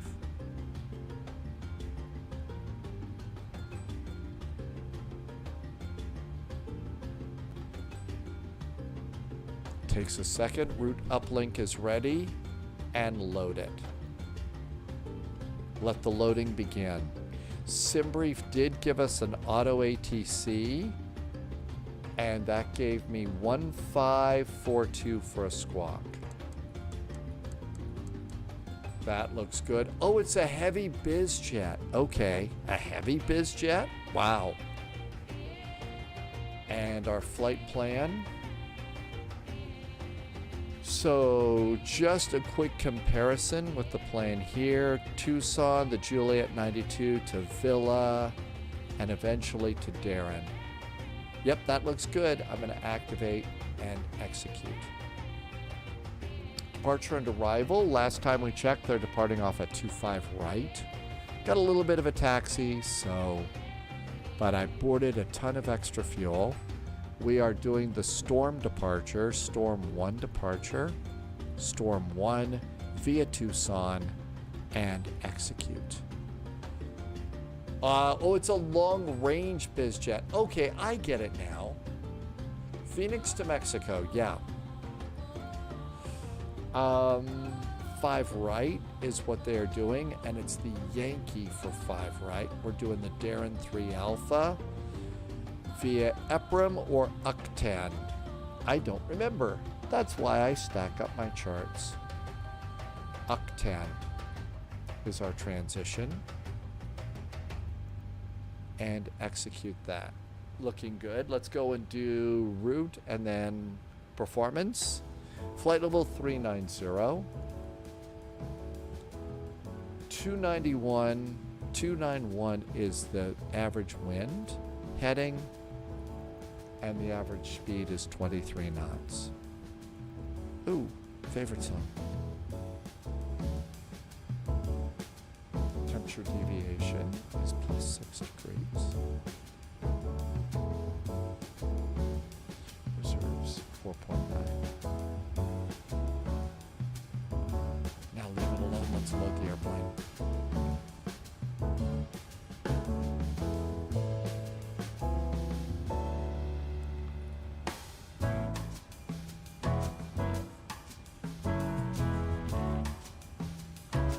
Weight and balance. How many passengers again? 108.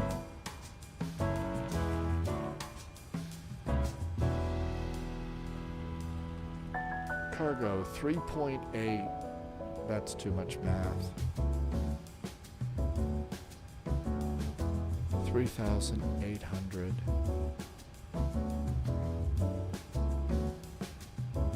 Divided by 2. 1,900 in the front, 1,900 in the back.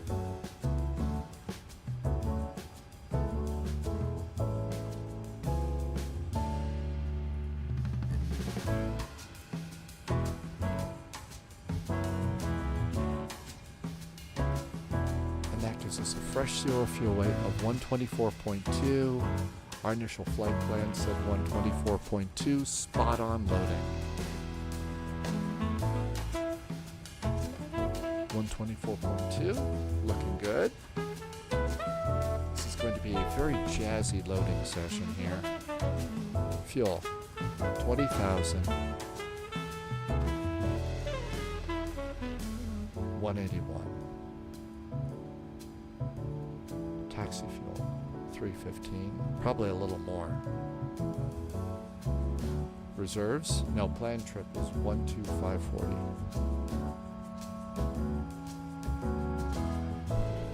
Okay, takeoff fuel's well below the top. I say load. Fuel. Fueled. Payload. Done. Complete. Let's put this number now into the flight management computer. Execute that. Now let's come over here. Bring it back into this computer. If this computer seems a little bulky, it is. It was designed by the developer to look bulky like this because that's the way Boeing designed it. It's not really user-friendly.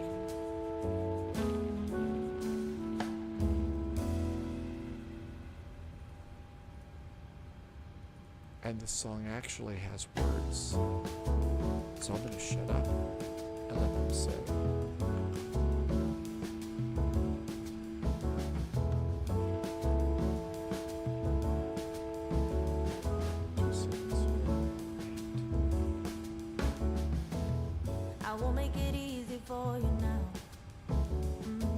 Says it's 108 degrees Fahrenheit. I don't want to be there. That's and I don't really break too easily, but I'm worth it, cause I'll slip into your dreams tonight. Oh, so give me your all. I'll take it tomorrow. So I stick like glue inside your mind. Just watch me breaking your sphere. You're falling into me, touch me. I swear you will do anything that I want. So keep us awake till the dawn. Ooh, baby, feel free. I wanna make you sweat on me. D-rate to -2, 31 degrees. I got you wrapped around my finger, but don't you try to call me Takeoff is going to be flaps 5. There's nothing personal in having a little fun. No, no. You wait and see if it's worth your while. So give me your all. I'll take it tomorrow. So I stick like 142, 142, 144. just watch me breaking your Not too fast for takeoff. falling into me, touch me. I swear you will do anything that I want. So keep us awake till the dawn. Ooh, baby, feel free. I wanna make you sweat on me. Yeah, I wanna make you sweat on me. 258 is our heading for departure.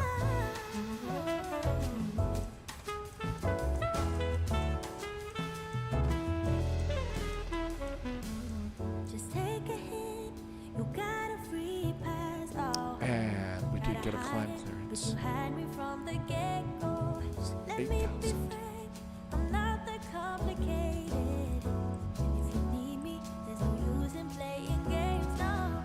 There's no denying what we I think it's time to go. just watch me breaking. Was this the airplane that GSX crashed? Do we dare let GSX push us back? So keep us awake to the dawn. Ooh, baby, feel free. I wanna make you sweat on me. I don't think I'm gonna trust it. I wanna make Let's just you do it. sweat on me, baby. Ooh, Altimeter 2977. sweat on me, baby. Flight directors. I wanna make you sweat on me. Packs. Generators. Ground power disconnect.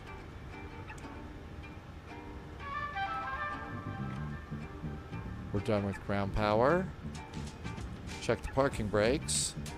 Parking brakes are on. Chock's going away. There goes our chocks. Set and done. I'm going to use pushback helper to get us out of here. Just do not trust. Let's retract the jetway.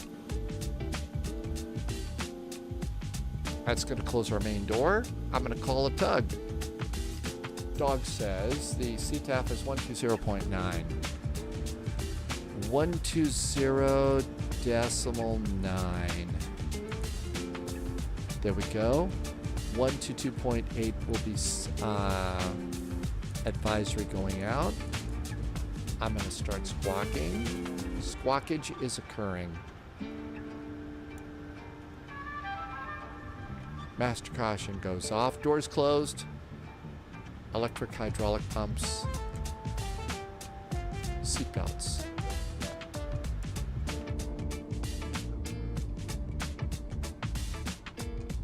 Seatbelts are on. Hi, Turdog. Welcome aboard. I upload the whole flight plan now, Turdog.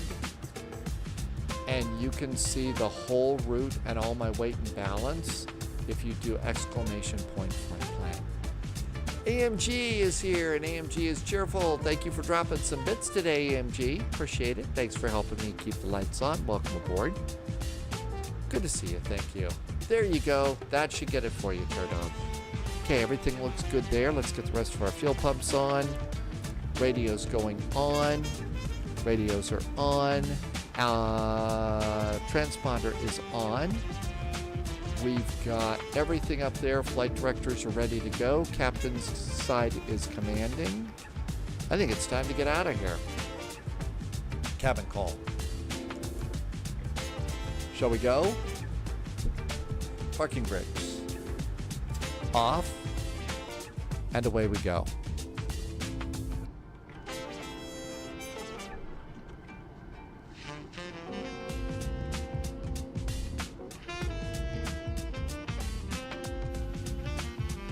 There goes dogs taxiing over there. That's got to be dogs in the America West. Packs. Starting engine number 1. And starting 1. Anybody back here? Let's just get behind the crew line and we'll stop.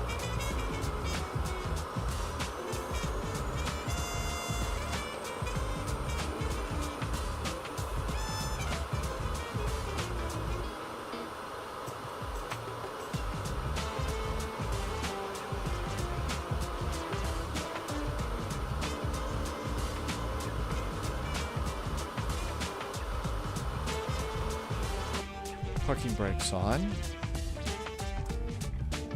Release the tug. Yeah, dogs went under the bridge over there. It's that east taxiway that they have here that's pretty cool to have. Tug's released. Done with pushback helper. Thank you, pushback helper. Okay, we're still motoring. We're still motoring here because that engine is so hot. Low vis is gonna go. Actually, you should go now, low vis. so we all land about the same time. Aircraft American 3116, clear 25 left, taxiing via Fox. Clear of 25, oh boy, I have done that so many times. Oh my gosh, I've done that so many times. Hey, we got a little fuel in the center tank today. Low vis is gonna take your time, just like Mr. Rogers. Hi there, Low vis. Welcome to the neighborhood of make-believe. Are you gonna take your time?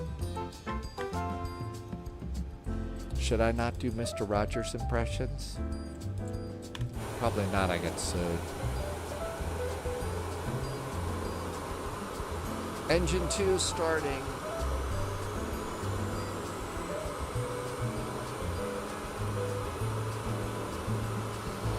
And it's gonna motor 2 because it's hot in Phoenix.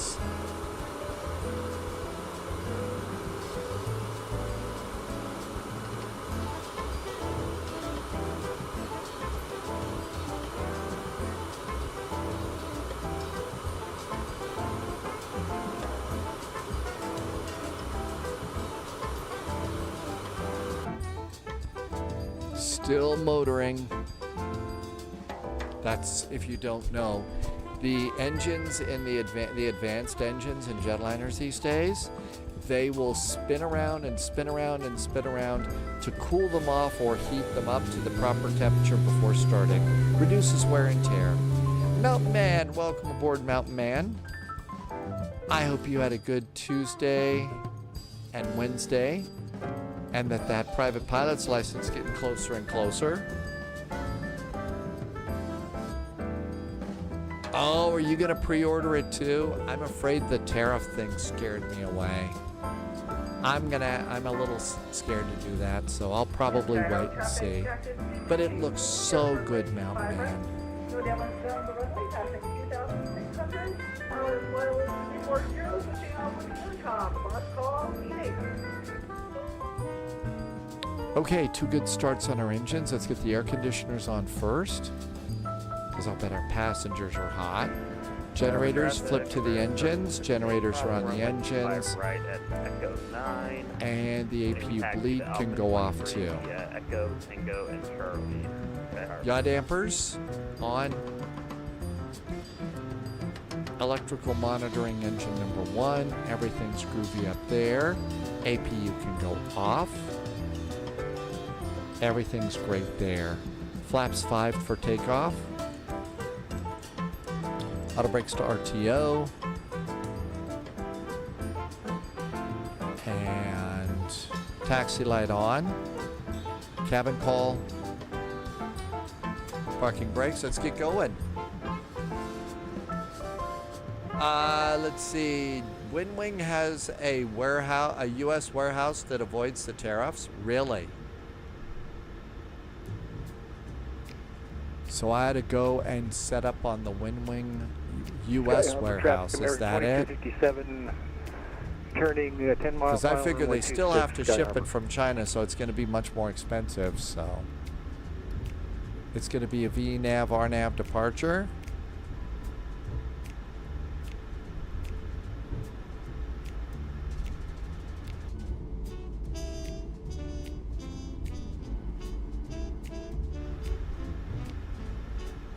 Skyber traffic, Piedmont 120, taxi runway 25 Piedmont. right, Charlie and Romeo, Skyber.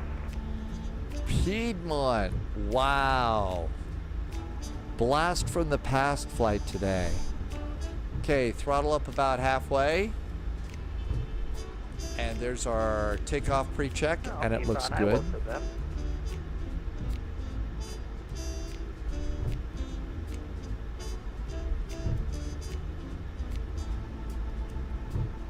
I'll try not to crash the plane. I'm just a ground handler for him. I don't even see any of their planes where I am.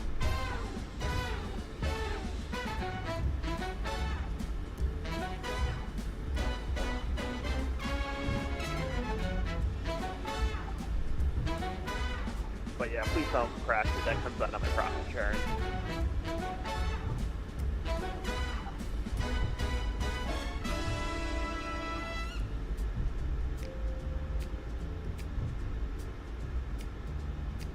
The combo price for global shipping is $242, and from the US it's $267. So they've already included the price in the website.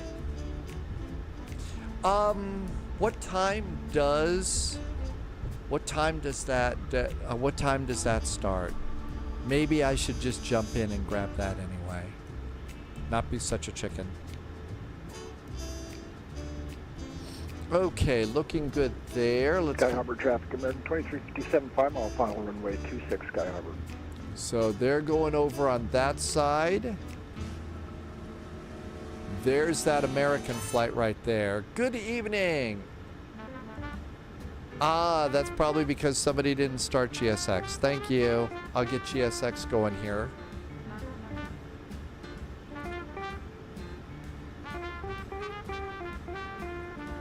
Almost done. Thank you for saying so, Blue Rat.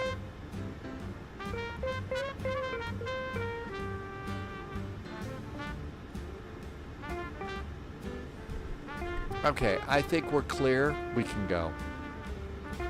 Sky Harbor traffic, Aero Mexico 441 is going to line up and take off runway 25 right, departing to the west and the south. Happy landings, Sky Harbor. Strobes. There we go. Cabin call. And away we go. That's right. So if you go over to Amazon, well, I would go to their US website. Because that throttle looks absolutely amazing. It really does. My Thrustmaster, though, is working very good. Everything's good to go there. Everything's good up there. Landing lights. Auto throttle's going on. You cannot use the speed brake and the brake lever without the throttles. You have to have the throttles to be able to use the speed brake. Are you talking about the wind wing? Oh, yeah, that's right. So they haven't got the, yeah. Yeah, that's right. It's just the throttles right now. So I wouldn't have a speed brake or flaps. I don't mind that. I use the speed brake lever a lot, though. That's important. Shall we get out of here? All right, throttles up about halfway. Reinforcements incoming. Looking good. More Auto agents thrust joining is the set. spy flight. Auto thrust is set. We just got a nice raid from Magic Eagles. No, it was from Quas. Oh, Quas. Hey, welcome, welcome. Good to see you. Aero Mexico 441 on the roll, taking off runway 25 right. Sky Harbor. That is a very good point, Mount Man. Maybe I'll just use that as my excuse to chill. And we'll wait on that for a while. Magic Eagles, welcome to you. And V1, rotate. This is a much higher quality airplane than the one we just flew. It really is a good one. Well, I'll wait until the other one or something.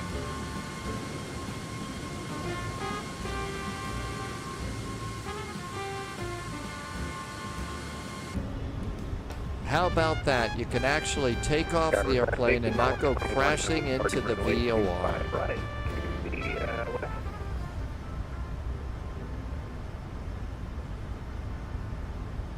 Sky Harbor traffic, Aero Mexico 441, clear of runway 25 right, departing to the west.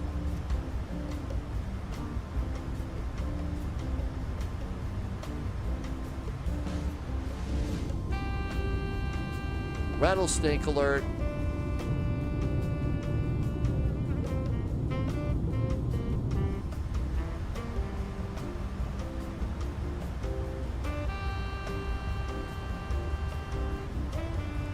Well, eventually I'd probably want to do that combo.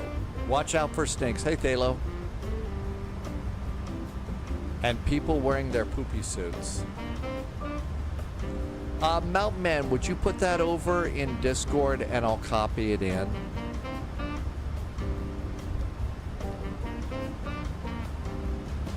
Command. And flaps 1. Thanks for coming in, Phalo. And flaps are going up. Flaps are up. Auto brakes disarm. Looking good. Didn't have to do a rejected takeoff. And out we go. It looks good. And now we sit back and wait for a while. This is going to be a little bit of a longer flight than we usually do. You posted it to Chit Chat. Thank you. Okay, so here is the website that we're all talking about. Thanks, Mountain Man.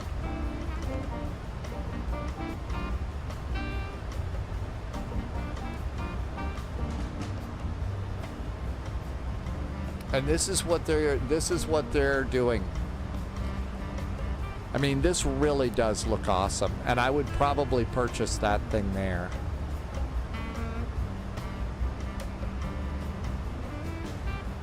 Pre-order is starting in 3 hours.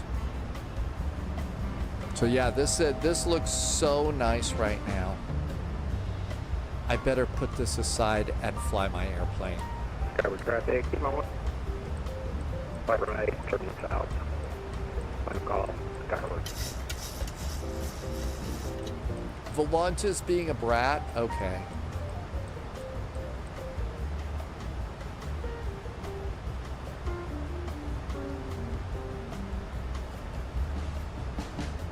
Probably needs to restart.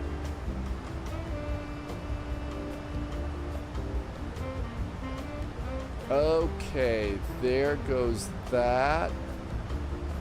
And Volanta. Thanks for telling me, Larson. Here we go. I bet there's an update.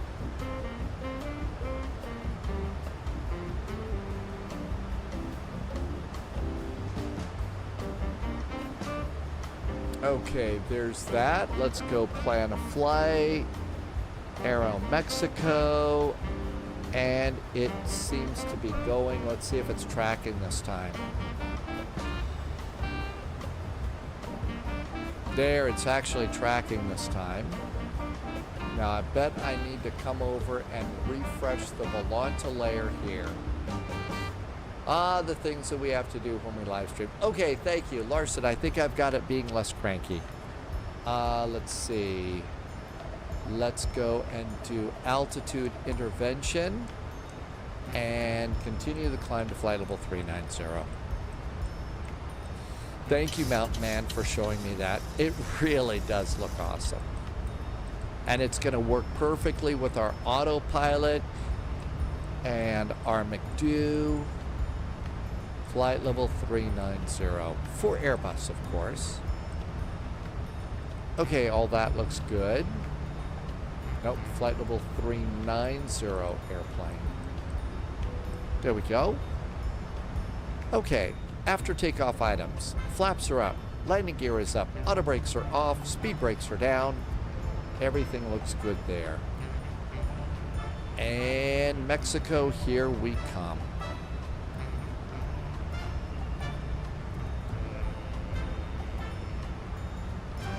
So here's the Windwing Ursa Minor. We are currently... Subscriber confirmed. Dismissed. Top clearance granted, Agent. Ursa Minor, Loyalty noted. 32 metal throttle. Now is that metal core, blah, blah, blah, detents, flap, speed brakes. So this is it. It's that's a $250 unit. I would expect to pay twice that. I'm not kidding. Twice that. Mighty Morph just did a resub. Hey, Mighty Morph, thank you for the resub. That is really nice of you. Mighty Morph's been here for 15 months. Holy moly. Oh, my wallet will hate me, but I kind of think this is something we've all been wanting for quite a while now. I mean, there's going to be a really nice speed brake and flap lever that's really good. We've got the proper start levers, and that is supposed to be an Airbus throttle. It's great. Oh yeah, if I do this, I would be picking up the throttle for sure. Okay, well, let's see. As I recall, the best way to go about this is watch the clock, and then I guess we need to log in. So you should be pre-logged in right now, right? To your page for this. I think you log in to start, and then go to that page and watch the clock, and as soon as it's 5, 4, 3, 2, 1, hit buy now and hope it works.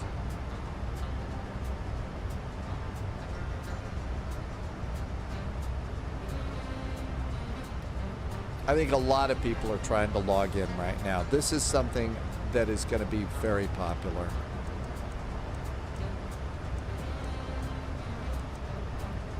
Yeah, have an account, have everything pre.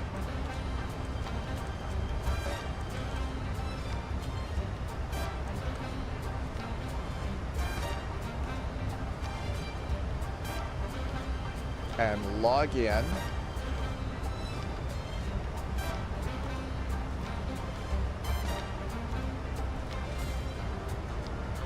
Okay, that looks really good. That's right, you would deactivate the D10s for Boeing, just like you do with the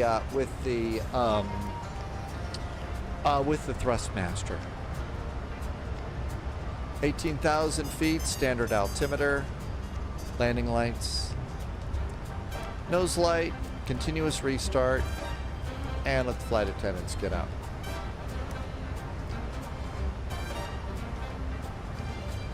Go to your account page.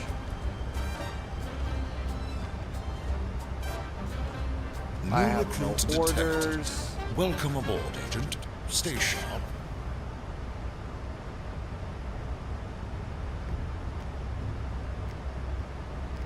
Okay, looking for where we set.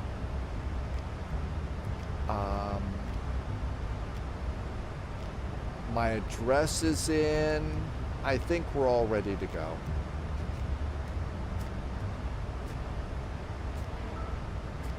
Loviz is going to stick with the Honeycomb Bravos. Hi, Ultra Gaming. Ultra Gaming just did a follow. Welcome aboard, Quas. Thank you for the raid. 19,000 feet. This airplane's a little loud.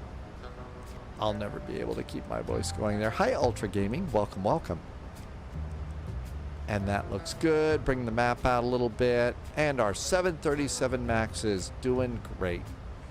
Coming down the valley, down to Tucson. Aretha, you've got the Bravo too? Can I post 2 links to show you the newest overhead panels you recently bought? Flyer Studios, if you'd put them over in like Chit Chat on Discord, I can get at them there. Ultra Gaming, you're flying in the flight simulator with us too?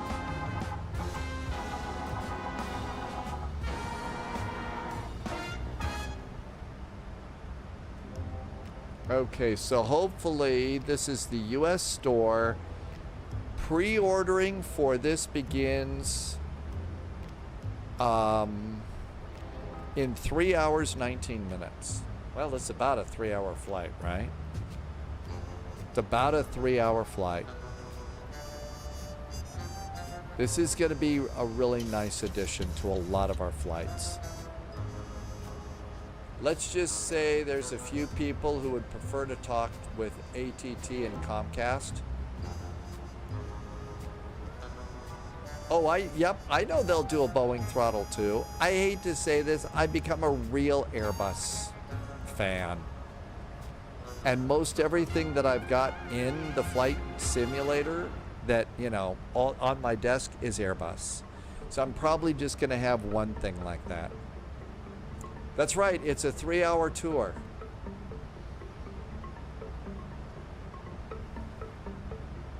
And we care about the Professor and Marianne on our 3-hour tour as well.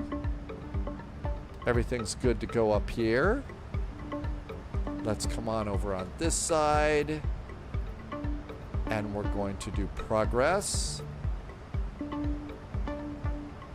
And We're gonna do VNav, and we're good. Hey, Manaphy.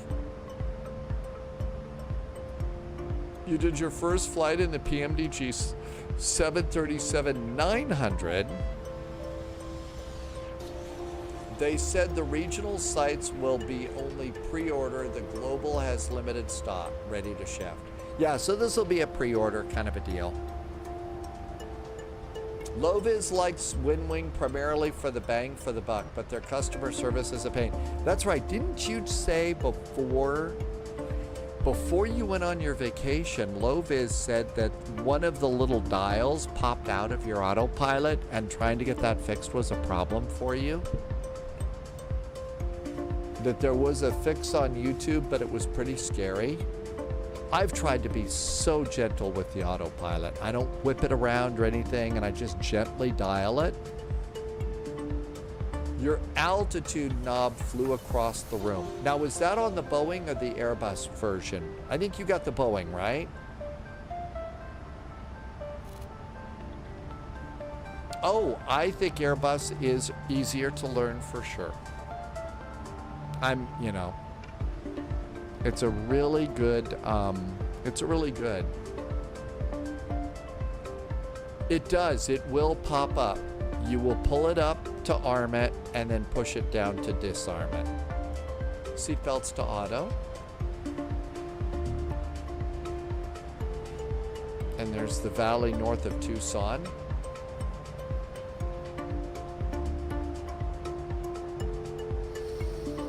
Well, let's see. I will have to do a little bit of work over here on this. It's a design flaw in the Airbus FCU. It's the Airbus FCU. And it was the altitude. Well, I'm going to be extra careful with my altitude. You put them in chit chat. Let's see if I can find them.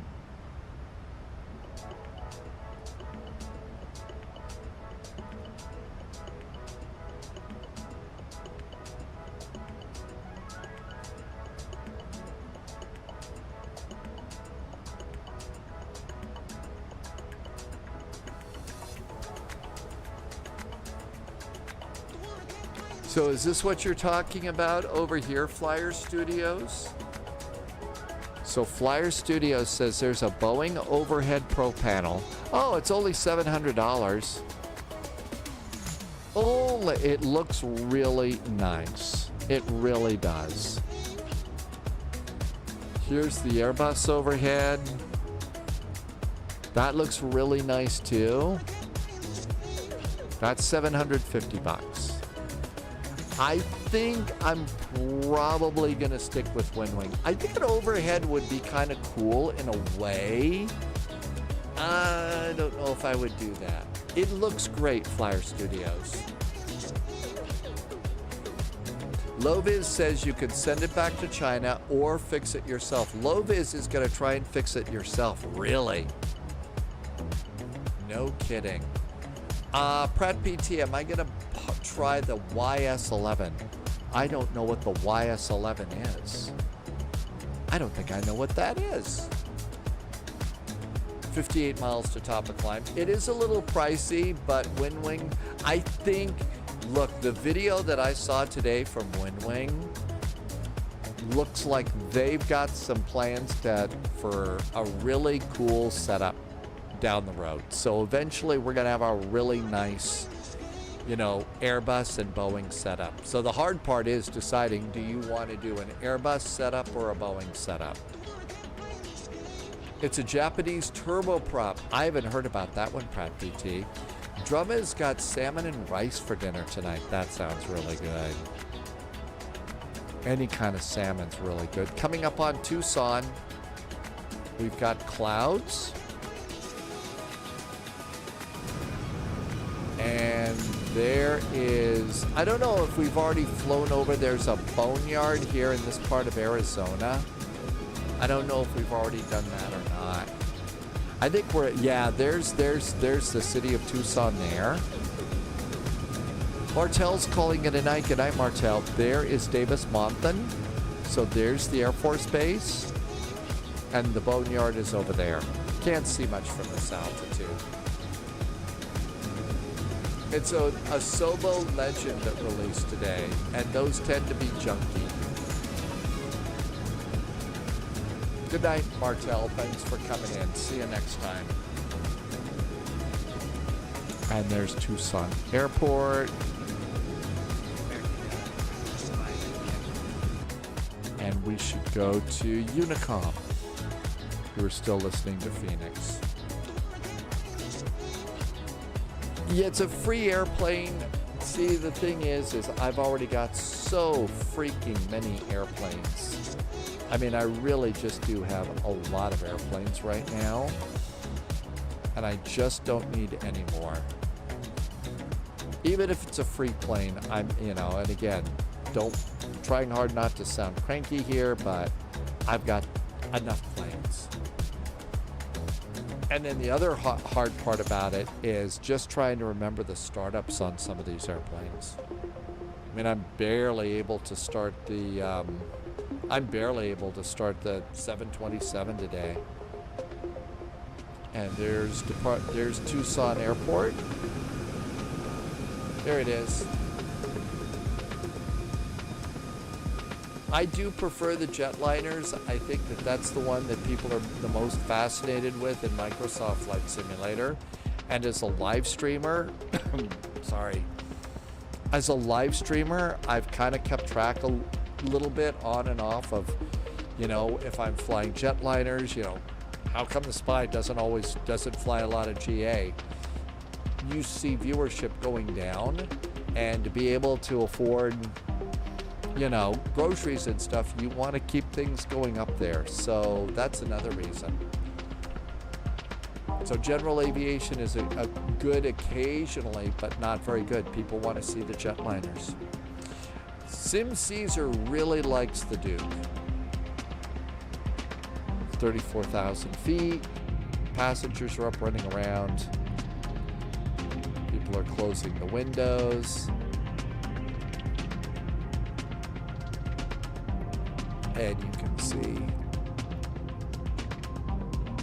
everything looks good there. It's a nicely done cabin. There is a setting if you're annoyed every time you go back in the cabin and you see shades down, there's a setting in settings that you can just turn off the shades and they're always up.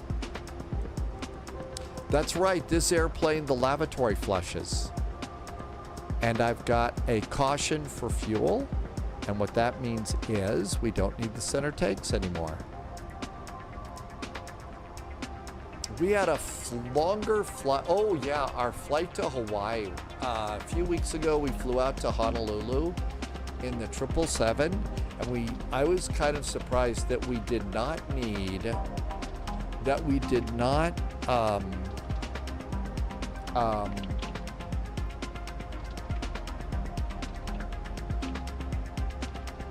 the center tank in the 777. Hermit something bought the Airbus McDo. Oh yeah, my autopilot from WinWing, the McDo from WinWing are great. Absolutely love them. And yes, when we get a runway change, I'm able to input a runway change in the McDo like that, as opposed to, pointing and clicking.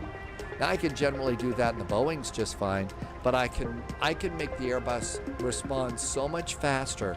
And so that's why usually for like tomorrow in Frankfurt Friday, Air Berlin flies again for Geneva to Frankfurt. Because I can make the airplane work that fast.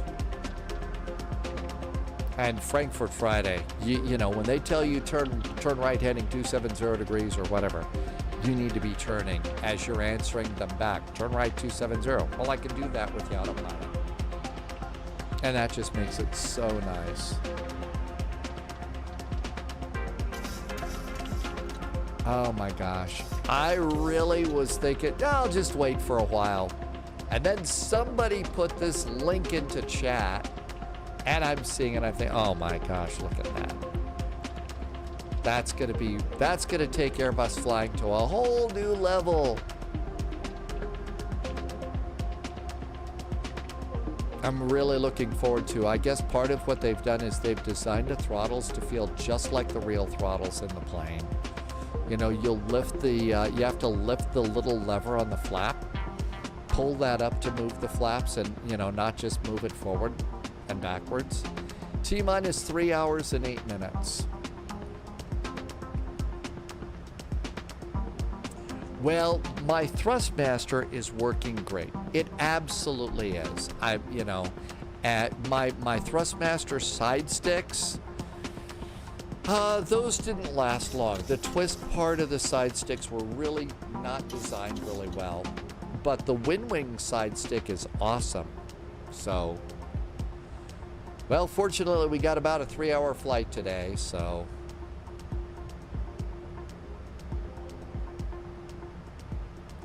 Let's see. Current time, it is 22:52 Zulu. We're landing at 0109 Zulu.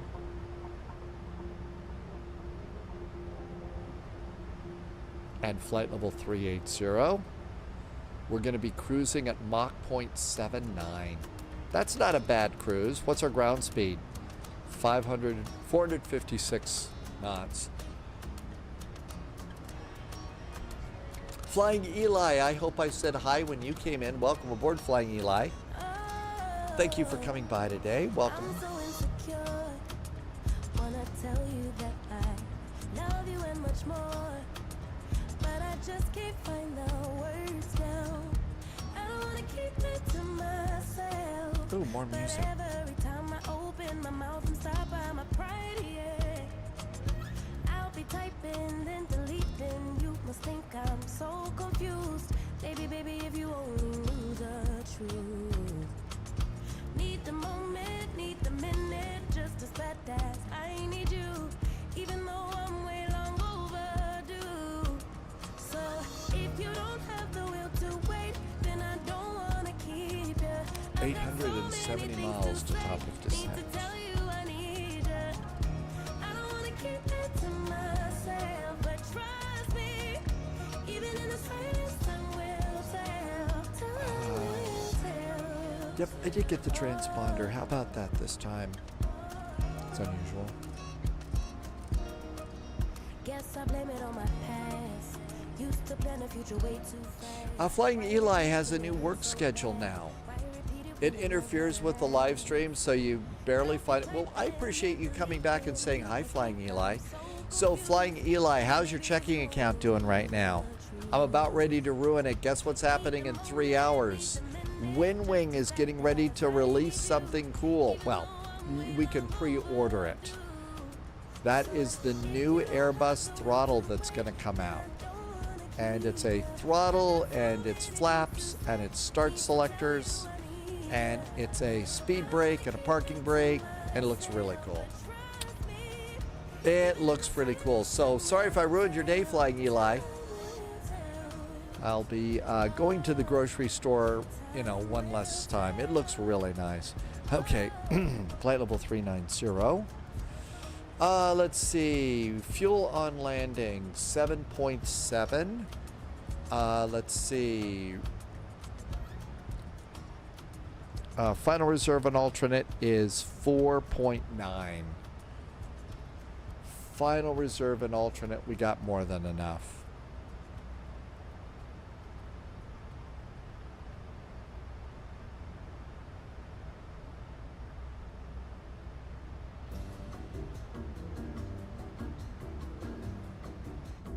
And now we get to sit back.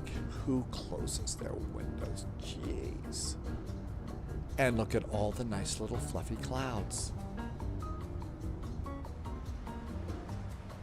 Oh, I mean, some of the pictures that they're showing about mounting and all of this, it looks absolutely amazing the way that this is going to work. It really does. There's some dynamic vibration feedback in this as well. I mean, it looks like this is so well made.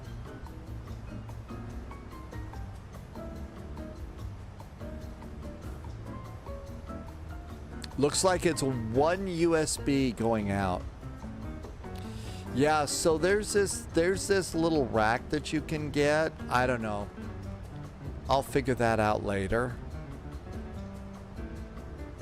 But one of the things that's really got my attention is you look over here and see all the things that they're planning. It's just absolutely amazing. Yeah, right now my Thrustmaster stuff is just sitting on my on a plastic, you know, box that I use for moving and stuff, and it works pretty good. So yeah, Thalo, it looks really awesome. I know now Flying Eli has got to save up for not only the PC, but now the throttle too. And I'm gonna guess that it works really, really well with your McDo and your autopilot and the Phoenix airplane. Okay, 841 miles to top of descent. Dalo, you can live as vicariously as you want. That's one of the cool things about Flight Sim. AMG, I gotta think that at some point in time somebody would want to make it work with Xbox. I mean, it's a market that they're missing. I don't know how that would work, but let's see what ATC looks like on our flight today.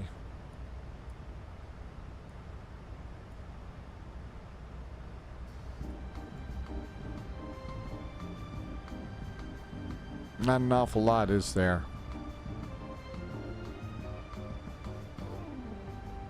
Oh no, Flying Eli hasn't been able to fly since May. Jamie and Kenco are sponsored by Windwing and they got sent almost everything. Oh really? And Ian has the Windwing pedals. Those pedals look pretty cool. I don't know. So what do you think, Lovis? You've probably seen the pedals and you have experience with the crosswinds. See, I'm thinking the crosswinds are really, really nice. So, you know, you'll have to say what you think is good. Well, congratulations that they got some nice sponsorships. Jamie and Kenco work really, really hard. Okay, I think everything's good. My crosswind, that's right. I mean, the crosswinds will be working long after we're gone. They really are great. If everything was as good as the crosswinds, wow.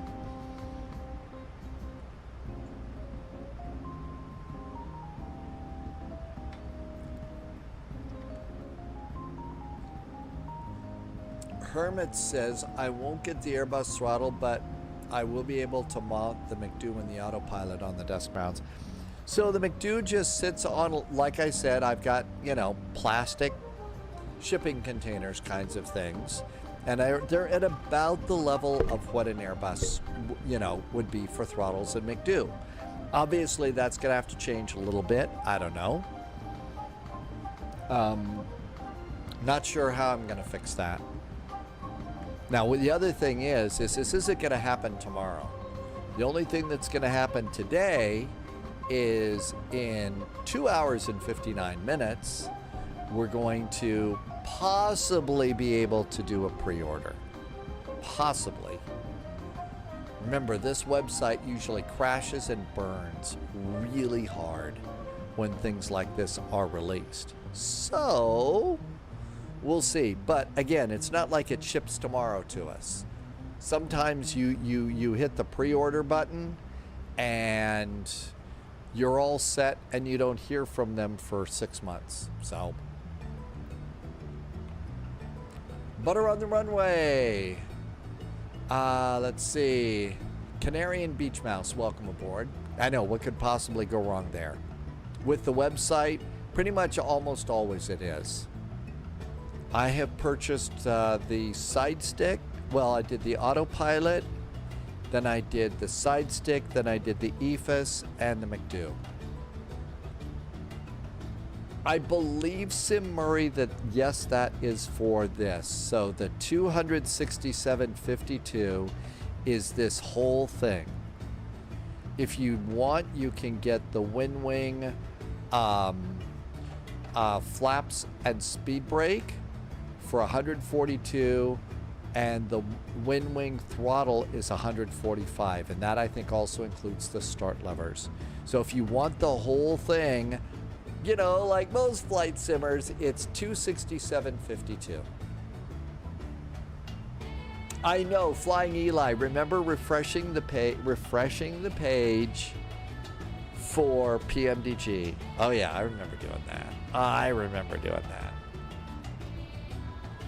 know, Micri. Yes, we saw him, and it looks good. When the McDo and the flight, you couldn't keep up for weeks. Really? Oh, I think everybody really wanted the McDo. I really like the McDo too. It makes entering the McDo stuff a lot easier. Sim Murray's got a wish list. I'll have to go find the other webcams if that comes in. Put a webcam on that now.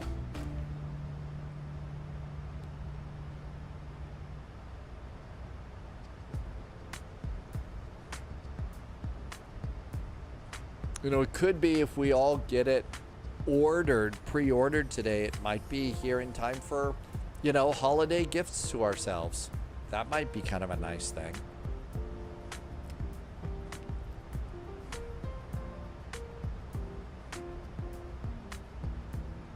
Feels good. Actually, we just got another 200 pounds back at our destination, so that's nice.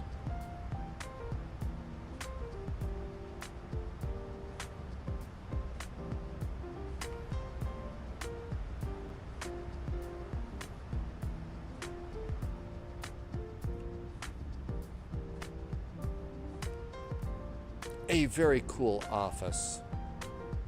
Low-vis is not falling too far back. So low-vis, my ground speed is 480 knots. We are maintaining Mach 0.79. Low-vis is back here.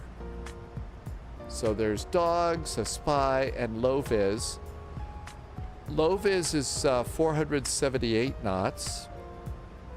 So you're almost right here. Dogs is in a modern Airbus. Ground speed's 500 knots, so Dogs is just taking off. I figured there'd be more people coming into Mexico City today. You know, kind of set up for this. Look at all the ATC off the coast here. I mean, it doesn't look like they're going all the way out to Hawaii. Loviz says it's early. Yeah, but Buster's already had dinner, so at least you're not going to get the evil Buster eye on that one. Let's go and clean up some charts. We're not going back to Sky Harbor. And if we get cleared to descend on the Darren 3 arrival, at UC-10 we need to be above 12,500 feet, 210 knots. On the ILS Yankee, coming on in, 12,500, 8,900 as we're turning to final. Minimum 7,566 feet coming over here. Our flight is going to go to gate 59. So 05 right will probably get off at Echo, turn around to Golf, and gate 59. That's customs. I don't see 59 up here. Nope. Is it down here? It's down here at Terminal 2. There's gate 59. So after landing, we're going to want to catch... So 5 right. We'd probably get Golf and come around here. Golf, Delta, Echo. Aero Mexico has their own terminal, and it's Terminal 2. So this is all Aero Mexico. So there we go here, and there's our gate 59. Okay. All that makes sense. We'll set up the ILS in a little bit. Apollo's in chat. Hello, Apollo. I use a single setup right now. So when I first started all of this, it was a hobby. Now it's sort of like my lifeboat. And so to do all of this, I'm using a single system. If the economy doesn't crash and things get better and I keep building the way I am, maybe in a few years, I'll order a new gaming PC and turn the current one into a dual PC streaming setup. I'm not sure, no idea what the world's going to be like. So that's kind of the way it is. If I had it to do all over again with the proper budget, I would have probably gone with a gaming PC and a streaming PC. I think that makes a lot of sense.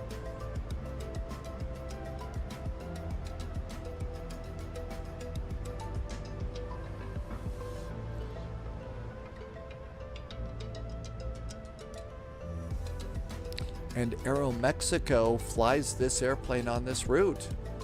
And Loviz checked it all out and found out that Aero Mexico even has a Flight 441. And they fly it on this route.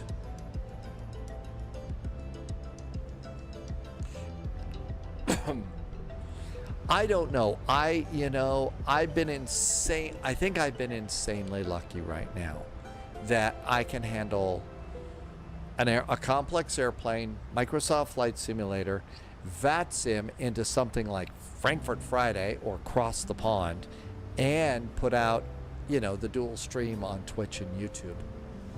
So, and again, I three cheers to Digital Storm, who made Stormy the PC here. They just made a powerhouse, and it's still working, and it's the only reason that I'm still going right now. I really don't know what I would do without this, so, because the job market is so ridiculous, and so many people have had their retirement ruined and everything else by the crazy that, I just don't know what I would be doing without it. So I'm super duper grateful. And yeah, I'm not sponsored by them, but Digital Storm has been so good to me.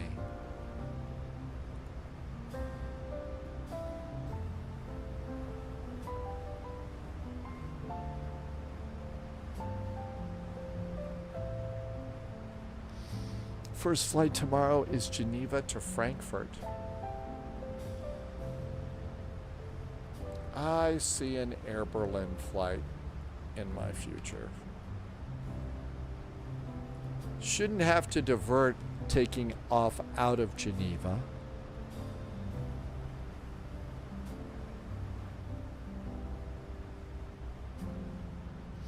Pressurization's good.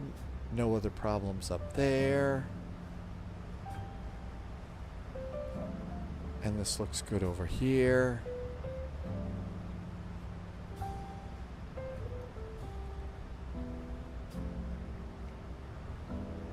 That's the actual PDF that we get for the flight from SimBrief. And so you're going to see, the zero fuel weight, which is spot on the way we loaded the airplane. We departed with 20,181 pounds of fuel. Cost index is 40. That's actually pretty good. Well, Flying Eli, I could have gone, and there are places you can go to assemble a PC. My strengths are setting up the programming and execute and doing the show as opposed to building a PC. So that's why I decided to go and check, several of the gaming computer, the people that specifically make them, and sent a nice email to 3 companies. One ignored me, one answered me back with just a link to their website, and the third put together 3 options from their inventory and said, we think this, this, and this will work for you. And I then upgraded to another hard drive, and that worked really good, and they talked me through that. And I had a question, a couple of years ago, and that was long after I purchased it, and they answered the email. So Digital Storm is just an incredible PC builder. And all I do is every, 60 to 90 days, I take some compressed air and blow the dust out of the inside and, the fans on the top and the sides. And it just seems to be the happiest system I've ever had. Yeah, that was clearly the winner. And the other 2 were actually pretty famous names in gaming computers. Pretty famous names in gaming computers.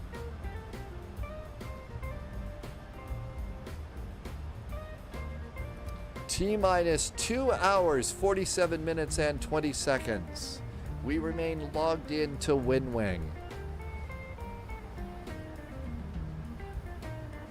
I think we'll probably have landed by now and the live stream may be over. But if you're looking for the new throttles, I didn't think it was this soon. I figured it wasn't going to be until October or November before WinWing was going to release it. Well, let us do pre-orders. And maybe they're doing it now so that it will come out for the holidays. I don't know. It's actually an awful lot less than I thought it was going to be. Tim J is on it is a little bit of a longer flight, but I thought it would be a nice flight for us. I thought it'd be a nice one here. We're starting to do flights that are a little bit longer now. A little bit longer. We did the 5-hour flight to Hawaii. So, Loviz got a pre-built from Origin. They are owned by Corsair. And they also sent a free Stream Deck and a headset. Oh, really? How about that? I hadn't heard of Origin before, but they're owned by Corsair. Corsair makes, the keyboard. Actually, Stormy's case is a Corsair. And I think there's a few components inside, too, that are Corsair. But there's another good one. And, if your thing is and you understand PCs, then by all means, build your own. You know that somebody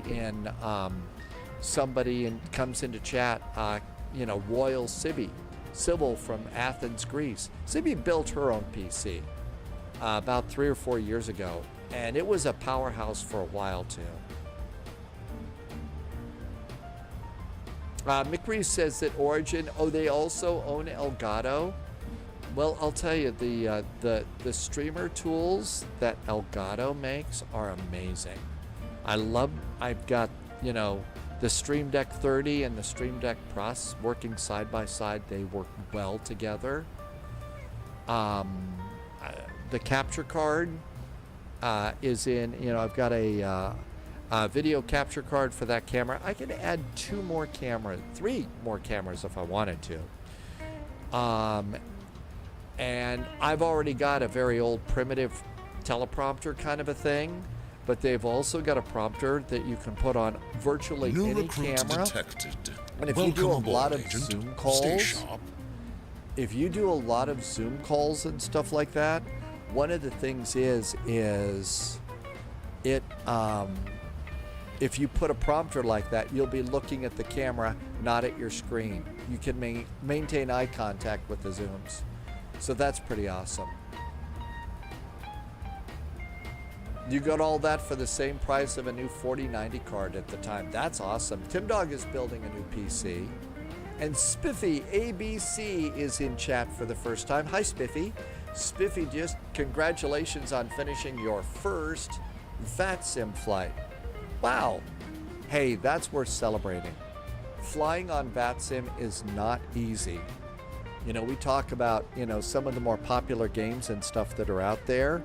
And yeah, it's really kind of hard to do that.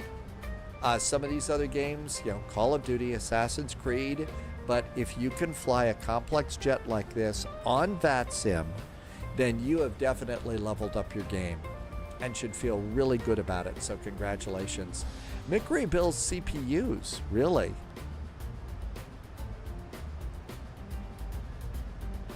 Coming up on Cetro, we got a little bit of a turn here.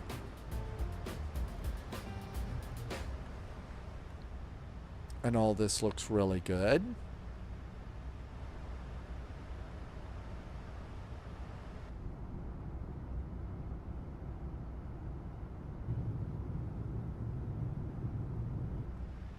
Tic Tac will cut corners off minor stuff, and their cable management is hit or miss.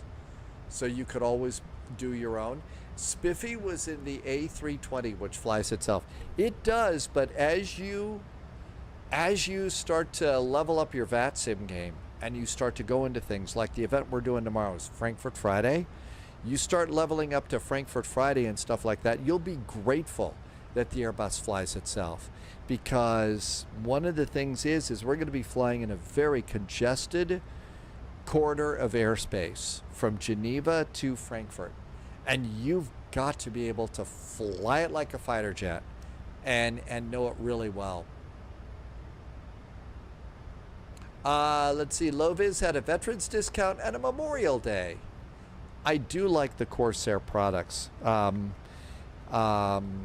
Way back when, like 3 or 4 years ago, when Sibby was building her computer, she was also telling me about a really good quality keyboard that Corsair makes. And I've got this one. I clean it about once every 6 to 9 months. You know, take every key off and clean it. But this thing's just been great. I've got a Logitech mouse right now that's starting to get a little bit cranky here, but it gets a lot of use. But yeah, I think Elgato and Corsair are absolutely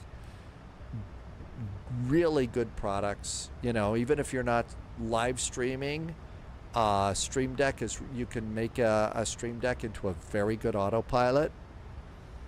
And if you're using it to record video or other things, they're just great. Keychron makes mechanical boards. That's right, you only need a basic mouse, but you need it to be a good one. You know, one that you can feel the click and everything else. You know, as opposed to just the cheapest mouse you can buy.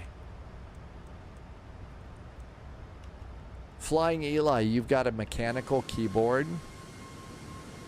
Somebody was marketing a steampunk mechanical keyboard that looked just like the one that Artie used in Warehouse 13. Loviz already had a Stream Deck, so the one they sent is still in the box. And they sent the Elgato webcam too that you don't use. You might be able to use things like that if you're going to start doing, you know, online work and stuff like that. But, you know, turning on a camera is very scary for people. Tic Tac, thank you so much for offering and saying, you know, if I don't set up a new PC, would I let you donate and help out? I can't tell you how much I appreciate that. Thank you. I've been really, really careful and cautious for a long time since I started the live stream about never wanting to reach out about, hey, I need a new Stream Deck, I need a new camera. You know, I don't want to be that person. And maybe this is me just being pessimistic or something, but I've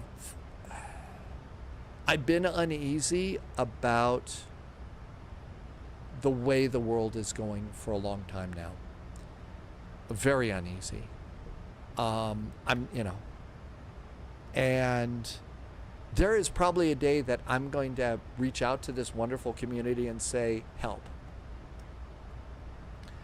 I don't want to do that until I absolutely need to.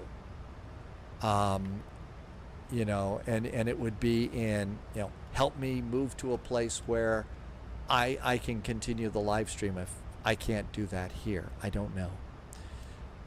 But someday I might need to.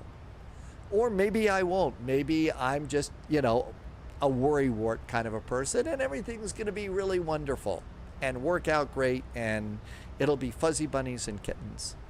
But I've tried to be very, very careful. You know, I'm grateful for the support that comes in, because that helps me keep the basic bills paid around Spy HQ, and we're going. But that's why I don't ask for anything else. Someday, I'm just too afraid someday I'll need it. And that's a long speech, but thank you so much for asking. Loviz already has a camera that you use for work. It is TikTok. It's an awesome community, and that's one of the things that, along with the crazy in the world and the way things turned out with, you know, my past job, past life, and career, that's why when I get up in the morning, I'm so grateful for this community. You know, there were some hard days. There still are, you know, after realizing everything that happened and being able to hop into this little cockpit of cool, you know, which I absolutely love. You know, the audio gear, the stream deck, the autopilots, and being able to pop that up. I really, you know, the community has helped me through some really tough days too. And I just look forward to it so much. And plus, I've been an airplane geek since I was probably 5 years old. I've always been an airplane geek. And this is, you know, for some of us, this is the airliner pilot career that we were never able to have. And so that's why I really like this. Flying Eli, thank you for coming in. Have a great evening. Appreciate you stopping by. Have a great night. See you next time. We're doing Geneva to Frankfurt tomorrow. Thalo, you've got the feeling too. So yeah, Tisak. No, it's not down the drain. And there are still many, many opportunities that we have to not go down some very, very dark paths, but hopefully not. Strawberry Chemist, welcome aboard. And Loviz, thank you for popping that in. You know, and those help. They really do. Simming is reality without reality. But Loviz, that was awful nice of you to pop in there too. So, you know, Tisak, Loviz, thank you both. And thank you for this awesome support. You know, I say it the same way every time. The awesome jet fuel in the flight plan, but it really is. And there really wasn't a flight plan. I'm kind of just made this whole thing up as I was going. Because I didn't have any, you know, they had no other place to turn except the spy flight. So it's been wonderful. And pizza. Okay, how we doing here? That got really deep. 626 miles to top of descent. Landing looks like we're still going to be landing at about 0108. We're doing pretty good on time. 7.8 is our fuel. We're all looking pretty good here. Uh-oh, I think we lost dogs. We lost dogs. Maybe there's a Bermuda Triangle here in Mexico, and dogs flew into the Bermuda Triangle and disappeared. And we are 2 hours and 34 minutes away from pre-ordering WinWing. Not that anybody's counting. I do see that every now and then, and again, if it turns out, TikTok, that at a certain point in time, you know, I do have to upgrade Stormy or something like that, I absolutely will. I absolutely will. And so we'll see. And until I've got the emergency and there's just no other place for me to turn, I just do not want to dig into, because your resources are probably just as tight as mine. And I never want to take that for granted. Dogs had to go and do something else. Okay. But it's a great idea, TikTok. And when that day comes, you know, it'll happen. But I am so grateful that you brought it up. Loviz, thank you for bringing that up too.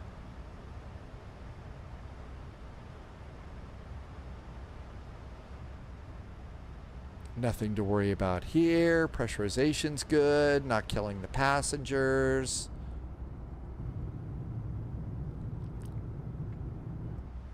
With, you know, low pressure and stuff.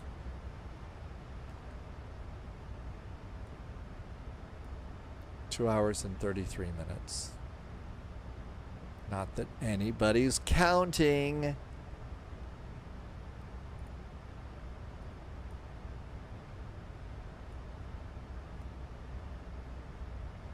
Coming into MMMX right now. Let's see what's happening in Mexico City. There are 8 arrivals right now and 4 departures in Mexico City. There's 1 departing. So FedEx 5050, American AMX 441, and then Piedmont Flight 120. Well, we're at the top of the arrival list right now. That will probably change as we get closer to the Mexico event. Tim Dog just got the Honeycomb Bravos, and you're not going to buy... Well, Tim Dog, you know, here's the thing about the Honeycomb Bravos. You can configure those in so many different ways. You can add, you know, people have done 3D printing to turn your Bravos into an Airbus throttle, a 747 throttle, a 730. You can really reconfigure those in so many different ways. And those look really, really good. I thought about the Honeycombs and went with the Thrustmaster, and then Windwing came along, and wow, do I like the Windwing stuff. Plus, I guess I've, you know, really become plugged into Airbus stuff. So, you know, that's at least the direction I'll take my home cockpit. Loviz says the best thing that I bought for flight simming are my Bravos. And the very, very special Scooby snack pouch that we talked about earlier. That'll be a good thing for your flight simming too. Must keep your co-pilot happy at all times. Irvy just did a resub. Hey, Irvy. Irvy had an internet outage and did a 33-month resub with Twitch Prime. Hey, Irvy, I know you only get one Twitch Prime. Thanks for using it here. Thank you for some nice jet fuel in the flight plan. Really appreciate that. Thanks. And thank you also for being here and doing some really, really awesome help with stuff too, moderating and all. Okay, so Tim Dog purchased the ProSim 737 Ultra Package add-on. So this is a Bravo. This is a look at how this makes your Honeycomb Bravo look like an Airbus, look like a 737. How about that? So the Honeycomb Bravos are really pretty awesome. Hi, Salt Lake City Flyers. We're going to Mexico City. Tim Dog also has the Honeycomb brand Airbus throttles. Strawberry Chemist, you're learning with the Phoenix and think, I would want this. Our pre-order's crazy. Irvy, thank you so much for being here. I think that those are worth it. I think they're great. So Strawberry Chemist, the Phoenix is really good. Are you talking about doing pre-orders with Windwing? And it's the way that most of us have got a Windwing side stick, a Windwing autopilot, and a McDo, and EFIS panels. At least that's what I've got right now. And all of them we purchased all of them with the pre-order, like you see here. They're not going to arrive tomorrow. I mean, it could be 6 months down the road. I don't think, they're not going to collect $267 from us today. They basically will, you'll hit the pre-order. If you can hit the pre-order and get through everybody else hitting the pre-order, at that point in time, you can, you'll then get an email that says you have 48 hours to pay us, and then we ship. And that's the way it works. And I don't know anybody that has had a problem with that at all. Salt Lake City Flyer would like, I don't know if we want to go to Salt Lake from here. Really the only thing I've got on the flight plan right now is Geneva to Frankfurt tomorrow. Yeah, this one doesn't move fast. Usually, I mean, in 2 hours and 27 minutes, all the flight simmers are going to be slamming in here, at least those that want this. They're going to be slamming in hard and fast. So the pre-orders will probably go by quick. And we'll see what happens. But we've never had a problem with it. Some people have a hard time getting through.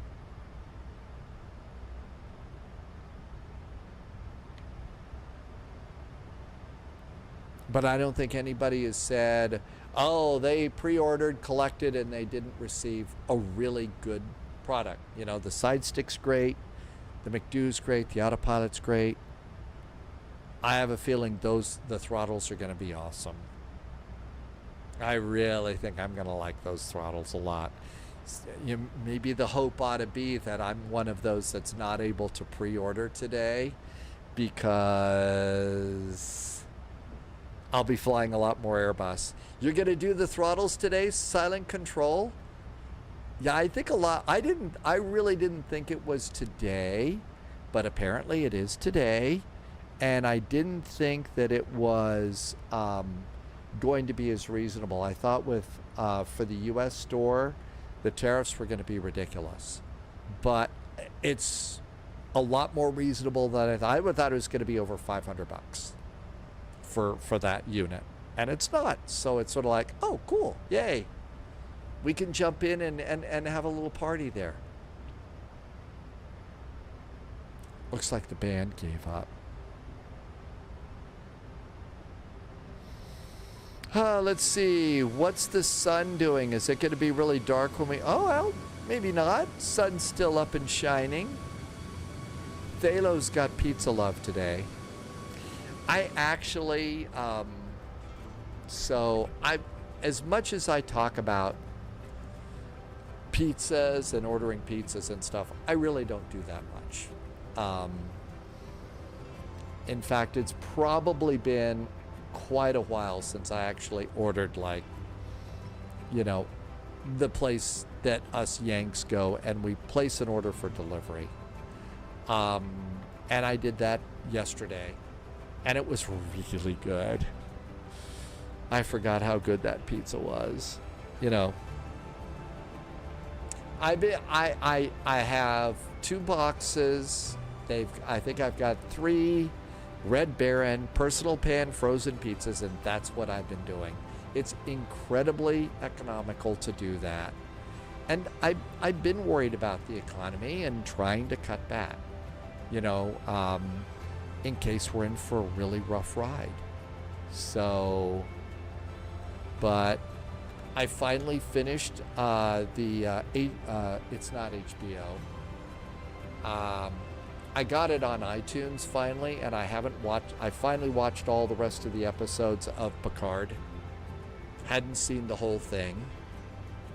And I was watching those, absolutely enjoyed it. It was great. And at that point I just said, you know what? It's time to enjoy pizza for all this. I had already seen enough of the last episodes to know what was going to happen, to know that the Enterprise D was coming back and stuff like that. And it was good to see.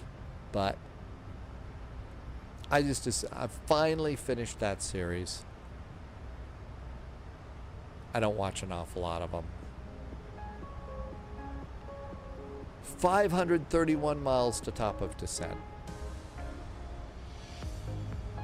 2 hours and 23 minutes.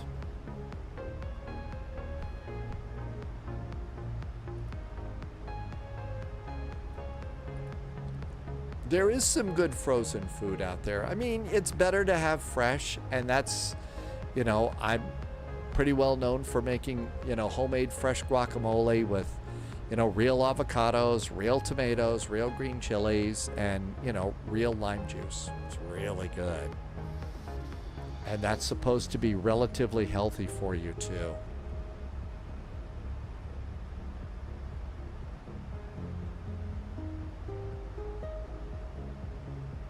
Nothing to worry about here.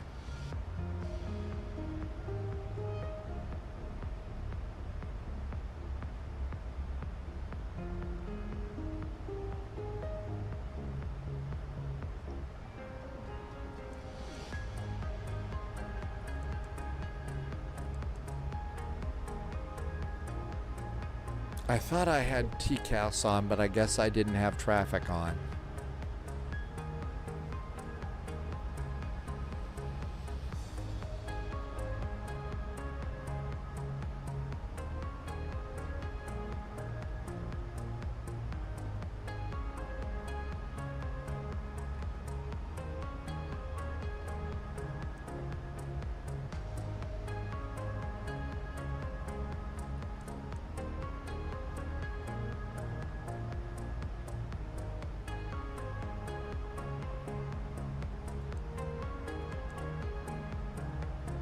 Predictive wind shear failed. I'm just messing around with the weather radar.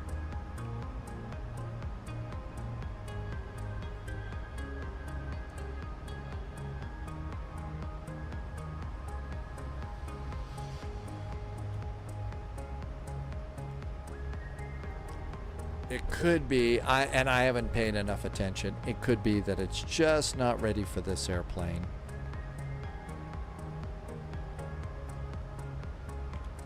But that's the cool thing about flight simulators is we get to play with all the buttons. Let's see. Dogs is back.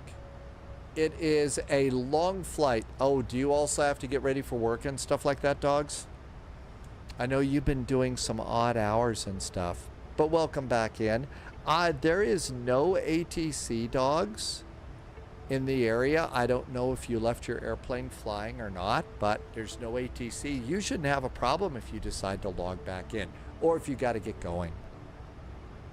But yep, there's nothing going on here. It's quiet in Mexico.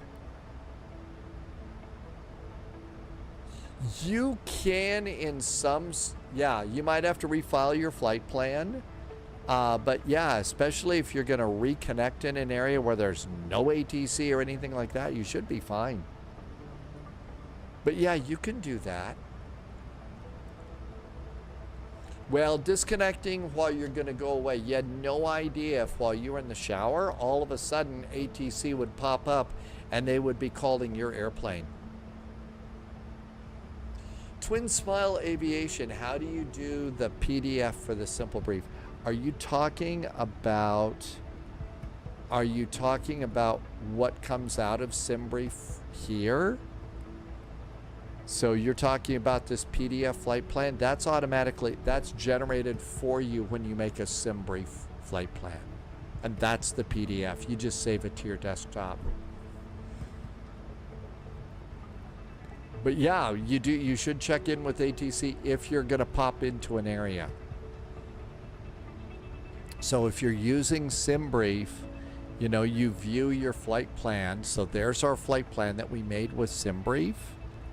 And then what you do is you can come over here and hit View PDF. View PDF, and that makes that flight. And then what I do is then you just save it to the desktop. And I have one that just is labeled, I have a PDF file on my desktop labeled Current Plan. So if I go and there's everything, I'm going to say download and current plan, just double click over it. And now that flight plan, and you can see all my flight plans and stuff that I've saved for today's flight. And that's how you get that out of SimBrief. And then there's the pre-file tab. And that's how it's done. Hopefully that helped.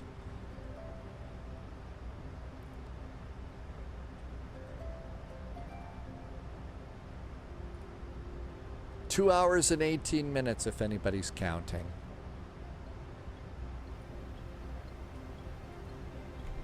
We may have to order pizza for the waiting for the Win Wing party. Looks like I picked the wrong week to quit smoking and drinking and amphetamines and sniffing glue and all the other things that Lloyd Bridges said over in Airplane. Loviz had a KLM 777 Connect coming into the event almost on top of me a couple months ago. Yeah, see, that's not cool. That part's not cool. You don't, you certainly don't connect on somebody, on final approach in a controlled event. That's just really rude. That's more rude than spawning on somebody at who's already on VATSIM at a gate. He was coming in from Amsterdam, so it was a long haul and stuff, and I understand that, but they should have connected a lot further out, not on final.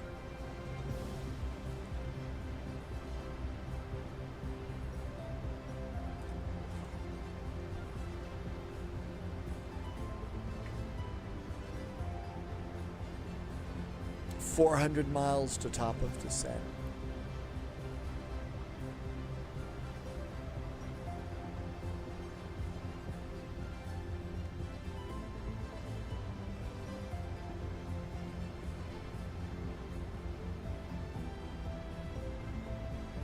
Looks like everything's in pretty good shape.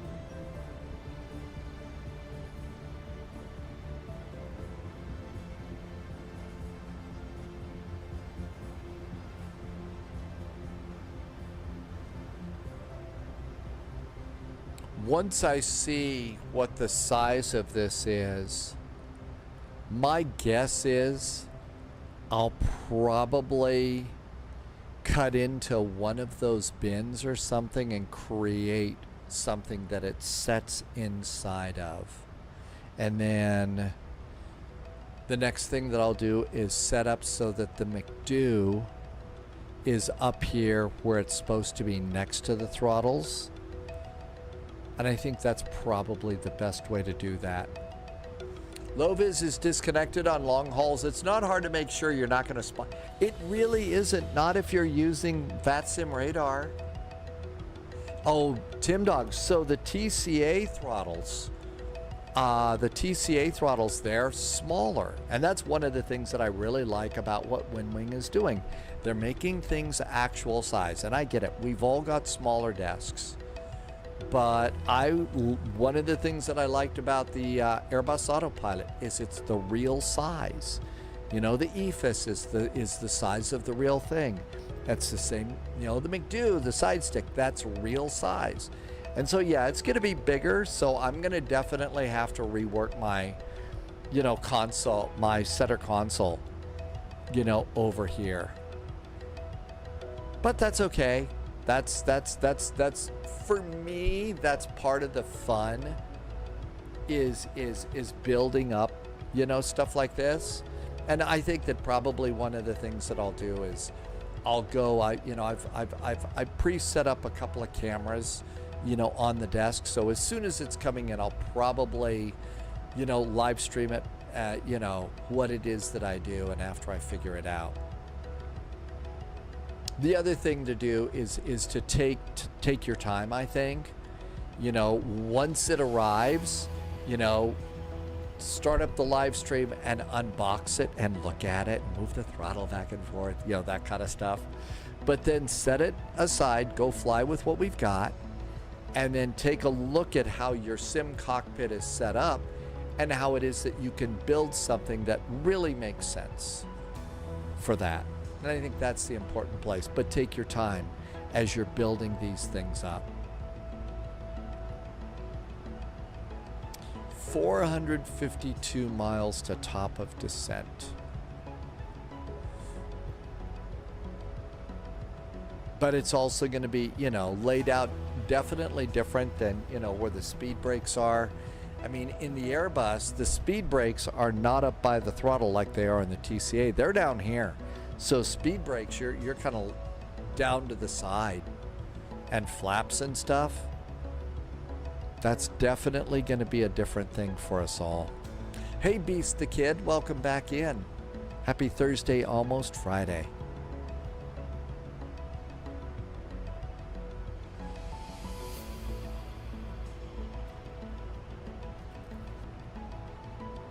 Is there any way to configure the throttle in the Phoenix A320 to match my actual throttle?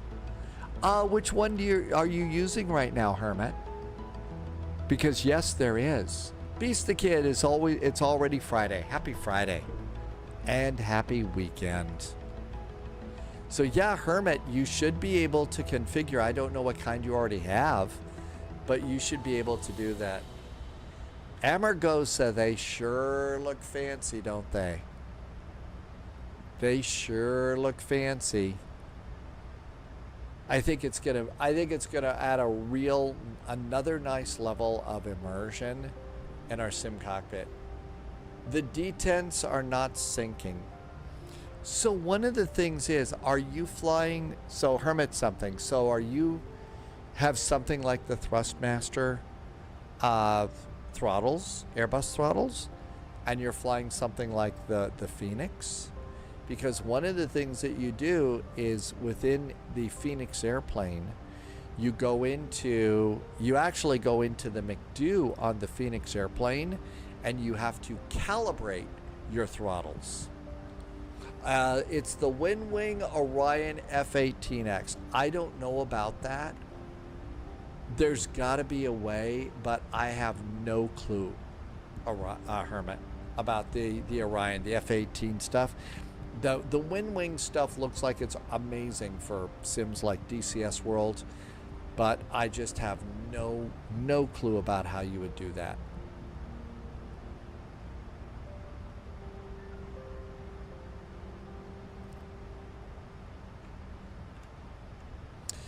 Let's see. We are 563 miles away from Mexico City.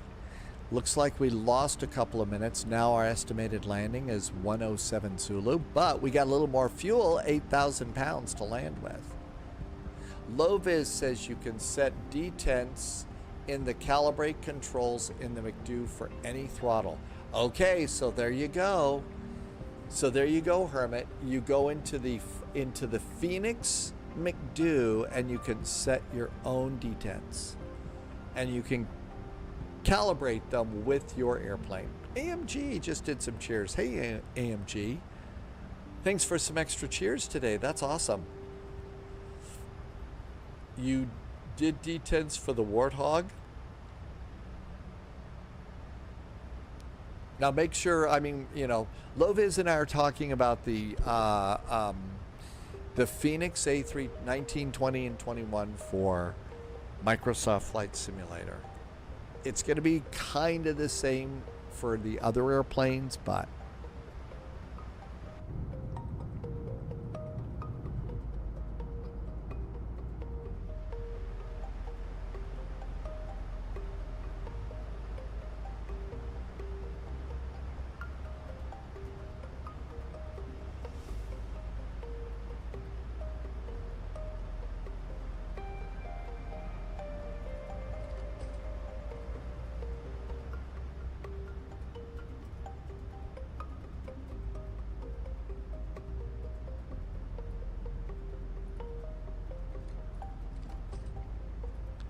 gonna have to excuse me for a second here.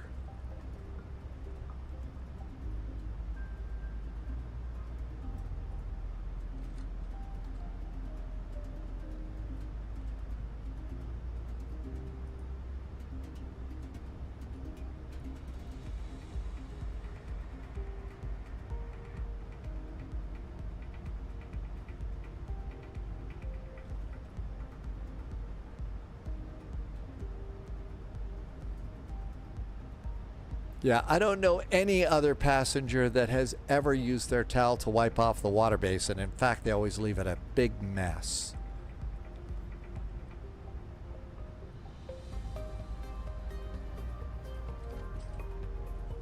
Okay. There we go.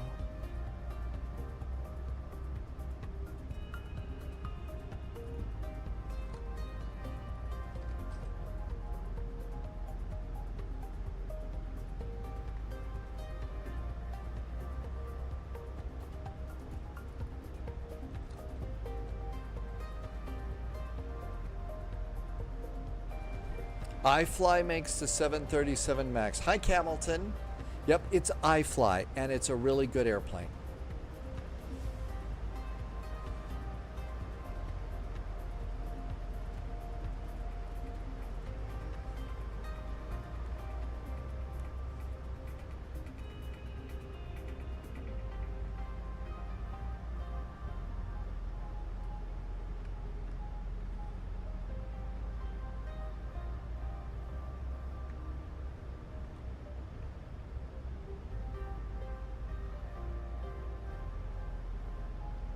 Everything's good here.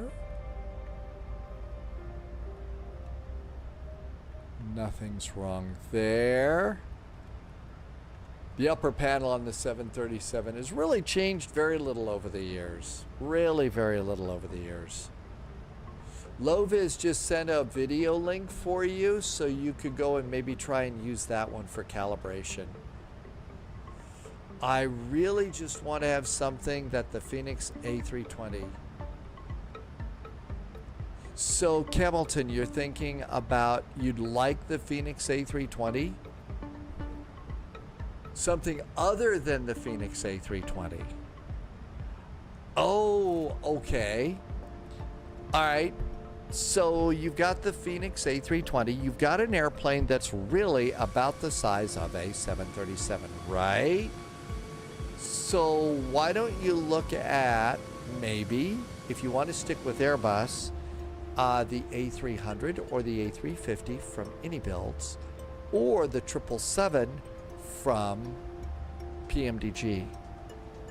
So you've got the A319. You've got an airplane about this size. You can fly, you know, an A320. But you don't have any, you know, the A320 is not going to make it across the pond. So maybe look at the PMDG 777, or one of the other bigger airplanes. There is a hurricane heading to North Florida. Manafee says no school. What are we talking about? What's the National Hurricane Center? Are you talking about this little guy here? So this is a disturbance. There's a 1 in 90% chance.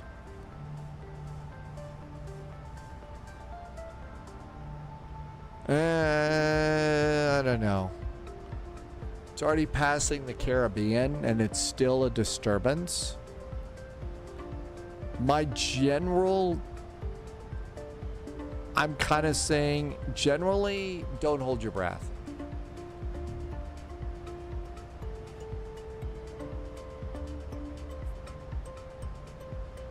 Twin Smile Aviation. Can you post like over on Chit Chat or something? Say, hey, I'm having a hard time with something over on Discord. That way they'll see it. Can you post anything, Twin Smile Aviation? Hamilton would like to learn Boeing planes, but you know the A320 better. Look, it's really kind of hard to be able to handle the different airplanes and set them up. You know, I do this almost every day, so I can set up a variety of airplanes. I'm not doing it 100% right, as some of the real pilots will tell you, but I can get them going here. But these are really complex. So I think, you know the Airbus A320, and I like the Airbus a lot. I think that, play with the Boeing for a while. If you decide to do the 777, do a cold and dark flight with somebody like A330 driver or something like that, and realize that your go-to plane is going to be the A320 for a while, but also realize that the learning curve has really changed in flight simulators. It's not something that you can turn on Flight Simulator and be 100% ready to go fly in a VATSIM event in a day. I mean, really, it's just not possible anymore. Maybe if you're a real world pilot and you can fly these things, but it takes some time to learn them, and it just takes a little time. you should be able to do just fine. You can't post anything because you don't see the channels.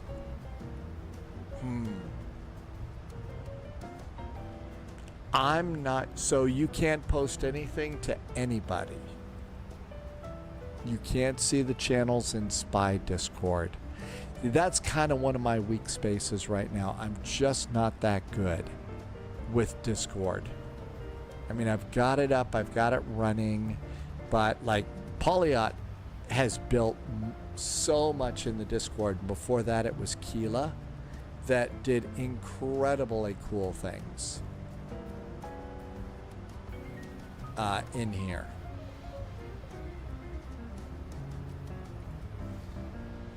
I don't see anything there. Oh, Agent's back. Oh, she's posting something about SSD issues. Agent Bravo 7 posts some cool things over there about computers and stuff. I wish I had a better answer for you, Twin Smile. It could be that something went wrong with your verification. You know, if you're too young or something like that, that's going to cause a problem if you can't meet the age requirements. And that wasn't something that, you know, any of us really wanted to set up, but the rules changed, the laws changed. It's much stricter, you know, in some countries. And unless, you know, we want to turn off Discord in this country or that country or everything else, we kind of have to deal with what's the most strict rule and meet that level, that requirement. So it could be you're 18. Okay, well, if you're 18, Twin Smile, you should be able to do that. So I'm wondering if something didn't go wrong with your verification process. PMDG will be releasing the 738 for 2024 soon. Loviz just said the 4-letter S word. Soon. 346 miles to top of descent.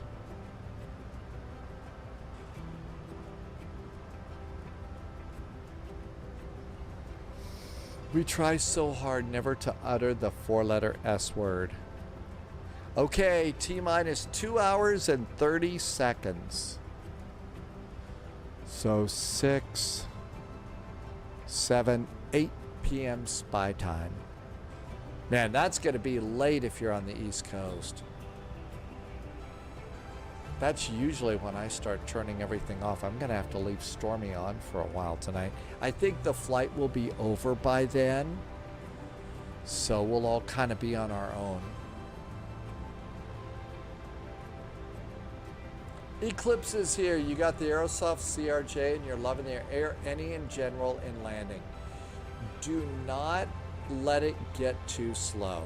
Okay, if you go into the electronic flight bag and the airplane says for your landing speed should be, you know, 135 knots, set your bug at at 140.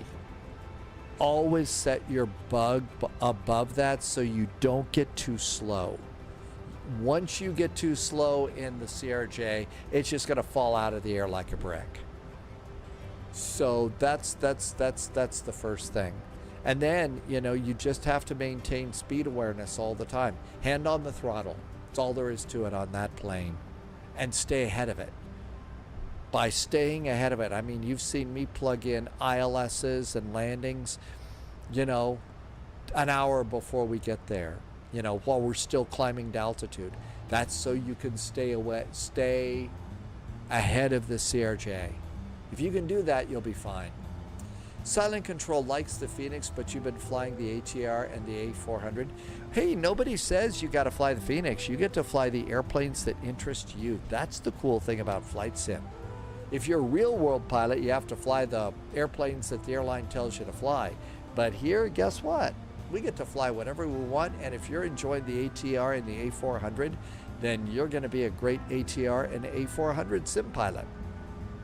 Hey, Ninja Boy, welcome back in. Sphinx Music, a lot of people, you know, you never realize what a lot of people's age is on the internet. You've pitched up and you flare, but no decrease in the descent rate. Yes, the Citation is a fabulous airplane. Dogs is back on VATSIM radar. I also really think it's important on the, there's Dogs. Dogs made it back in. How about that? Yay. It can be a bit of a brick, the CRJ. You know, it's not a fighter jet. It really isn't. And so I also, when I'm flying like the Airbus and everything, my control movements are really very small. Really small. And then it's going to be the same. And I also think that as simulator pilots, we pitch way too much. I know I do. I'm always over pitching up and over pitching down. I'm a sim pilot. I'm looking at a computer screen here. It's tough to get a feel for that sort of thing. And that's the hard part about being a sim pilot. So that's another thing about, you know, the CRJ. Not over, because you really can. You can over control that thing a lot. I usually fly the 550, which is a 700 but fewer passengers. That's what United's going to fly up to my town.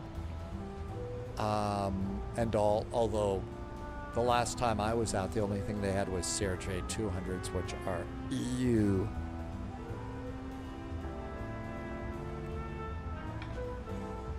But usually for flying in the US, I'm going to fly the 550, which is a 700 but 50 passengers. If I'm in Europe or Canada, I'm usually flying the 900. So Air Canada Jazz flies the 900. Lufthansa, whatever, City Hopper, CityLink, they're flying the 900. Air France Hop flies the 1000. So I try to fly the appropriate size airplane for the appropriate country.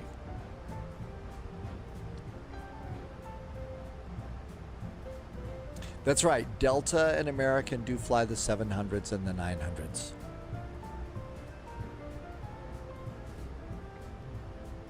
Nobody's really made a 200, thank goodness, because I don't know that I would fly that because I've been a passenger in them so much, and I'm really not thrilled to be a passenger in the CRJ 200.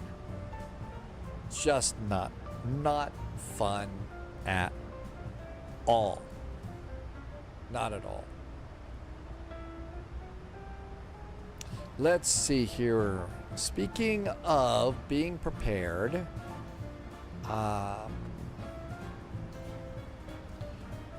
let's see. Loviz says, let's start putting in some frequencies here. That's the secret to flight simming. In these two-person cockpits, and we're one person, so 109.1.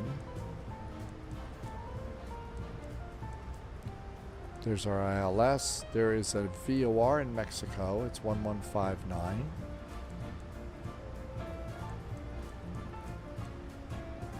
That's going to give us 2 DMEs to Mexico City. Inbound course is going to be 055 degrees.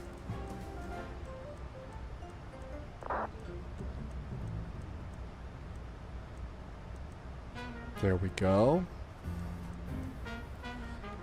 Minimums for this runway are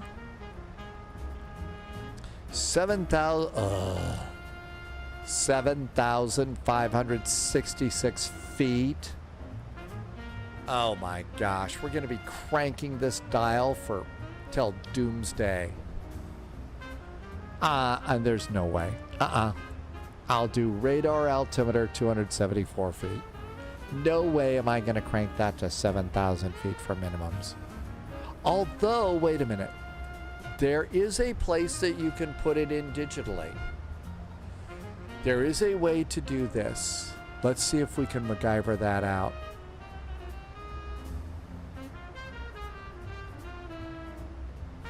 Maybe on the forecast page?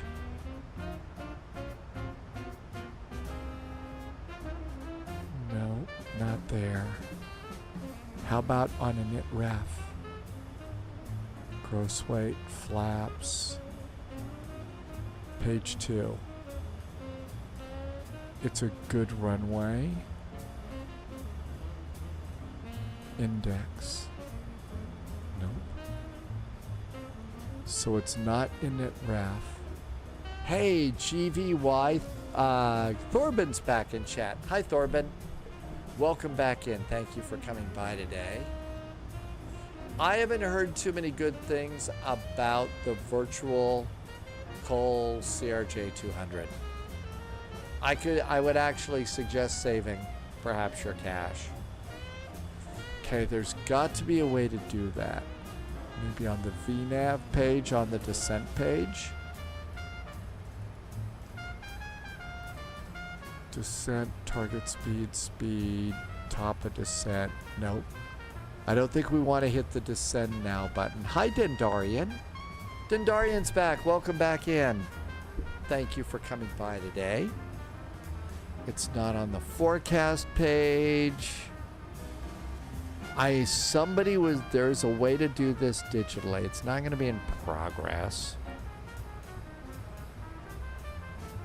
No. I don't think it's going to be in there. And I've heard maybe we don't want to do this. ATC, that's just blank. FMC, we're not going to do a hold. Oh, we could do our fixes. Maybe that's not, maybe I've got it wrong. MMMX. Let's do fixes for the runway. They're easy to do in a Boeing.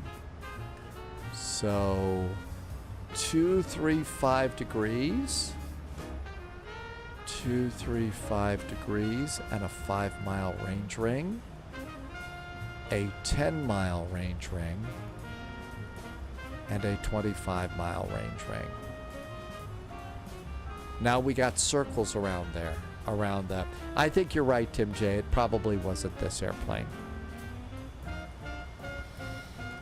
Okay, so that means I'm going to do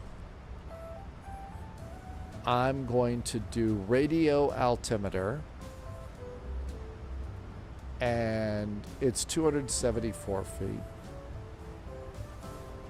That's going to be far less cranking this dial than anything else. Tim Dog is doing Dallas Love to Orlando. Are you going to the Harry Potter place? Are you going for Butterbeer? 274. Oh, no, it's MSY. That's New Orleans, not MCO. You're going for... Tim Dog is going to get gumbo and mint juleps. 274. So we'll just do radio. We'll do radio. I don't see anybody up online yet. Let's go to airports. MMMX. Weather. Here is the latest METAR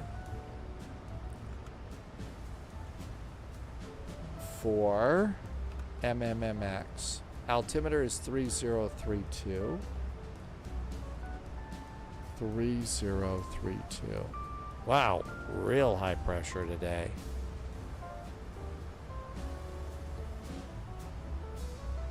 Okay, zoom in close, take a look at your numbers that you put in. Radio altimeter 274 for minimums, 3032 for the altimeter when we come across the transition.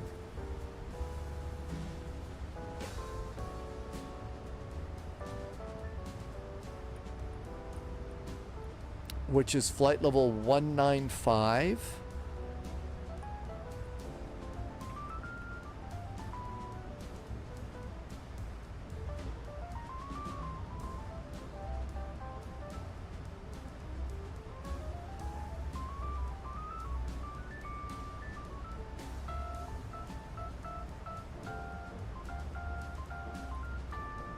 Transition, flight level 195.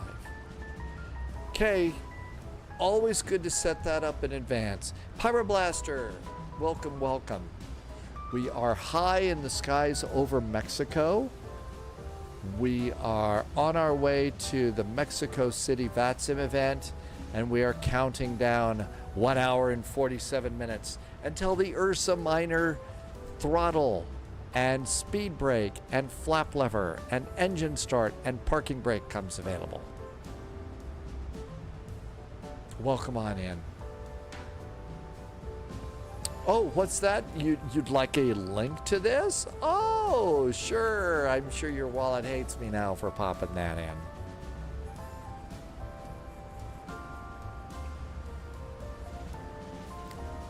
Not sponsored by them, just being real bratty about it. 35 miles out. Yeah, Pyroblaster, I didn't think it was today. It is today. I didn't think the price was going to be that reasonable, especially here in the United States, but holy moly, it is. I mean, we may, you know, I think that's just great.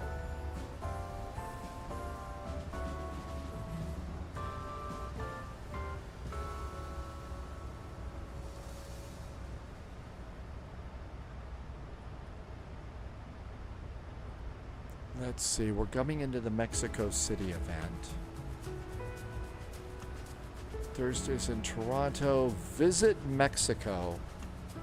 Visit Mexico is 1:30 Zulu to 4 o'clock Zulu. It is now currently 0013 Zulu. We're going to be landing about 25 minutes before the event begins. Oh, well. Oh, well. That's okay. It's getting late. Thursday's always a little harder on the voice, so. Our first flight tomorrow is Geneva to Frankfurt.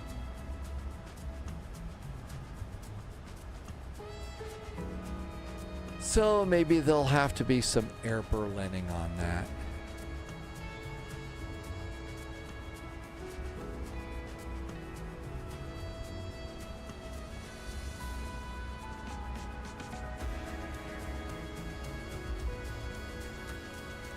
Let's see, we don't do above and below on this transponder.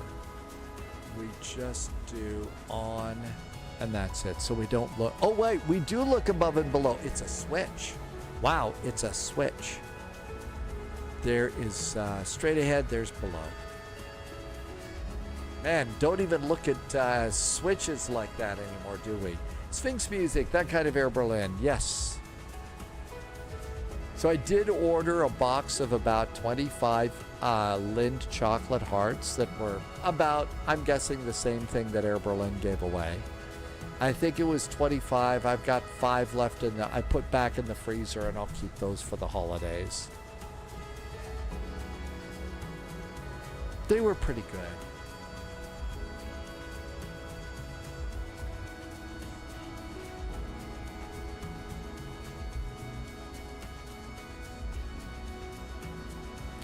Pyroblaster. Oh yeah, my guess is your cost in the UK will be lower than the US cost too, so that should be good. Is it about an hour or so away from it being released in the UK, Pyroblaster, for pre-order? So is it the exact same time, or are they kind of staggering it around the world? So it's $265.52 US dollars. You can tell us what the UK price is.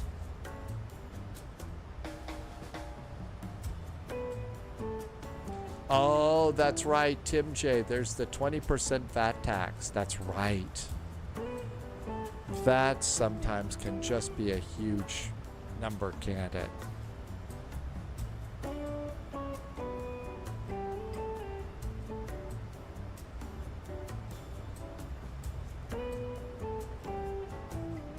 Okay, it's going to be 250 pounds, and it releases at the same time. Thorben, in Germany, the pre-sale starts at okay, so it's the same time, and it's 233 euros and free shipping. I assume that it's free shipping here too for us. I don't really know if it's free shipping in the US too, or there'll be a special shipping fee. Man, this looks really nice. They've got some nice backlighting.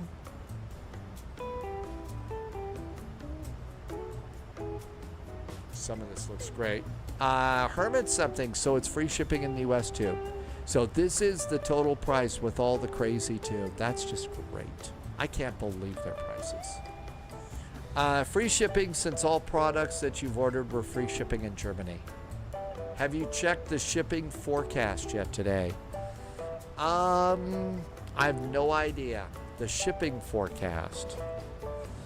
I don't know. It could be that forecast would be considered full of ship. That's pretty good, right?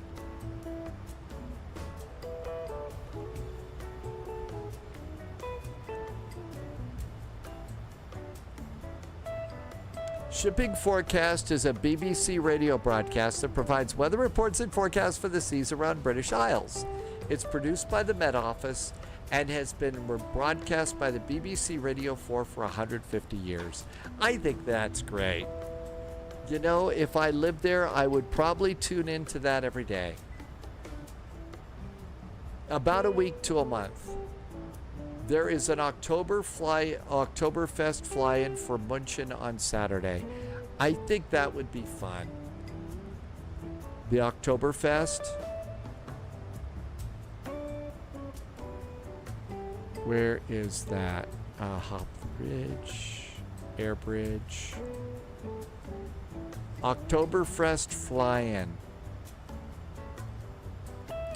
Buckle up and get on board for Oktoberfest. Munich opens its doors and welcome guests. 1600 to 2100 Zulu. Yeah, we ought to do Oktoberfest. Especially since I've got an Airbrow mug now. Now that there's an Airbrow mug, we ought to do that.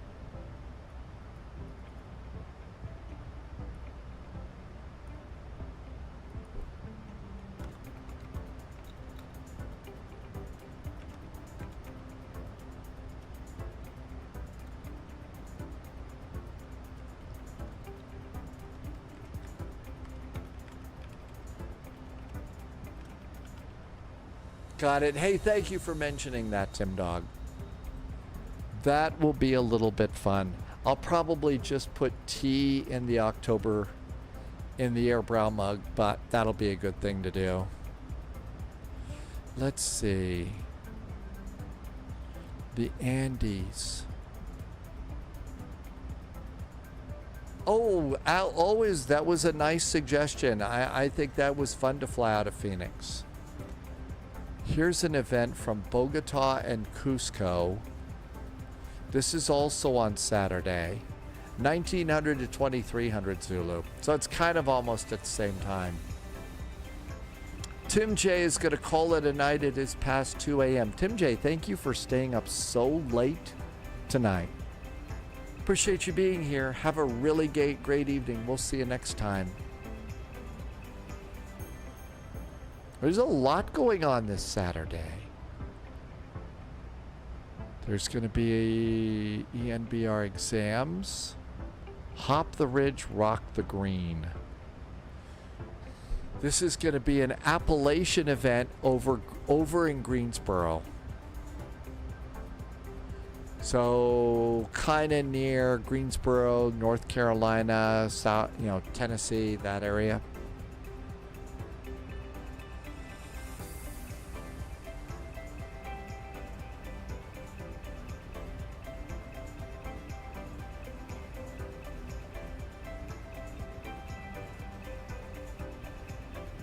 One hour and 38 minutes if anybody's counting.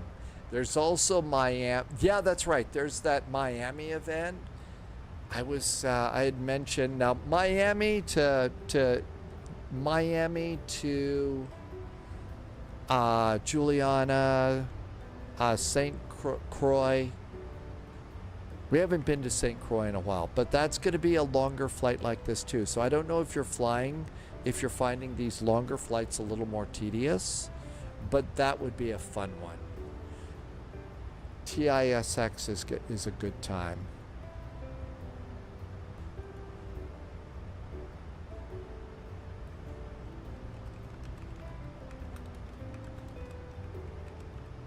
And as I recall, St. Croix's got a relatively nice little airport. All right, this looks good. No problems here. 155 miles to top of descent. We're all set and ready to go. I think now would be a good time to stretch a little bit. Sometime in the next 90 minutes, make sure you've got all the things that you need at your apartment. Yeah, you know, buy your web browser for this. Hey, Wig Bill. The update for the Airbus A306 was really good. It was a good update. I think the airplane flies better. I haven't heard anybody complaining about it. And they added Lido style charts to the McDo. Yeah, I'm much more Miami over to Nassau or down to Key West. I think the stuttering's better. I did notice at one of the airports that we departed from today,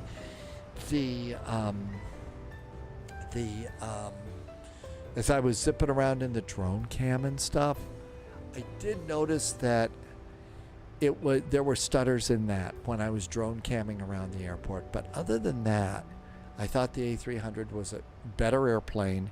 And again, the fact that they made the Flight Sim 2024 Lido style charts available in the McDo was great. You can stack up your charts the way we like to do.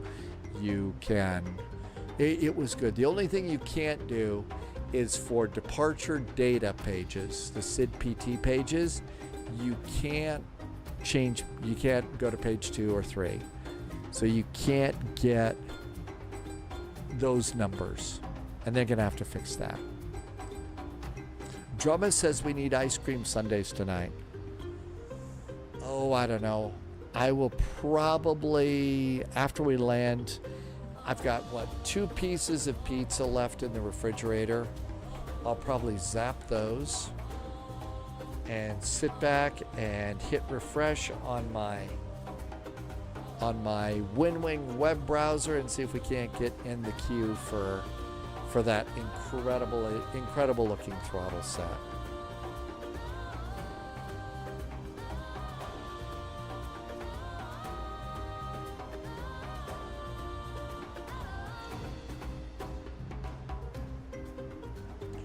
Drum has been watching Alien Earth. Oh, Loviz across the pond? Loviz had a blast, and the food pictures that Loviz posted were amazing. I mean, really, the pictures that he posted made me want to go and get on a plane. Some of it looked great. Loviz also was posting pictures for I think it was your trip to Mexico City, and boy, some of that Mexican, that was just amazing looking.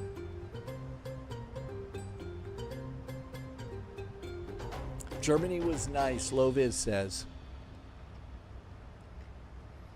Uh-oh, a top of descent dot has shown up. No hockey sticks in this airplane, it's a dot and a TD.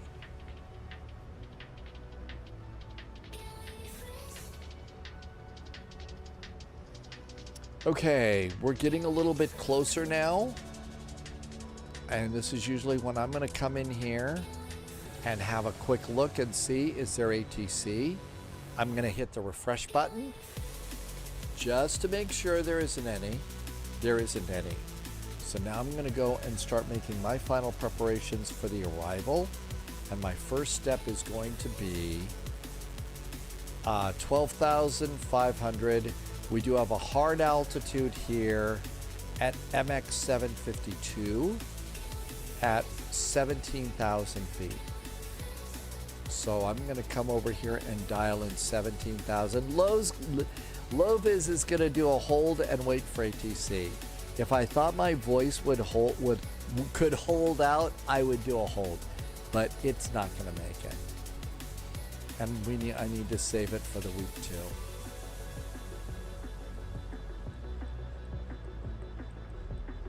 Low vis says to still expect them to land on 5 right. That's great. Thank you for checking. I think low vis doing a hold to land in Mexico City is awesome. Well, I think they are Pyroblaster. I don't know if you had a chance to look it over. This is the complete unit. And this is where the throttle and the parking brake and the throttle speed brake is going to be. And there's the start levers. So all of this looks really, really good.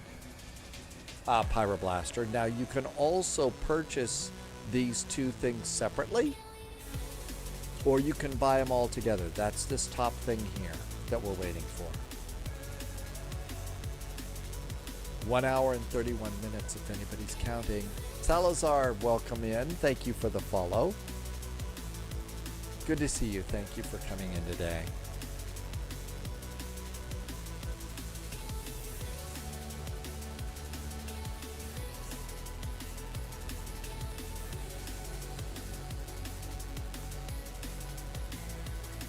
I just got logged out, by the way.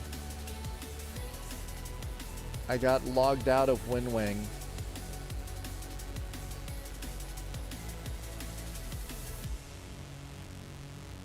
Make sure you're logged in before the party starts. Oh, how to mount it to a desk. So that's going to be a hard thing to do. I mean, my hope I think that they're not saying that they're going to do this. I have a feeling that eventually they're going to start making some sort of a pedestal that we can put all this in. I don't know for sure. I've got no inside information, but all of their pictures shows stuff like that. Maybe in 5 years. Maybe in 5 years, I don't know. So I'll do what I usually do. I've got these Rubbermaid,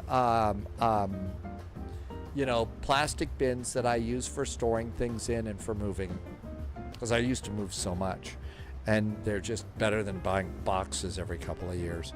So I've got a bunch of these. I can make them as high or as low as I want, and so I'll just figure out a way to set it on those boxes, and it'll work great. I think, yeah, Thorben, actually this event in Mexico City could probably start about an hour earlier. Maybe. Yeah, the throttle could sit on your desk, Florida. You're right. Yeah, you could just set it on your desk. I mean, that's what I'm going to do with this. I'm going to set it on this little cargo thing, on these, it's a Rubbermaid plastic bin. And then I might, like you just said, Wig Bill, cut a couple of holes in there so I can put the screws up through there and mount it so it lands, so it sits there. And then go at it like that. I don't know. I think that the hard thing is I think you just have to sit back and wait. Wait till it arrives and see how best you're going to be able to make it fit into your sim cockpit. What you've got at your home. And I think that's the best way to do it.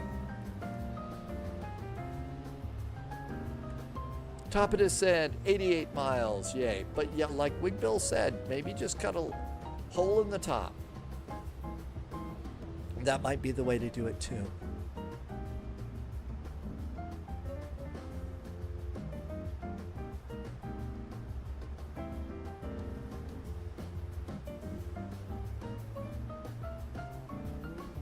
Everything looks good so far.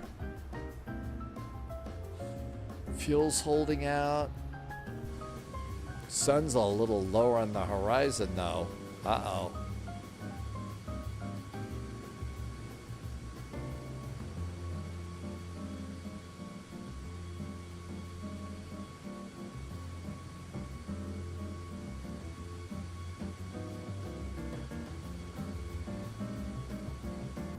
Well, Big Sexy Griff, that's a great idea. You know, go ahead. You know, one of the things is take a look at you can go online and there's some places that I know have the dimensions of an Airbus pedestal. So, and I think there's a place that has the dimensions of a Boeing pedestal too. How high off the ground it is, how wide, how long, you know, is it tilted a bit? And you could go and build out of wood or something a home pedestal like that.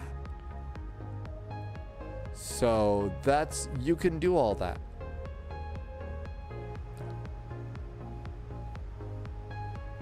Dogs. I think I'm Aero Mexico dogs, so I'm going to Terminal 2.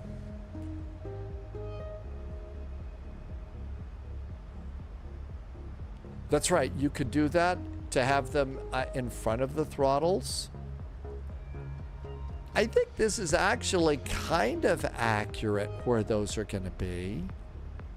I mean, I don't know exactly how this is going to be, but this is not a bad setup here. And it's all modular. So one of the things that you can do is as all of this changes and as more components come available, you're going to be able to, you know, take this module off that has the speed brake and the flap lever and put those in, you know, more accurate places. But for now, I think that's going to work really good. I think it's going to work really good. And it's going to have the feel of an Airbus side stick and an Airbus throttle. And I think they're going to be a lot tougher. Big Sexy Griff, yes, we've got to have cup holders. They are going to release a gear lever pyroblaster. Hi, Canadian Aviation, welcome aboard. Eventually, they are going to release, they're going to do a radio panel. They're going to do not only the radios, but an audio panel too.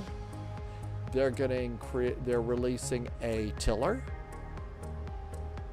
They're also going to do a landing gear lever and a clock and some stuff over here. Scripted PR just hit follow on the channel. Hi, Scripted PR.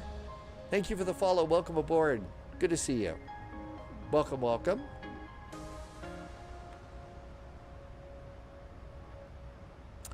Pyroblaster, I think we need Roy Scheider for us to come in and say we're all going to need a bigger boat. I think we're going to need a bigger boat. Big Sexy Griff, you were able to pre-order yours? Wow. Canadian Aviation, yeah, you do need a decent microphone. The throttle handles vibrate and rumble. Yeah, I think they do. I think that, you know, our side stick rumbles a little bit too. I don't know if it rumbles using MobiFlight. I don't remember. I have to remember that. I didn't fly any Airbuses today. I'll have to see if that happens when we're flying on MobiFlight. It could be we're also going to have to put MobiFlight away for a few days until it's all set and ready, and we'll have to use SimApp Pro.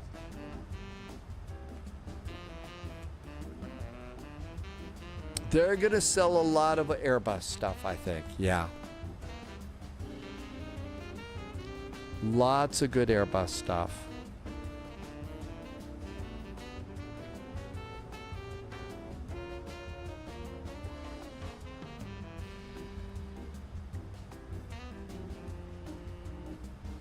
I feel like the clouds have been thickening up just a little bit, maybe.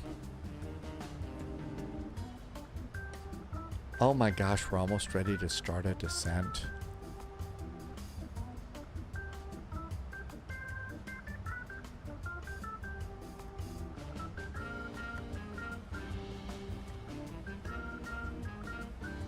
Loviz says that it rains almost every night in Mexico City. Yeah, there's this little canyon up the road from Honolulu, And it was near the university when I got to go out there when my mom was doing a guest summer instructor kind of a thing out at the University of Hawaii. And she, so we were all staying near the university there. And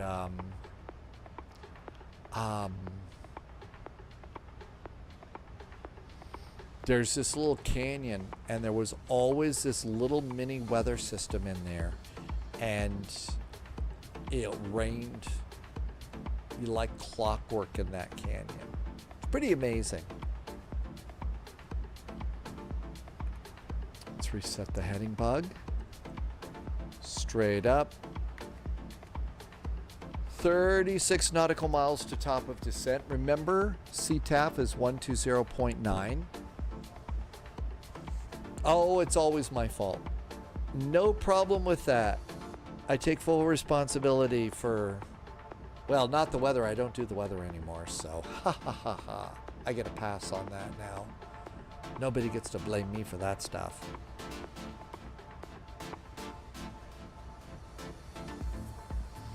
Let's see, runway.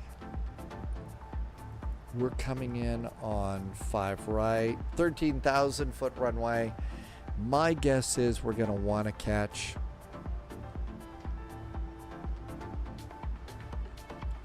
well, it looks like they're also looks like echo maybe. So auto brake's low. It seems to be pretty long, and it's not going to be that busy at the time. So I'm going to go auto brakes 2. There we go. Oh, I never made it. Nope. I just would barely do the forecast. I would never do the, I would never, you know, we had no special weather controls. I was just a muggle. I was just a muggle forecaster. So I could not swish and flick and make the weather behave.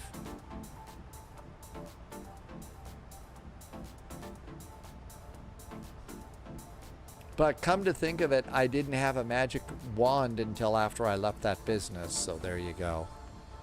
And I found a place that made exact replicas of each character's wand. So I was able to get a replica of Harry's wand. It doesn't work very well. I haven't been able to Leviosa anything. Even after a couple of glasses of like wine or other adult beverage, there's no Leviosing that seems to work, at least not with this one.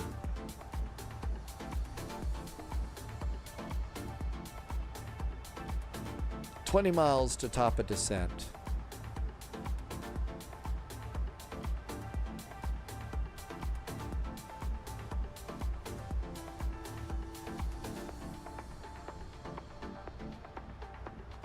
I think we're done with I think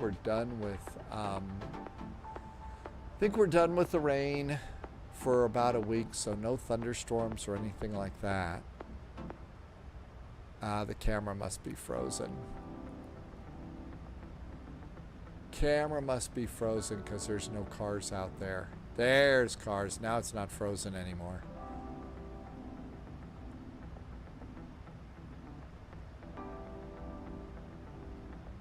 And still smoky. Can't wait for that to be done. It is 1:40 a.m. I know, Pyroblaster. See, it's only like 7 or something for me, but I'm thinking about you know, if you're in the UK, the EU, that's going to be like freaking late. I almost wonder if it wouldn't have been better if, you know, for people purchasing it, you know, in the different, you know, the EU webpage, the US store, and that if they just wouldn't have staggered it a little bit easier. Maybe that's just way too much logistics for trying to roll out something like that, but I really wish they would have done that. Beast the Kids, so with Pyroblaster and Beast the Kid, it's 1:40. So a little bit late tonight. Thanks for staying up late with me. How long until it goes on sale? Thanks for asking, Pyroblaster. Not that we're counting, but 1 hour, 17 minutes, and 39 seconds. Tick, tick, tick, tick, tick. We're all just waiting. Holding our breath. Holding our breath and can't wait. I'm really, like I said, I'm blown away at the price. I thought it was going to be double that. I thought it was going to be double. And 3.2 miles, almost time for the airplane to start our descent into Mexico City.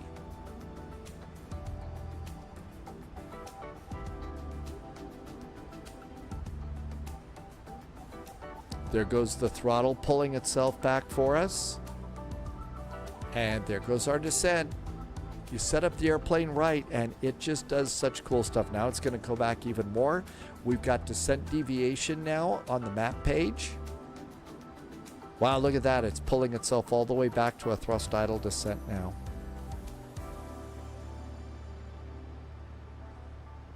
Big Sexy Griff, an hour and 15. Is it already? It's 1 hour and 16 minutes and 24 seconds at Spy HQ.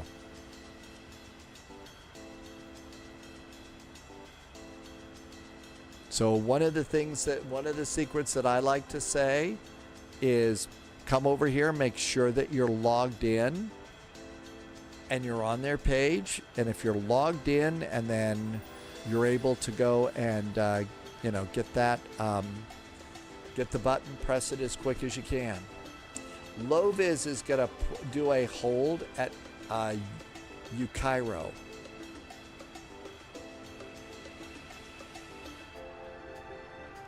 That's a good idea. Loviz is going to stay on a little bit longer. I'd stay on and do the hold too, but my voice really is starting to be a little bit harsh, so it probably doesn't sound that way, but it feels that way. Dogs, Loviz says in the real world they are landing on 05 right. 05 right.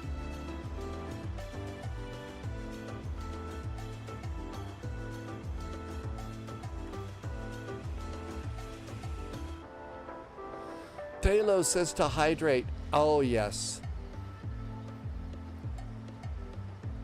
And I will say that Spy Tea is really pretty good. Thanks, Talo.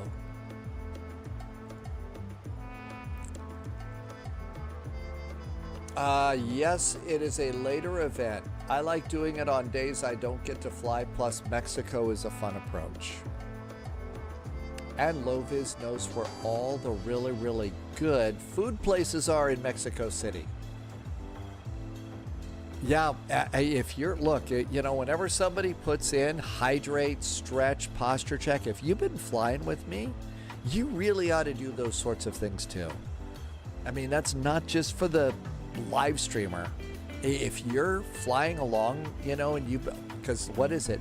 This is hour 6, almost hour 7 of our flights. That's a long time to be sitting in a chair. I mean, I do a little bit of moving around and a little kind of silly workout stuff before and after the live stream just to move around a bit. But you need to do those sorts of things too if you're doing all these flights with me. It's not easy on a body. That's part of the reason why A, pilots get really comfortable seats, but B, there is a limit to the amount of flying they can do. Pyroblaster, apparently these are the total price for everybody.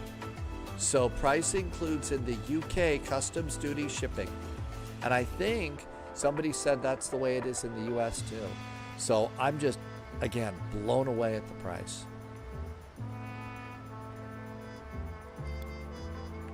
And super grateful. I mean, Yeah, Loviz was checking out the airport with FlightAware. I mean, this is usually the place I go to check. Oh, look at that. We've got weather. So, yep, you can see the runway right there. That's what they're doing. 3 cheers to WinWing for being able to roll out such a cool product, such an awesome, cool product here and stuff in the middle of this, you know, international trade chaos that's going on. Absolutely well done, WinWing.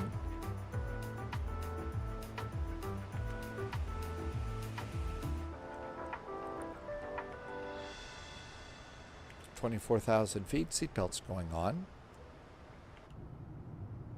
And if you come back into the cabin and look up, oh my gosh, the seatbelts are on.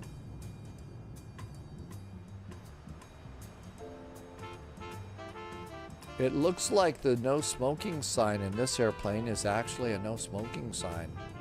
Yeah, it is. Usually I think they have the no smoking signs just hardwired on now. But pilots will use the no smoking thing here as a way to decide, you know, what's the status of the cabin when they're always on. Pyroblaster, you look at their videos. I mean, you look at their videos and the products that they're talking about, whether you're Airbus or Boeing, you're going to have some nice stuff on your desk. And in my case, like I can get along with what I got right now and be really, really, really happy. I mean, I'm doing great. I think it's going to be fun to do this, and I quite frankly did not think I was going to be able to pick this up right now. But I think that's great, and it's made me better on VATSIM. And you know, you'll see, you know, perfect example of that when we go and we do Frankfurt Friday tomorrow. I'll be in an Airbus using the autopilot, and the autopilot means, as I've said, I can react to ATC commands to turn right, turn left, go up, go down, speed up, slow down, so much faster with the physical autopilot on my desk. So it's made me better on VATSIM for sure. Maple Leaf is back with a resub. Maple Leaf, thank you for the resub and some awesome jet fuel in the flight plan. I really appreciate it. Thanks, Maple Leaf. Their pricing is unbelievable, Pyroblaster. I'm blown away by it. I mean, first of all, the side stick has been I fly it 3 times a day, 5-6 days a week. And the side stick is still just like the day it was new. The autopilot is great. Apparently there's been a problem with a couple of the knobs popping off, but other than that, the autopilot and the McDo are solid, and the price blows me away. So again, like we're all saying, 3 cheers to WinWing, and I'm just super grateful that we're going to be able to do this. Big Sexy Griff did the Say Intentions 777, and you gave yourself a C-. Look, Big Sexy Griff, don't grade yourself too hard. This stuff is not easy. I mean, despite the fact that a lot of people look about a mile down their nose at flight sim gaming and stuff like that, what we're doing with these extremely advanced airplanes and, you know, this extremely advanced ATC is absolutely amazing. It really is amazing what we're able to do with it. So, holy moly, Big Sexy Griff, give yourself credit and keep going. Eric West, Eric, yeah, I like my WinWing stuff a lot too. Yeah, Pyroblaster, they're going to do a tiller. I'm looking forward to the tiller as well. Loviz uses the Airbus FCU in every plane and the Boeing in a lot of planes. Loviz is using the FCU right now in the F-28. And as we always like to say, Loviz is not fucking around with any of that FCU. But you have to be careful the way you say it or somebody might get mad at you. Okay, there's our turn. We're going to do a slowdown. I got my speed brakes out right now. So speed brakes are out. And we're caught up, but we need to get our speed down to 250 here.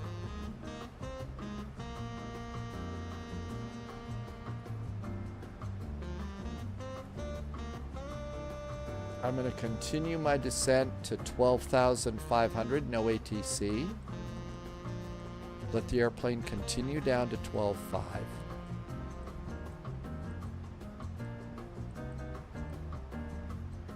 There we go, that looks good. You're using the Honeycomb Bravo altitude dial. Yeah, that low-vis saying the altitude dial that popped off is a little scary. But then again, since the day I took this out of the box, I've been trying to really just be as gentle with these as I can. Okay, we're looking pretty good here. There's low-vis is in the hold.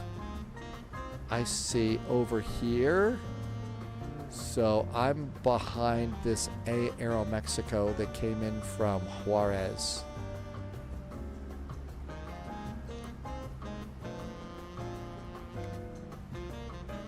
Okay, speed intervention. I want to slow down to give that airplane a little breathing room. Nobody is behind me, so that's good. Speed's coming on down. Let's go ahead and do flaps 1. Flaps are 1, speed brakes away.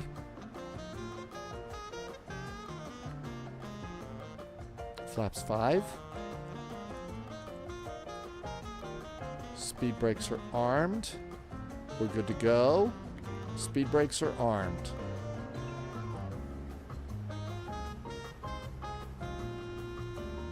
Smokey Dave says the F-20, it is a very well done airplane. I know that some of the, cockpit textures look a little primitive, but there's a lot under the hood of the F-28.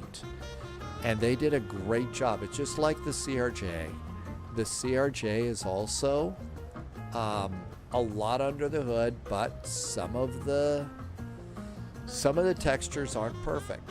But they've modeled so much, and it really is nicely done. Yeah, the CRJ is my fun little commuter, and it's also, what I'm using most of the time right now for my commuter ops until the E-Jet is better. E-Jet's a fun challenge every now and then. I wish it was ready to go, but until then, just, that CRJ has been such a solid little airplane. Okay, CTAF.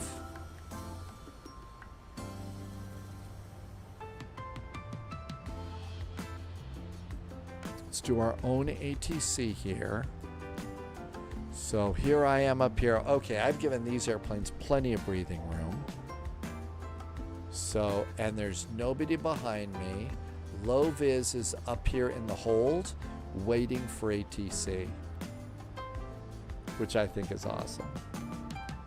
And we are 1 hour and 4 minutes from launch. So it's actually 8 p.m. for me. Man, that's starting to get late. Uh-oh, thunderstorms. Astra election, yes, there is a new component from WinWing for Airbus fans. You should be able to use it with other. I just put a link in for you. We're all terribly excited about it. And there we go. And around we go here. Holy cats, we're in a big old lightning storm today.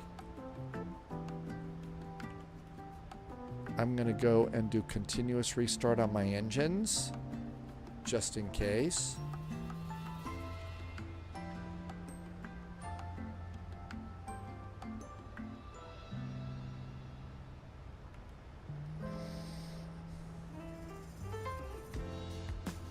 Okay, I think there's enough space between me and the other airplanes. I'm going to go back to the published speeds now, which are 230 knots for 20 miles. Low-vis thinks that Asobo has overdone lightning in Sim Update 3.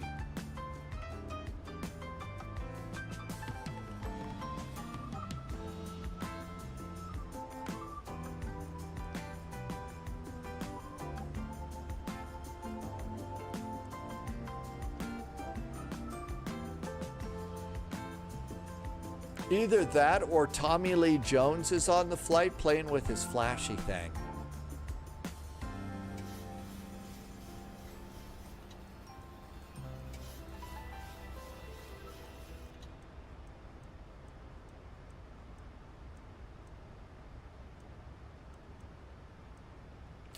They did the same thing in one of the early sim updates for 2020. So they let the lightning get a little bit. I don't remember that. I'm sure it happened. Man, that just seems like so long ago. Remember Flight Sim 2020? Remember P3D? And X-Plane 10 becoming X-Plane 11? I'm amazed at the flight plan that we've all had.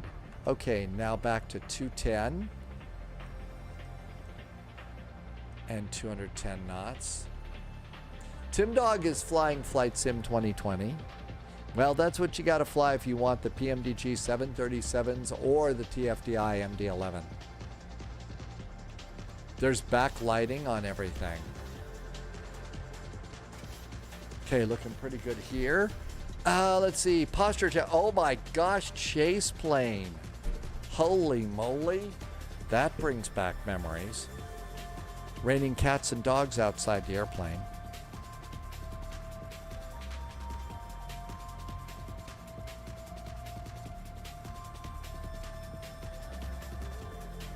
I'm going to let the airplane continue its descent. It's handling it just fine.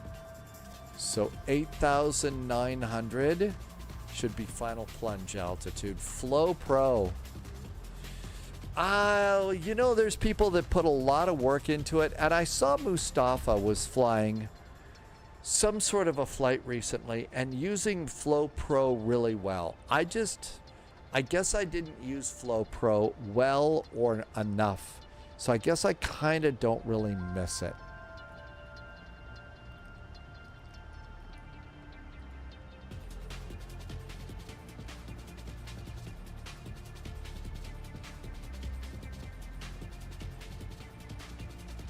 Hey, Jersey Pilot, it is now 2 a.m. Jersey Pilot, thanks for sticking around. I know it's late where you are.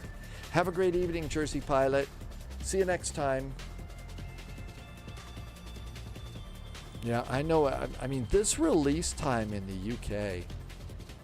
Parallel 42 has been slow to the 2024 party. There's a few of the developers that really have been, yes. Absolutely. And you know what? It's probably, you know, one of the reasons why is the SDK just has not been available to them, and they need that. Okay, work flaps 5, looking pretty good. Loviz wants that Fox Cub.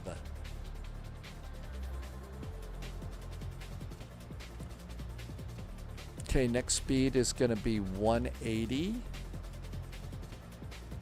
180 on the speed.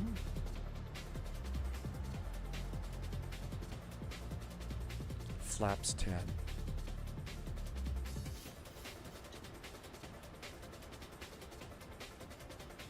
I see the ground.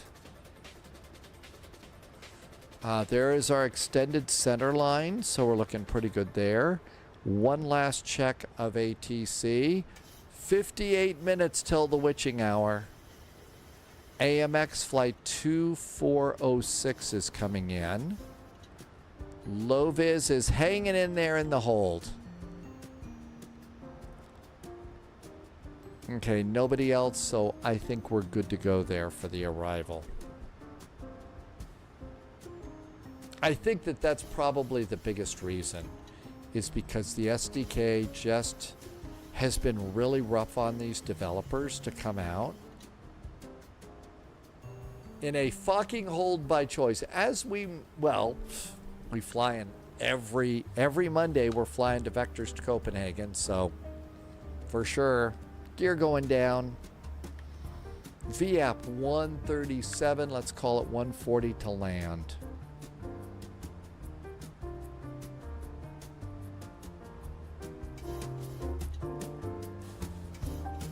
A nice jazzy landing in a thunderstorm.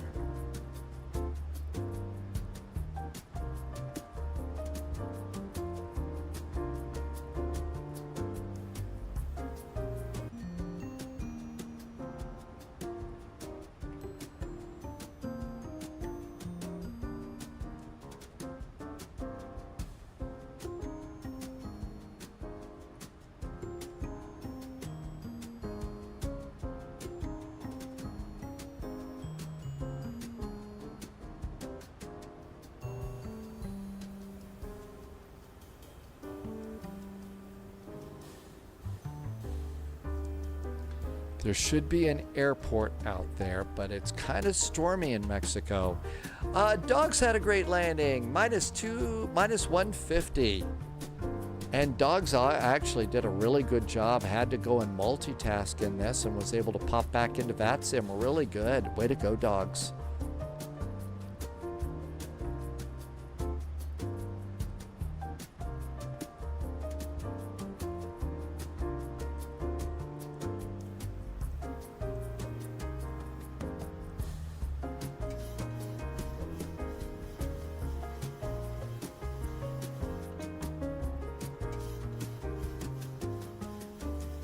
Doing a flaps 30 landing. Should start our turn any second right now. Pyroblaster, yeah, I know. Well,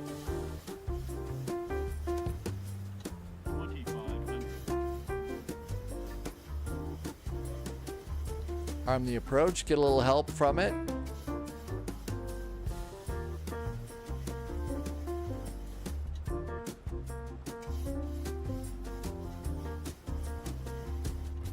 Okay, let's look for, I got the airport.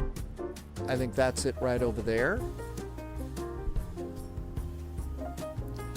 Mexico City traffic, Aero Mexico 441, 737 max. We are approximately 8 mile finals for runway 05 right, landing Mexico City. I know we should do a pre-order party. If I had the voice for it, I would.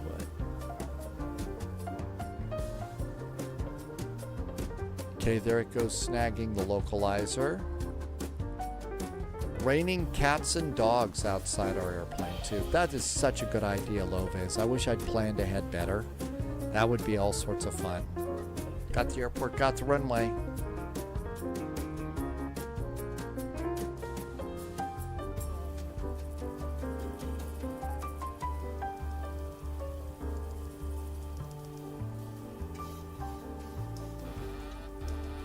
AP is off, Captain's got the airplane.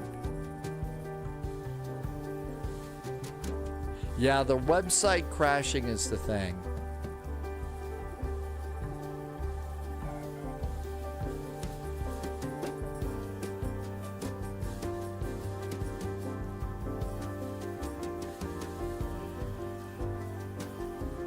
Rain just stopped.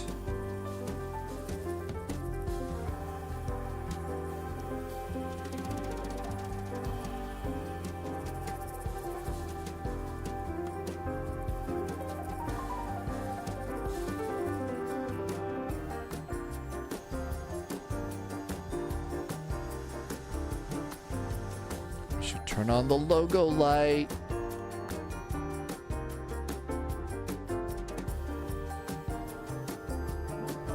Looking good.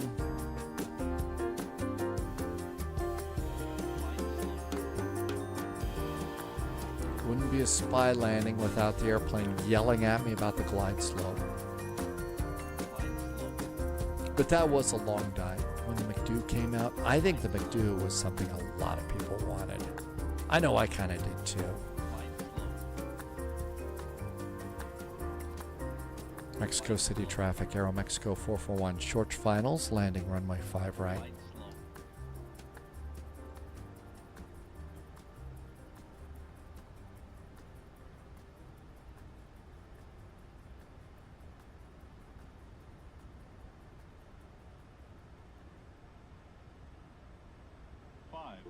Rain starts again. 118.4. Am I on the wrong one? I'm on the wrong one.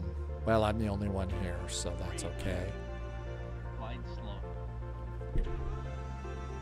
Low, flat, 100.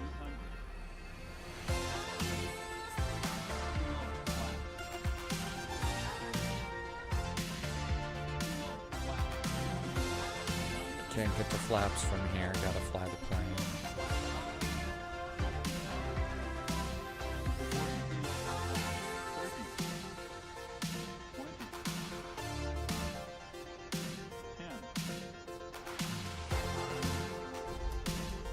Verse. Green.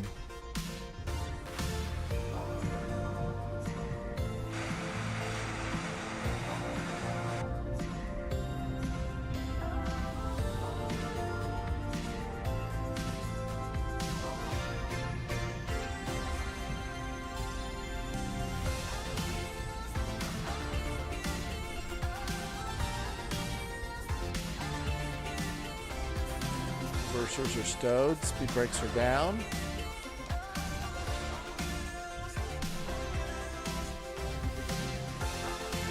I guess I was about ready to call that I was clear from the runway, but since I'm not on the right frickin' frequency,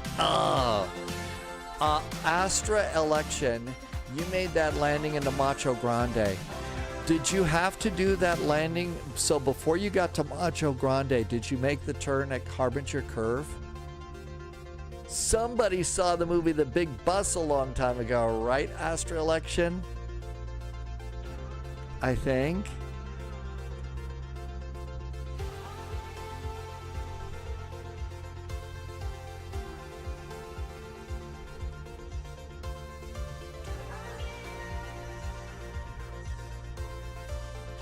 The punishment for the wrong frequency is a Mexican prison. Could I have a low vis? How about a Turkish prison with movies about gladiators? Oh, you were thinking about Airplane. I thought Macho Grande. So there was Harbinger Curve. They had like two things.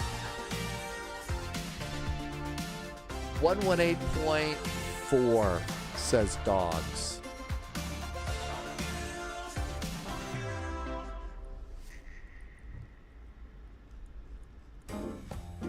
And we got to listen to the I'm Getting Lost song. 118.4.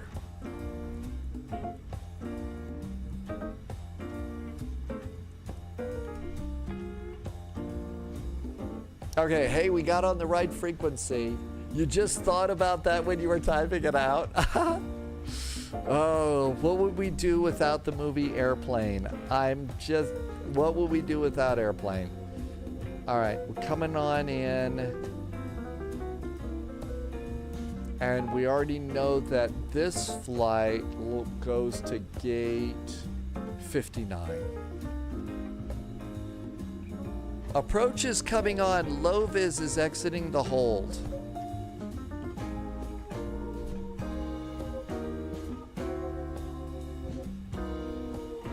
Let's see. Thorben was American AMX 2406, and you saw UCOM 1, and you went there too. Okay, so what happened was that was the CTAF for Phoenix. And then Dog said, oh, here's the CTAF for where we're going. And I thought I typed it into my notes. Apparently, I forgot. Apparently, I forgot to type it into my notes. So that's why it is that I put Phoenix back in.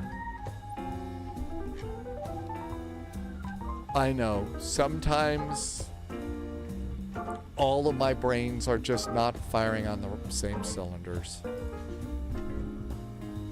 I really kind of feel like we probably fly an hour or two beyond what normal pilots fly each day. Houston Center is up if you want to do a return flight with full ATC. I don't think I could handle that, low biz. I just don't think I could do it.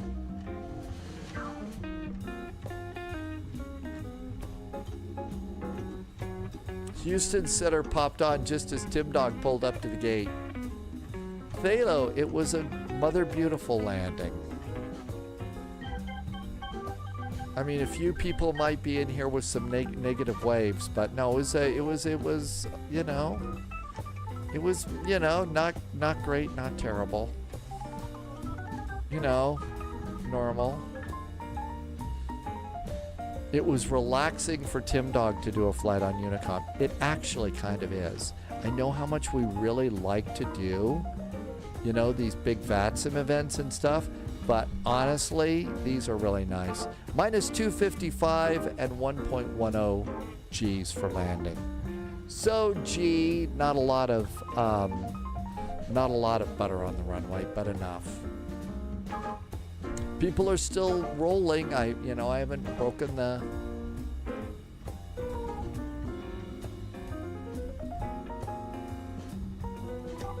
And then Loviz says this whole gate area that we're going into is Aeromexico.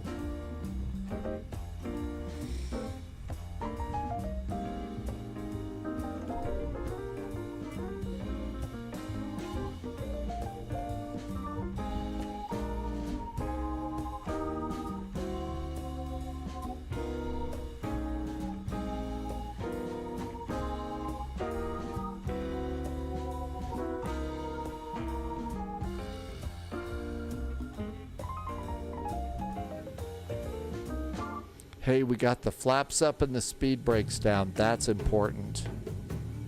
Never want to be the pilot that's taxiing along with flaps out and speed brakes out for no reason. We are going to gate 59.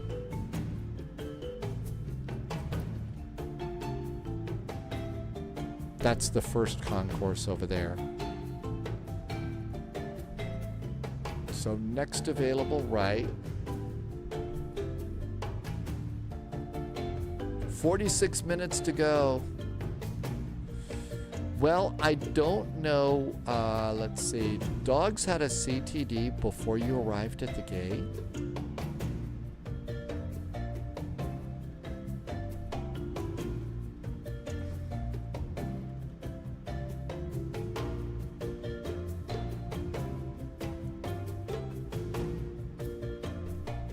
I just went to standby.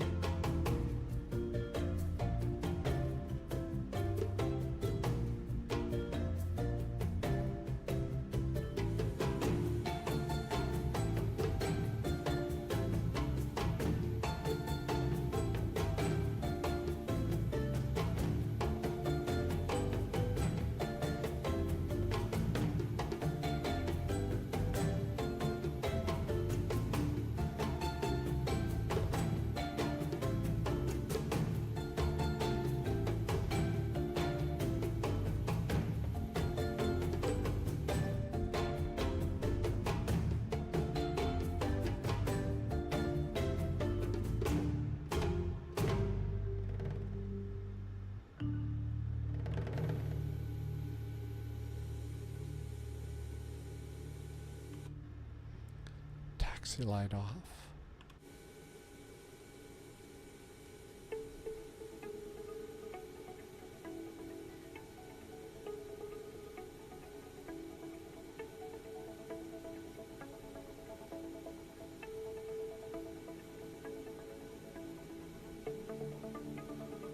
It's probably pretty good right there. Parking brakes going on. Okay, so that looks great. APU is ready. Let's flip the generators over. Generators are over. And engines. Engine number 1. Engine number 2. I'm going to leave one fuel pump on. Let's do the electric hydraulic pumps. And we can turn off our nav system while the engines are spinning down just a little bit. Let's also come over here. It's probably a little warm, so we're going to get the APU bleed and the isolation valve on. That'll keep the packs going, and that looks good too. Let's come over, and I think we do need to do the chocks and at least pop those in. And then after that, we'll see what GSX can do for us. Request deboarding. So here's a bunch of stuff for deboarding. See if the jetway comes out for us.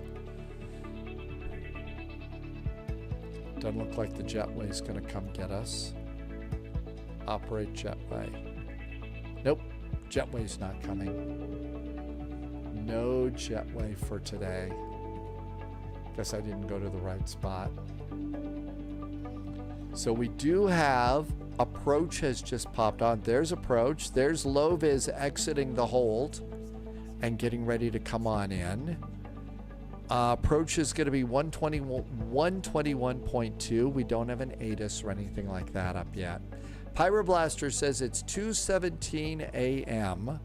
We are now 41 minutes from top of descent before we all descend into hitting refresh and logging back in and trying to make all of this work as best we possibly can. I think it's a great idea if we were to just kind of turn it into a party right now. I don't know how much longer my voice is going to last, though. It's 3:18 in Germany right now. I know this is a really late, sign-in time. Yes, it's a descent. Silent Control says it's 4:18. Let's see. So 41 minutes to go here. Probably, for those of us, low vis is still flying right now. For most of us, we probably ought to stand up, go run to the bathroom, grab yourself something to eat. Let's see. Who is live streaming here? I see Sim Caesar is live streaming today. Sim Caesar's flying the updated Duke. Melvin is flying, is doing the Rocky Mountain Way. Let's see, Conti is doing, I don't know what that is.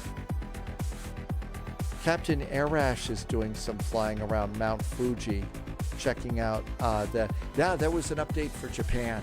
Sim Murray says it's 2:18 in Ireland. But yeah, Descent into Madness too. My guess is Sim Caesar is probably going to be up and running. So that might be a good place to hang out. I'll also post some progress over on Discord on doing the order. Yeah, we can celebrate after. I know that I'll be looking forward to just calling it a day here, but we've still got 40 minutes before it's going to go online. So why don't we go and fly around and see what Sim Caesar's up to? That might be really nice. It's always good to say hi to Sim Caesar and hang out at Caesar's Palace. Tomorrow's first flight, we've got several options. The only thing that I've updated so far is Geneva to Frankfurt. So probably going to do the baby bus or something like that because it's going to be a big one for sure.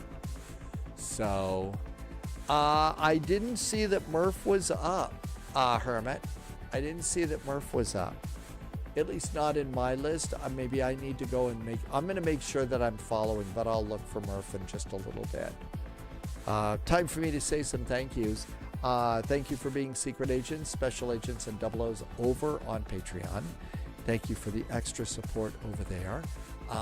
Also, there's been some real generous gift subs. Really boosted me up there for a while this month. Thank you so much for the extra support here on Twitch. I really appreciate you coming in. There were also a couple of comments in chat today that were just the nicest comments, about the real world and business and everything else. Thank you for that, and thank you for offering some of your really incredible support. When there comes a time when I need it, I will definitely pop into chat and say, hey, folks, something has happened and I could sure use the help here. But until then, why don't we go see Sim Caesar enjoying the updated Duke? I think that should be really nice. Sim Caesar does a good job with those airplanes. I can't wait to see you tomorrow. And like I said, I'll be over in Discord. And I've seen it posted a couple times. Pyroblaster, low vis. Hey, look. Good luck on this. These things are always difficult. Just keep trying. And, hopefully their website is all beefed up and ready to go. And we'll see how this goes. And maybe we'll be talking about some new WinWing stuff, which I really didn't think we were going to do. So can't wait to see that. In the meantime, thank you for being here. I can't wait to see you. Tomorrow, our normal departure time is going to be 1800 Zulu. I'll see you in Geneva for Frankfurt Friday. So I'll see you then. In the meantime, I'm going to cut it here and stop rambling and say thank you for being here. Thank you for the awesome jet fuel and the flight plan. And until we get together again tomorrow, as always, please stay healthy, stay safe. See you in the friendly sim skies. Cheers. Good night.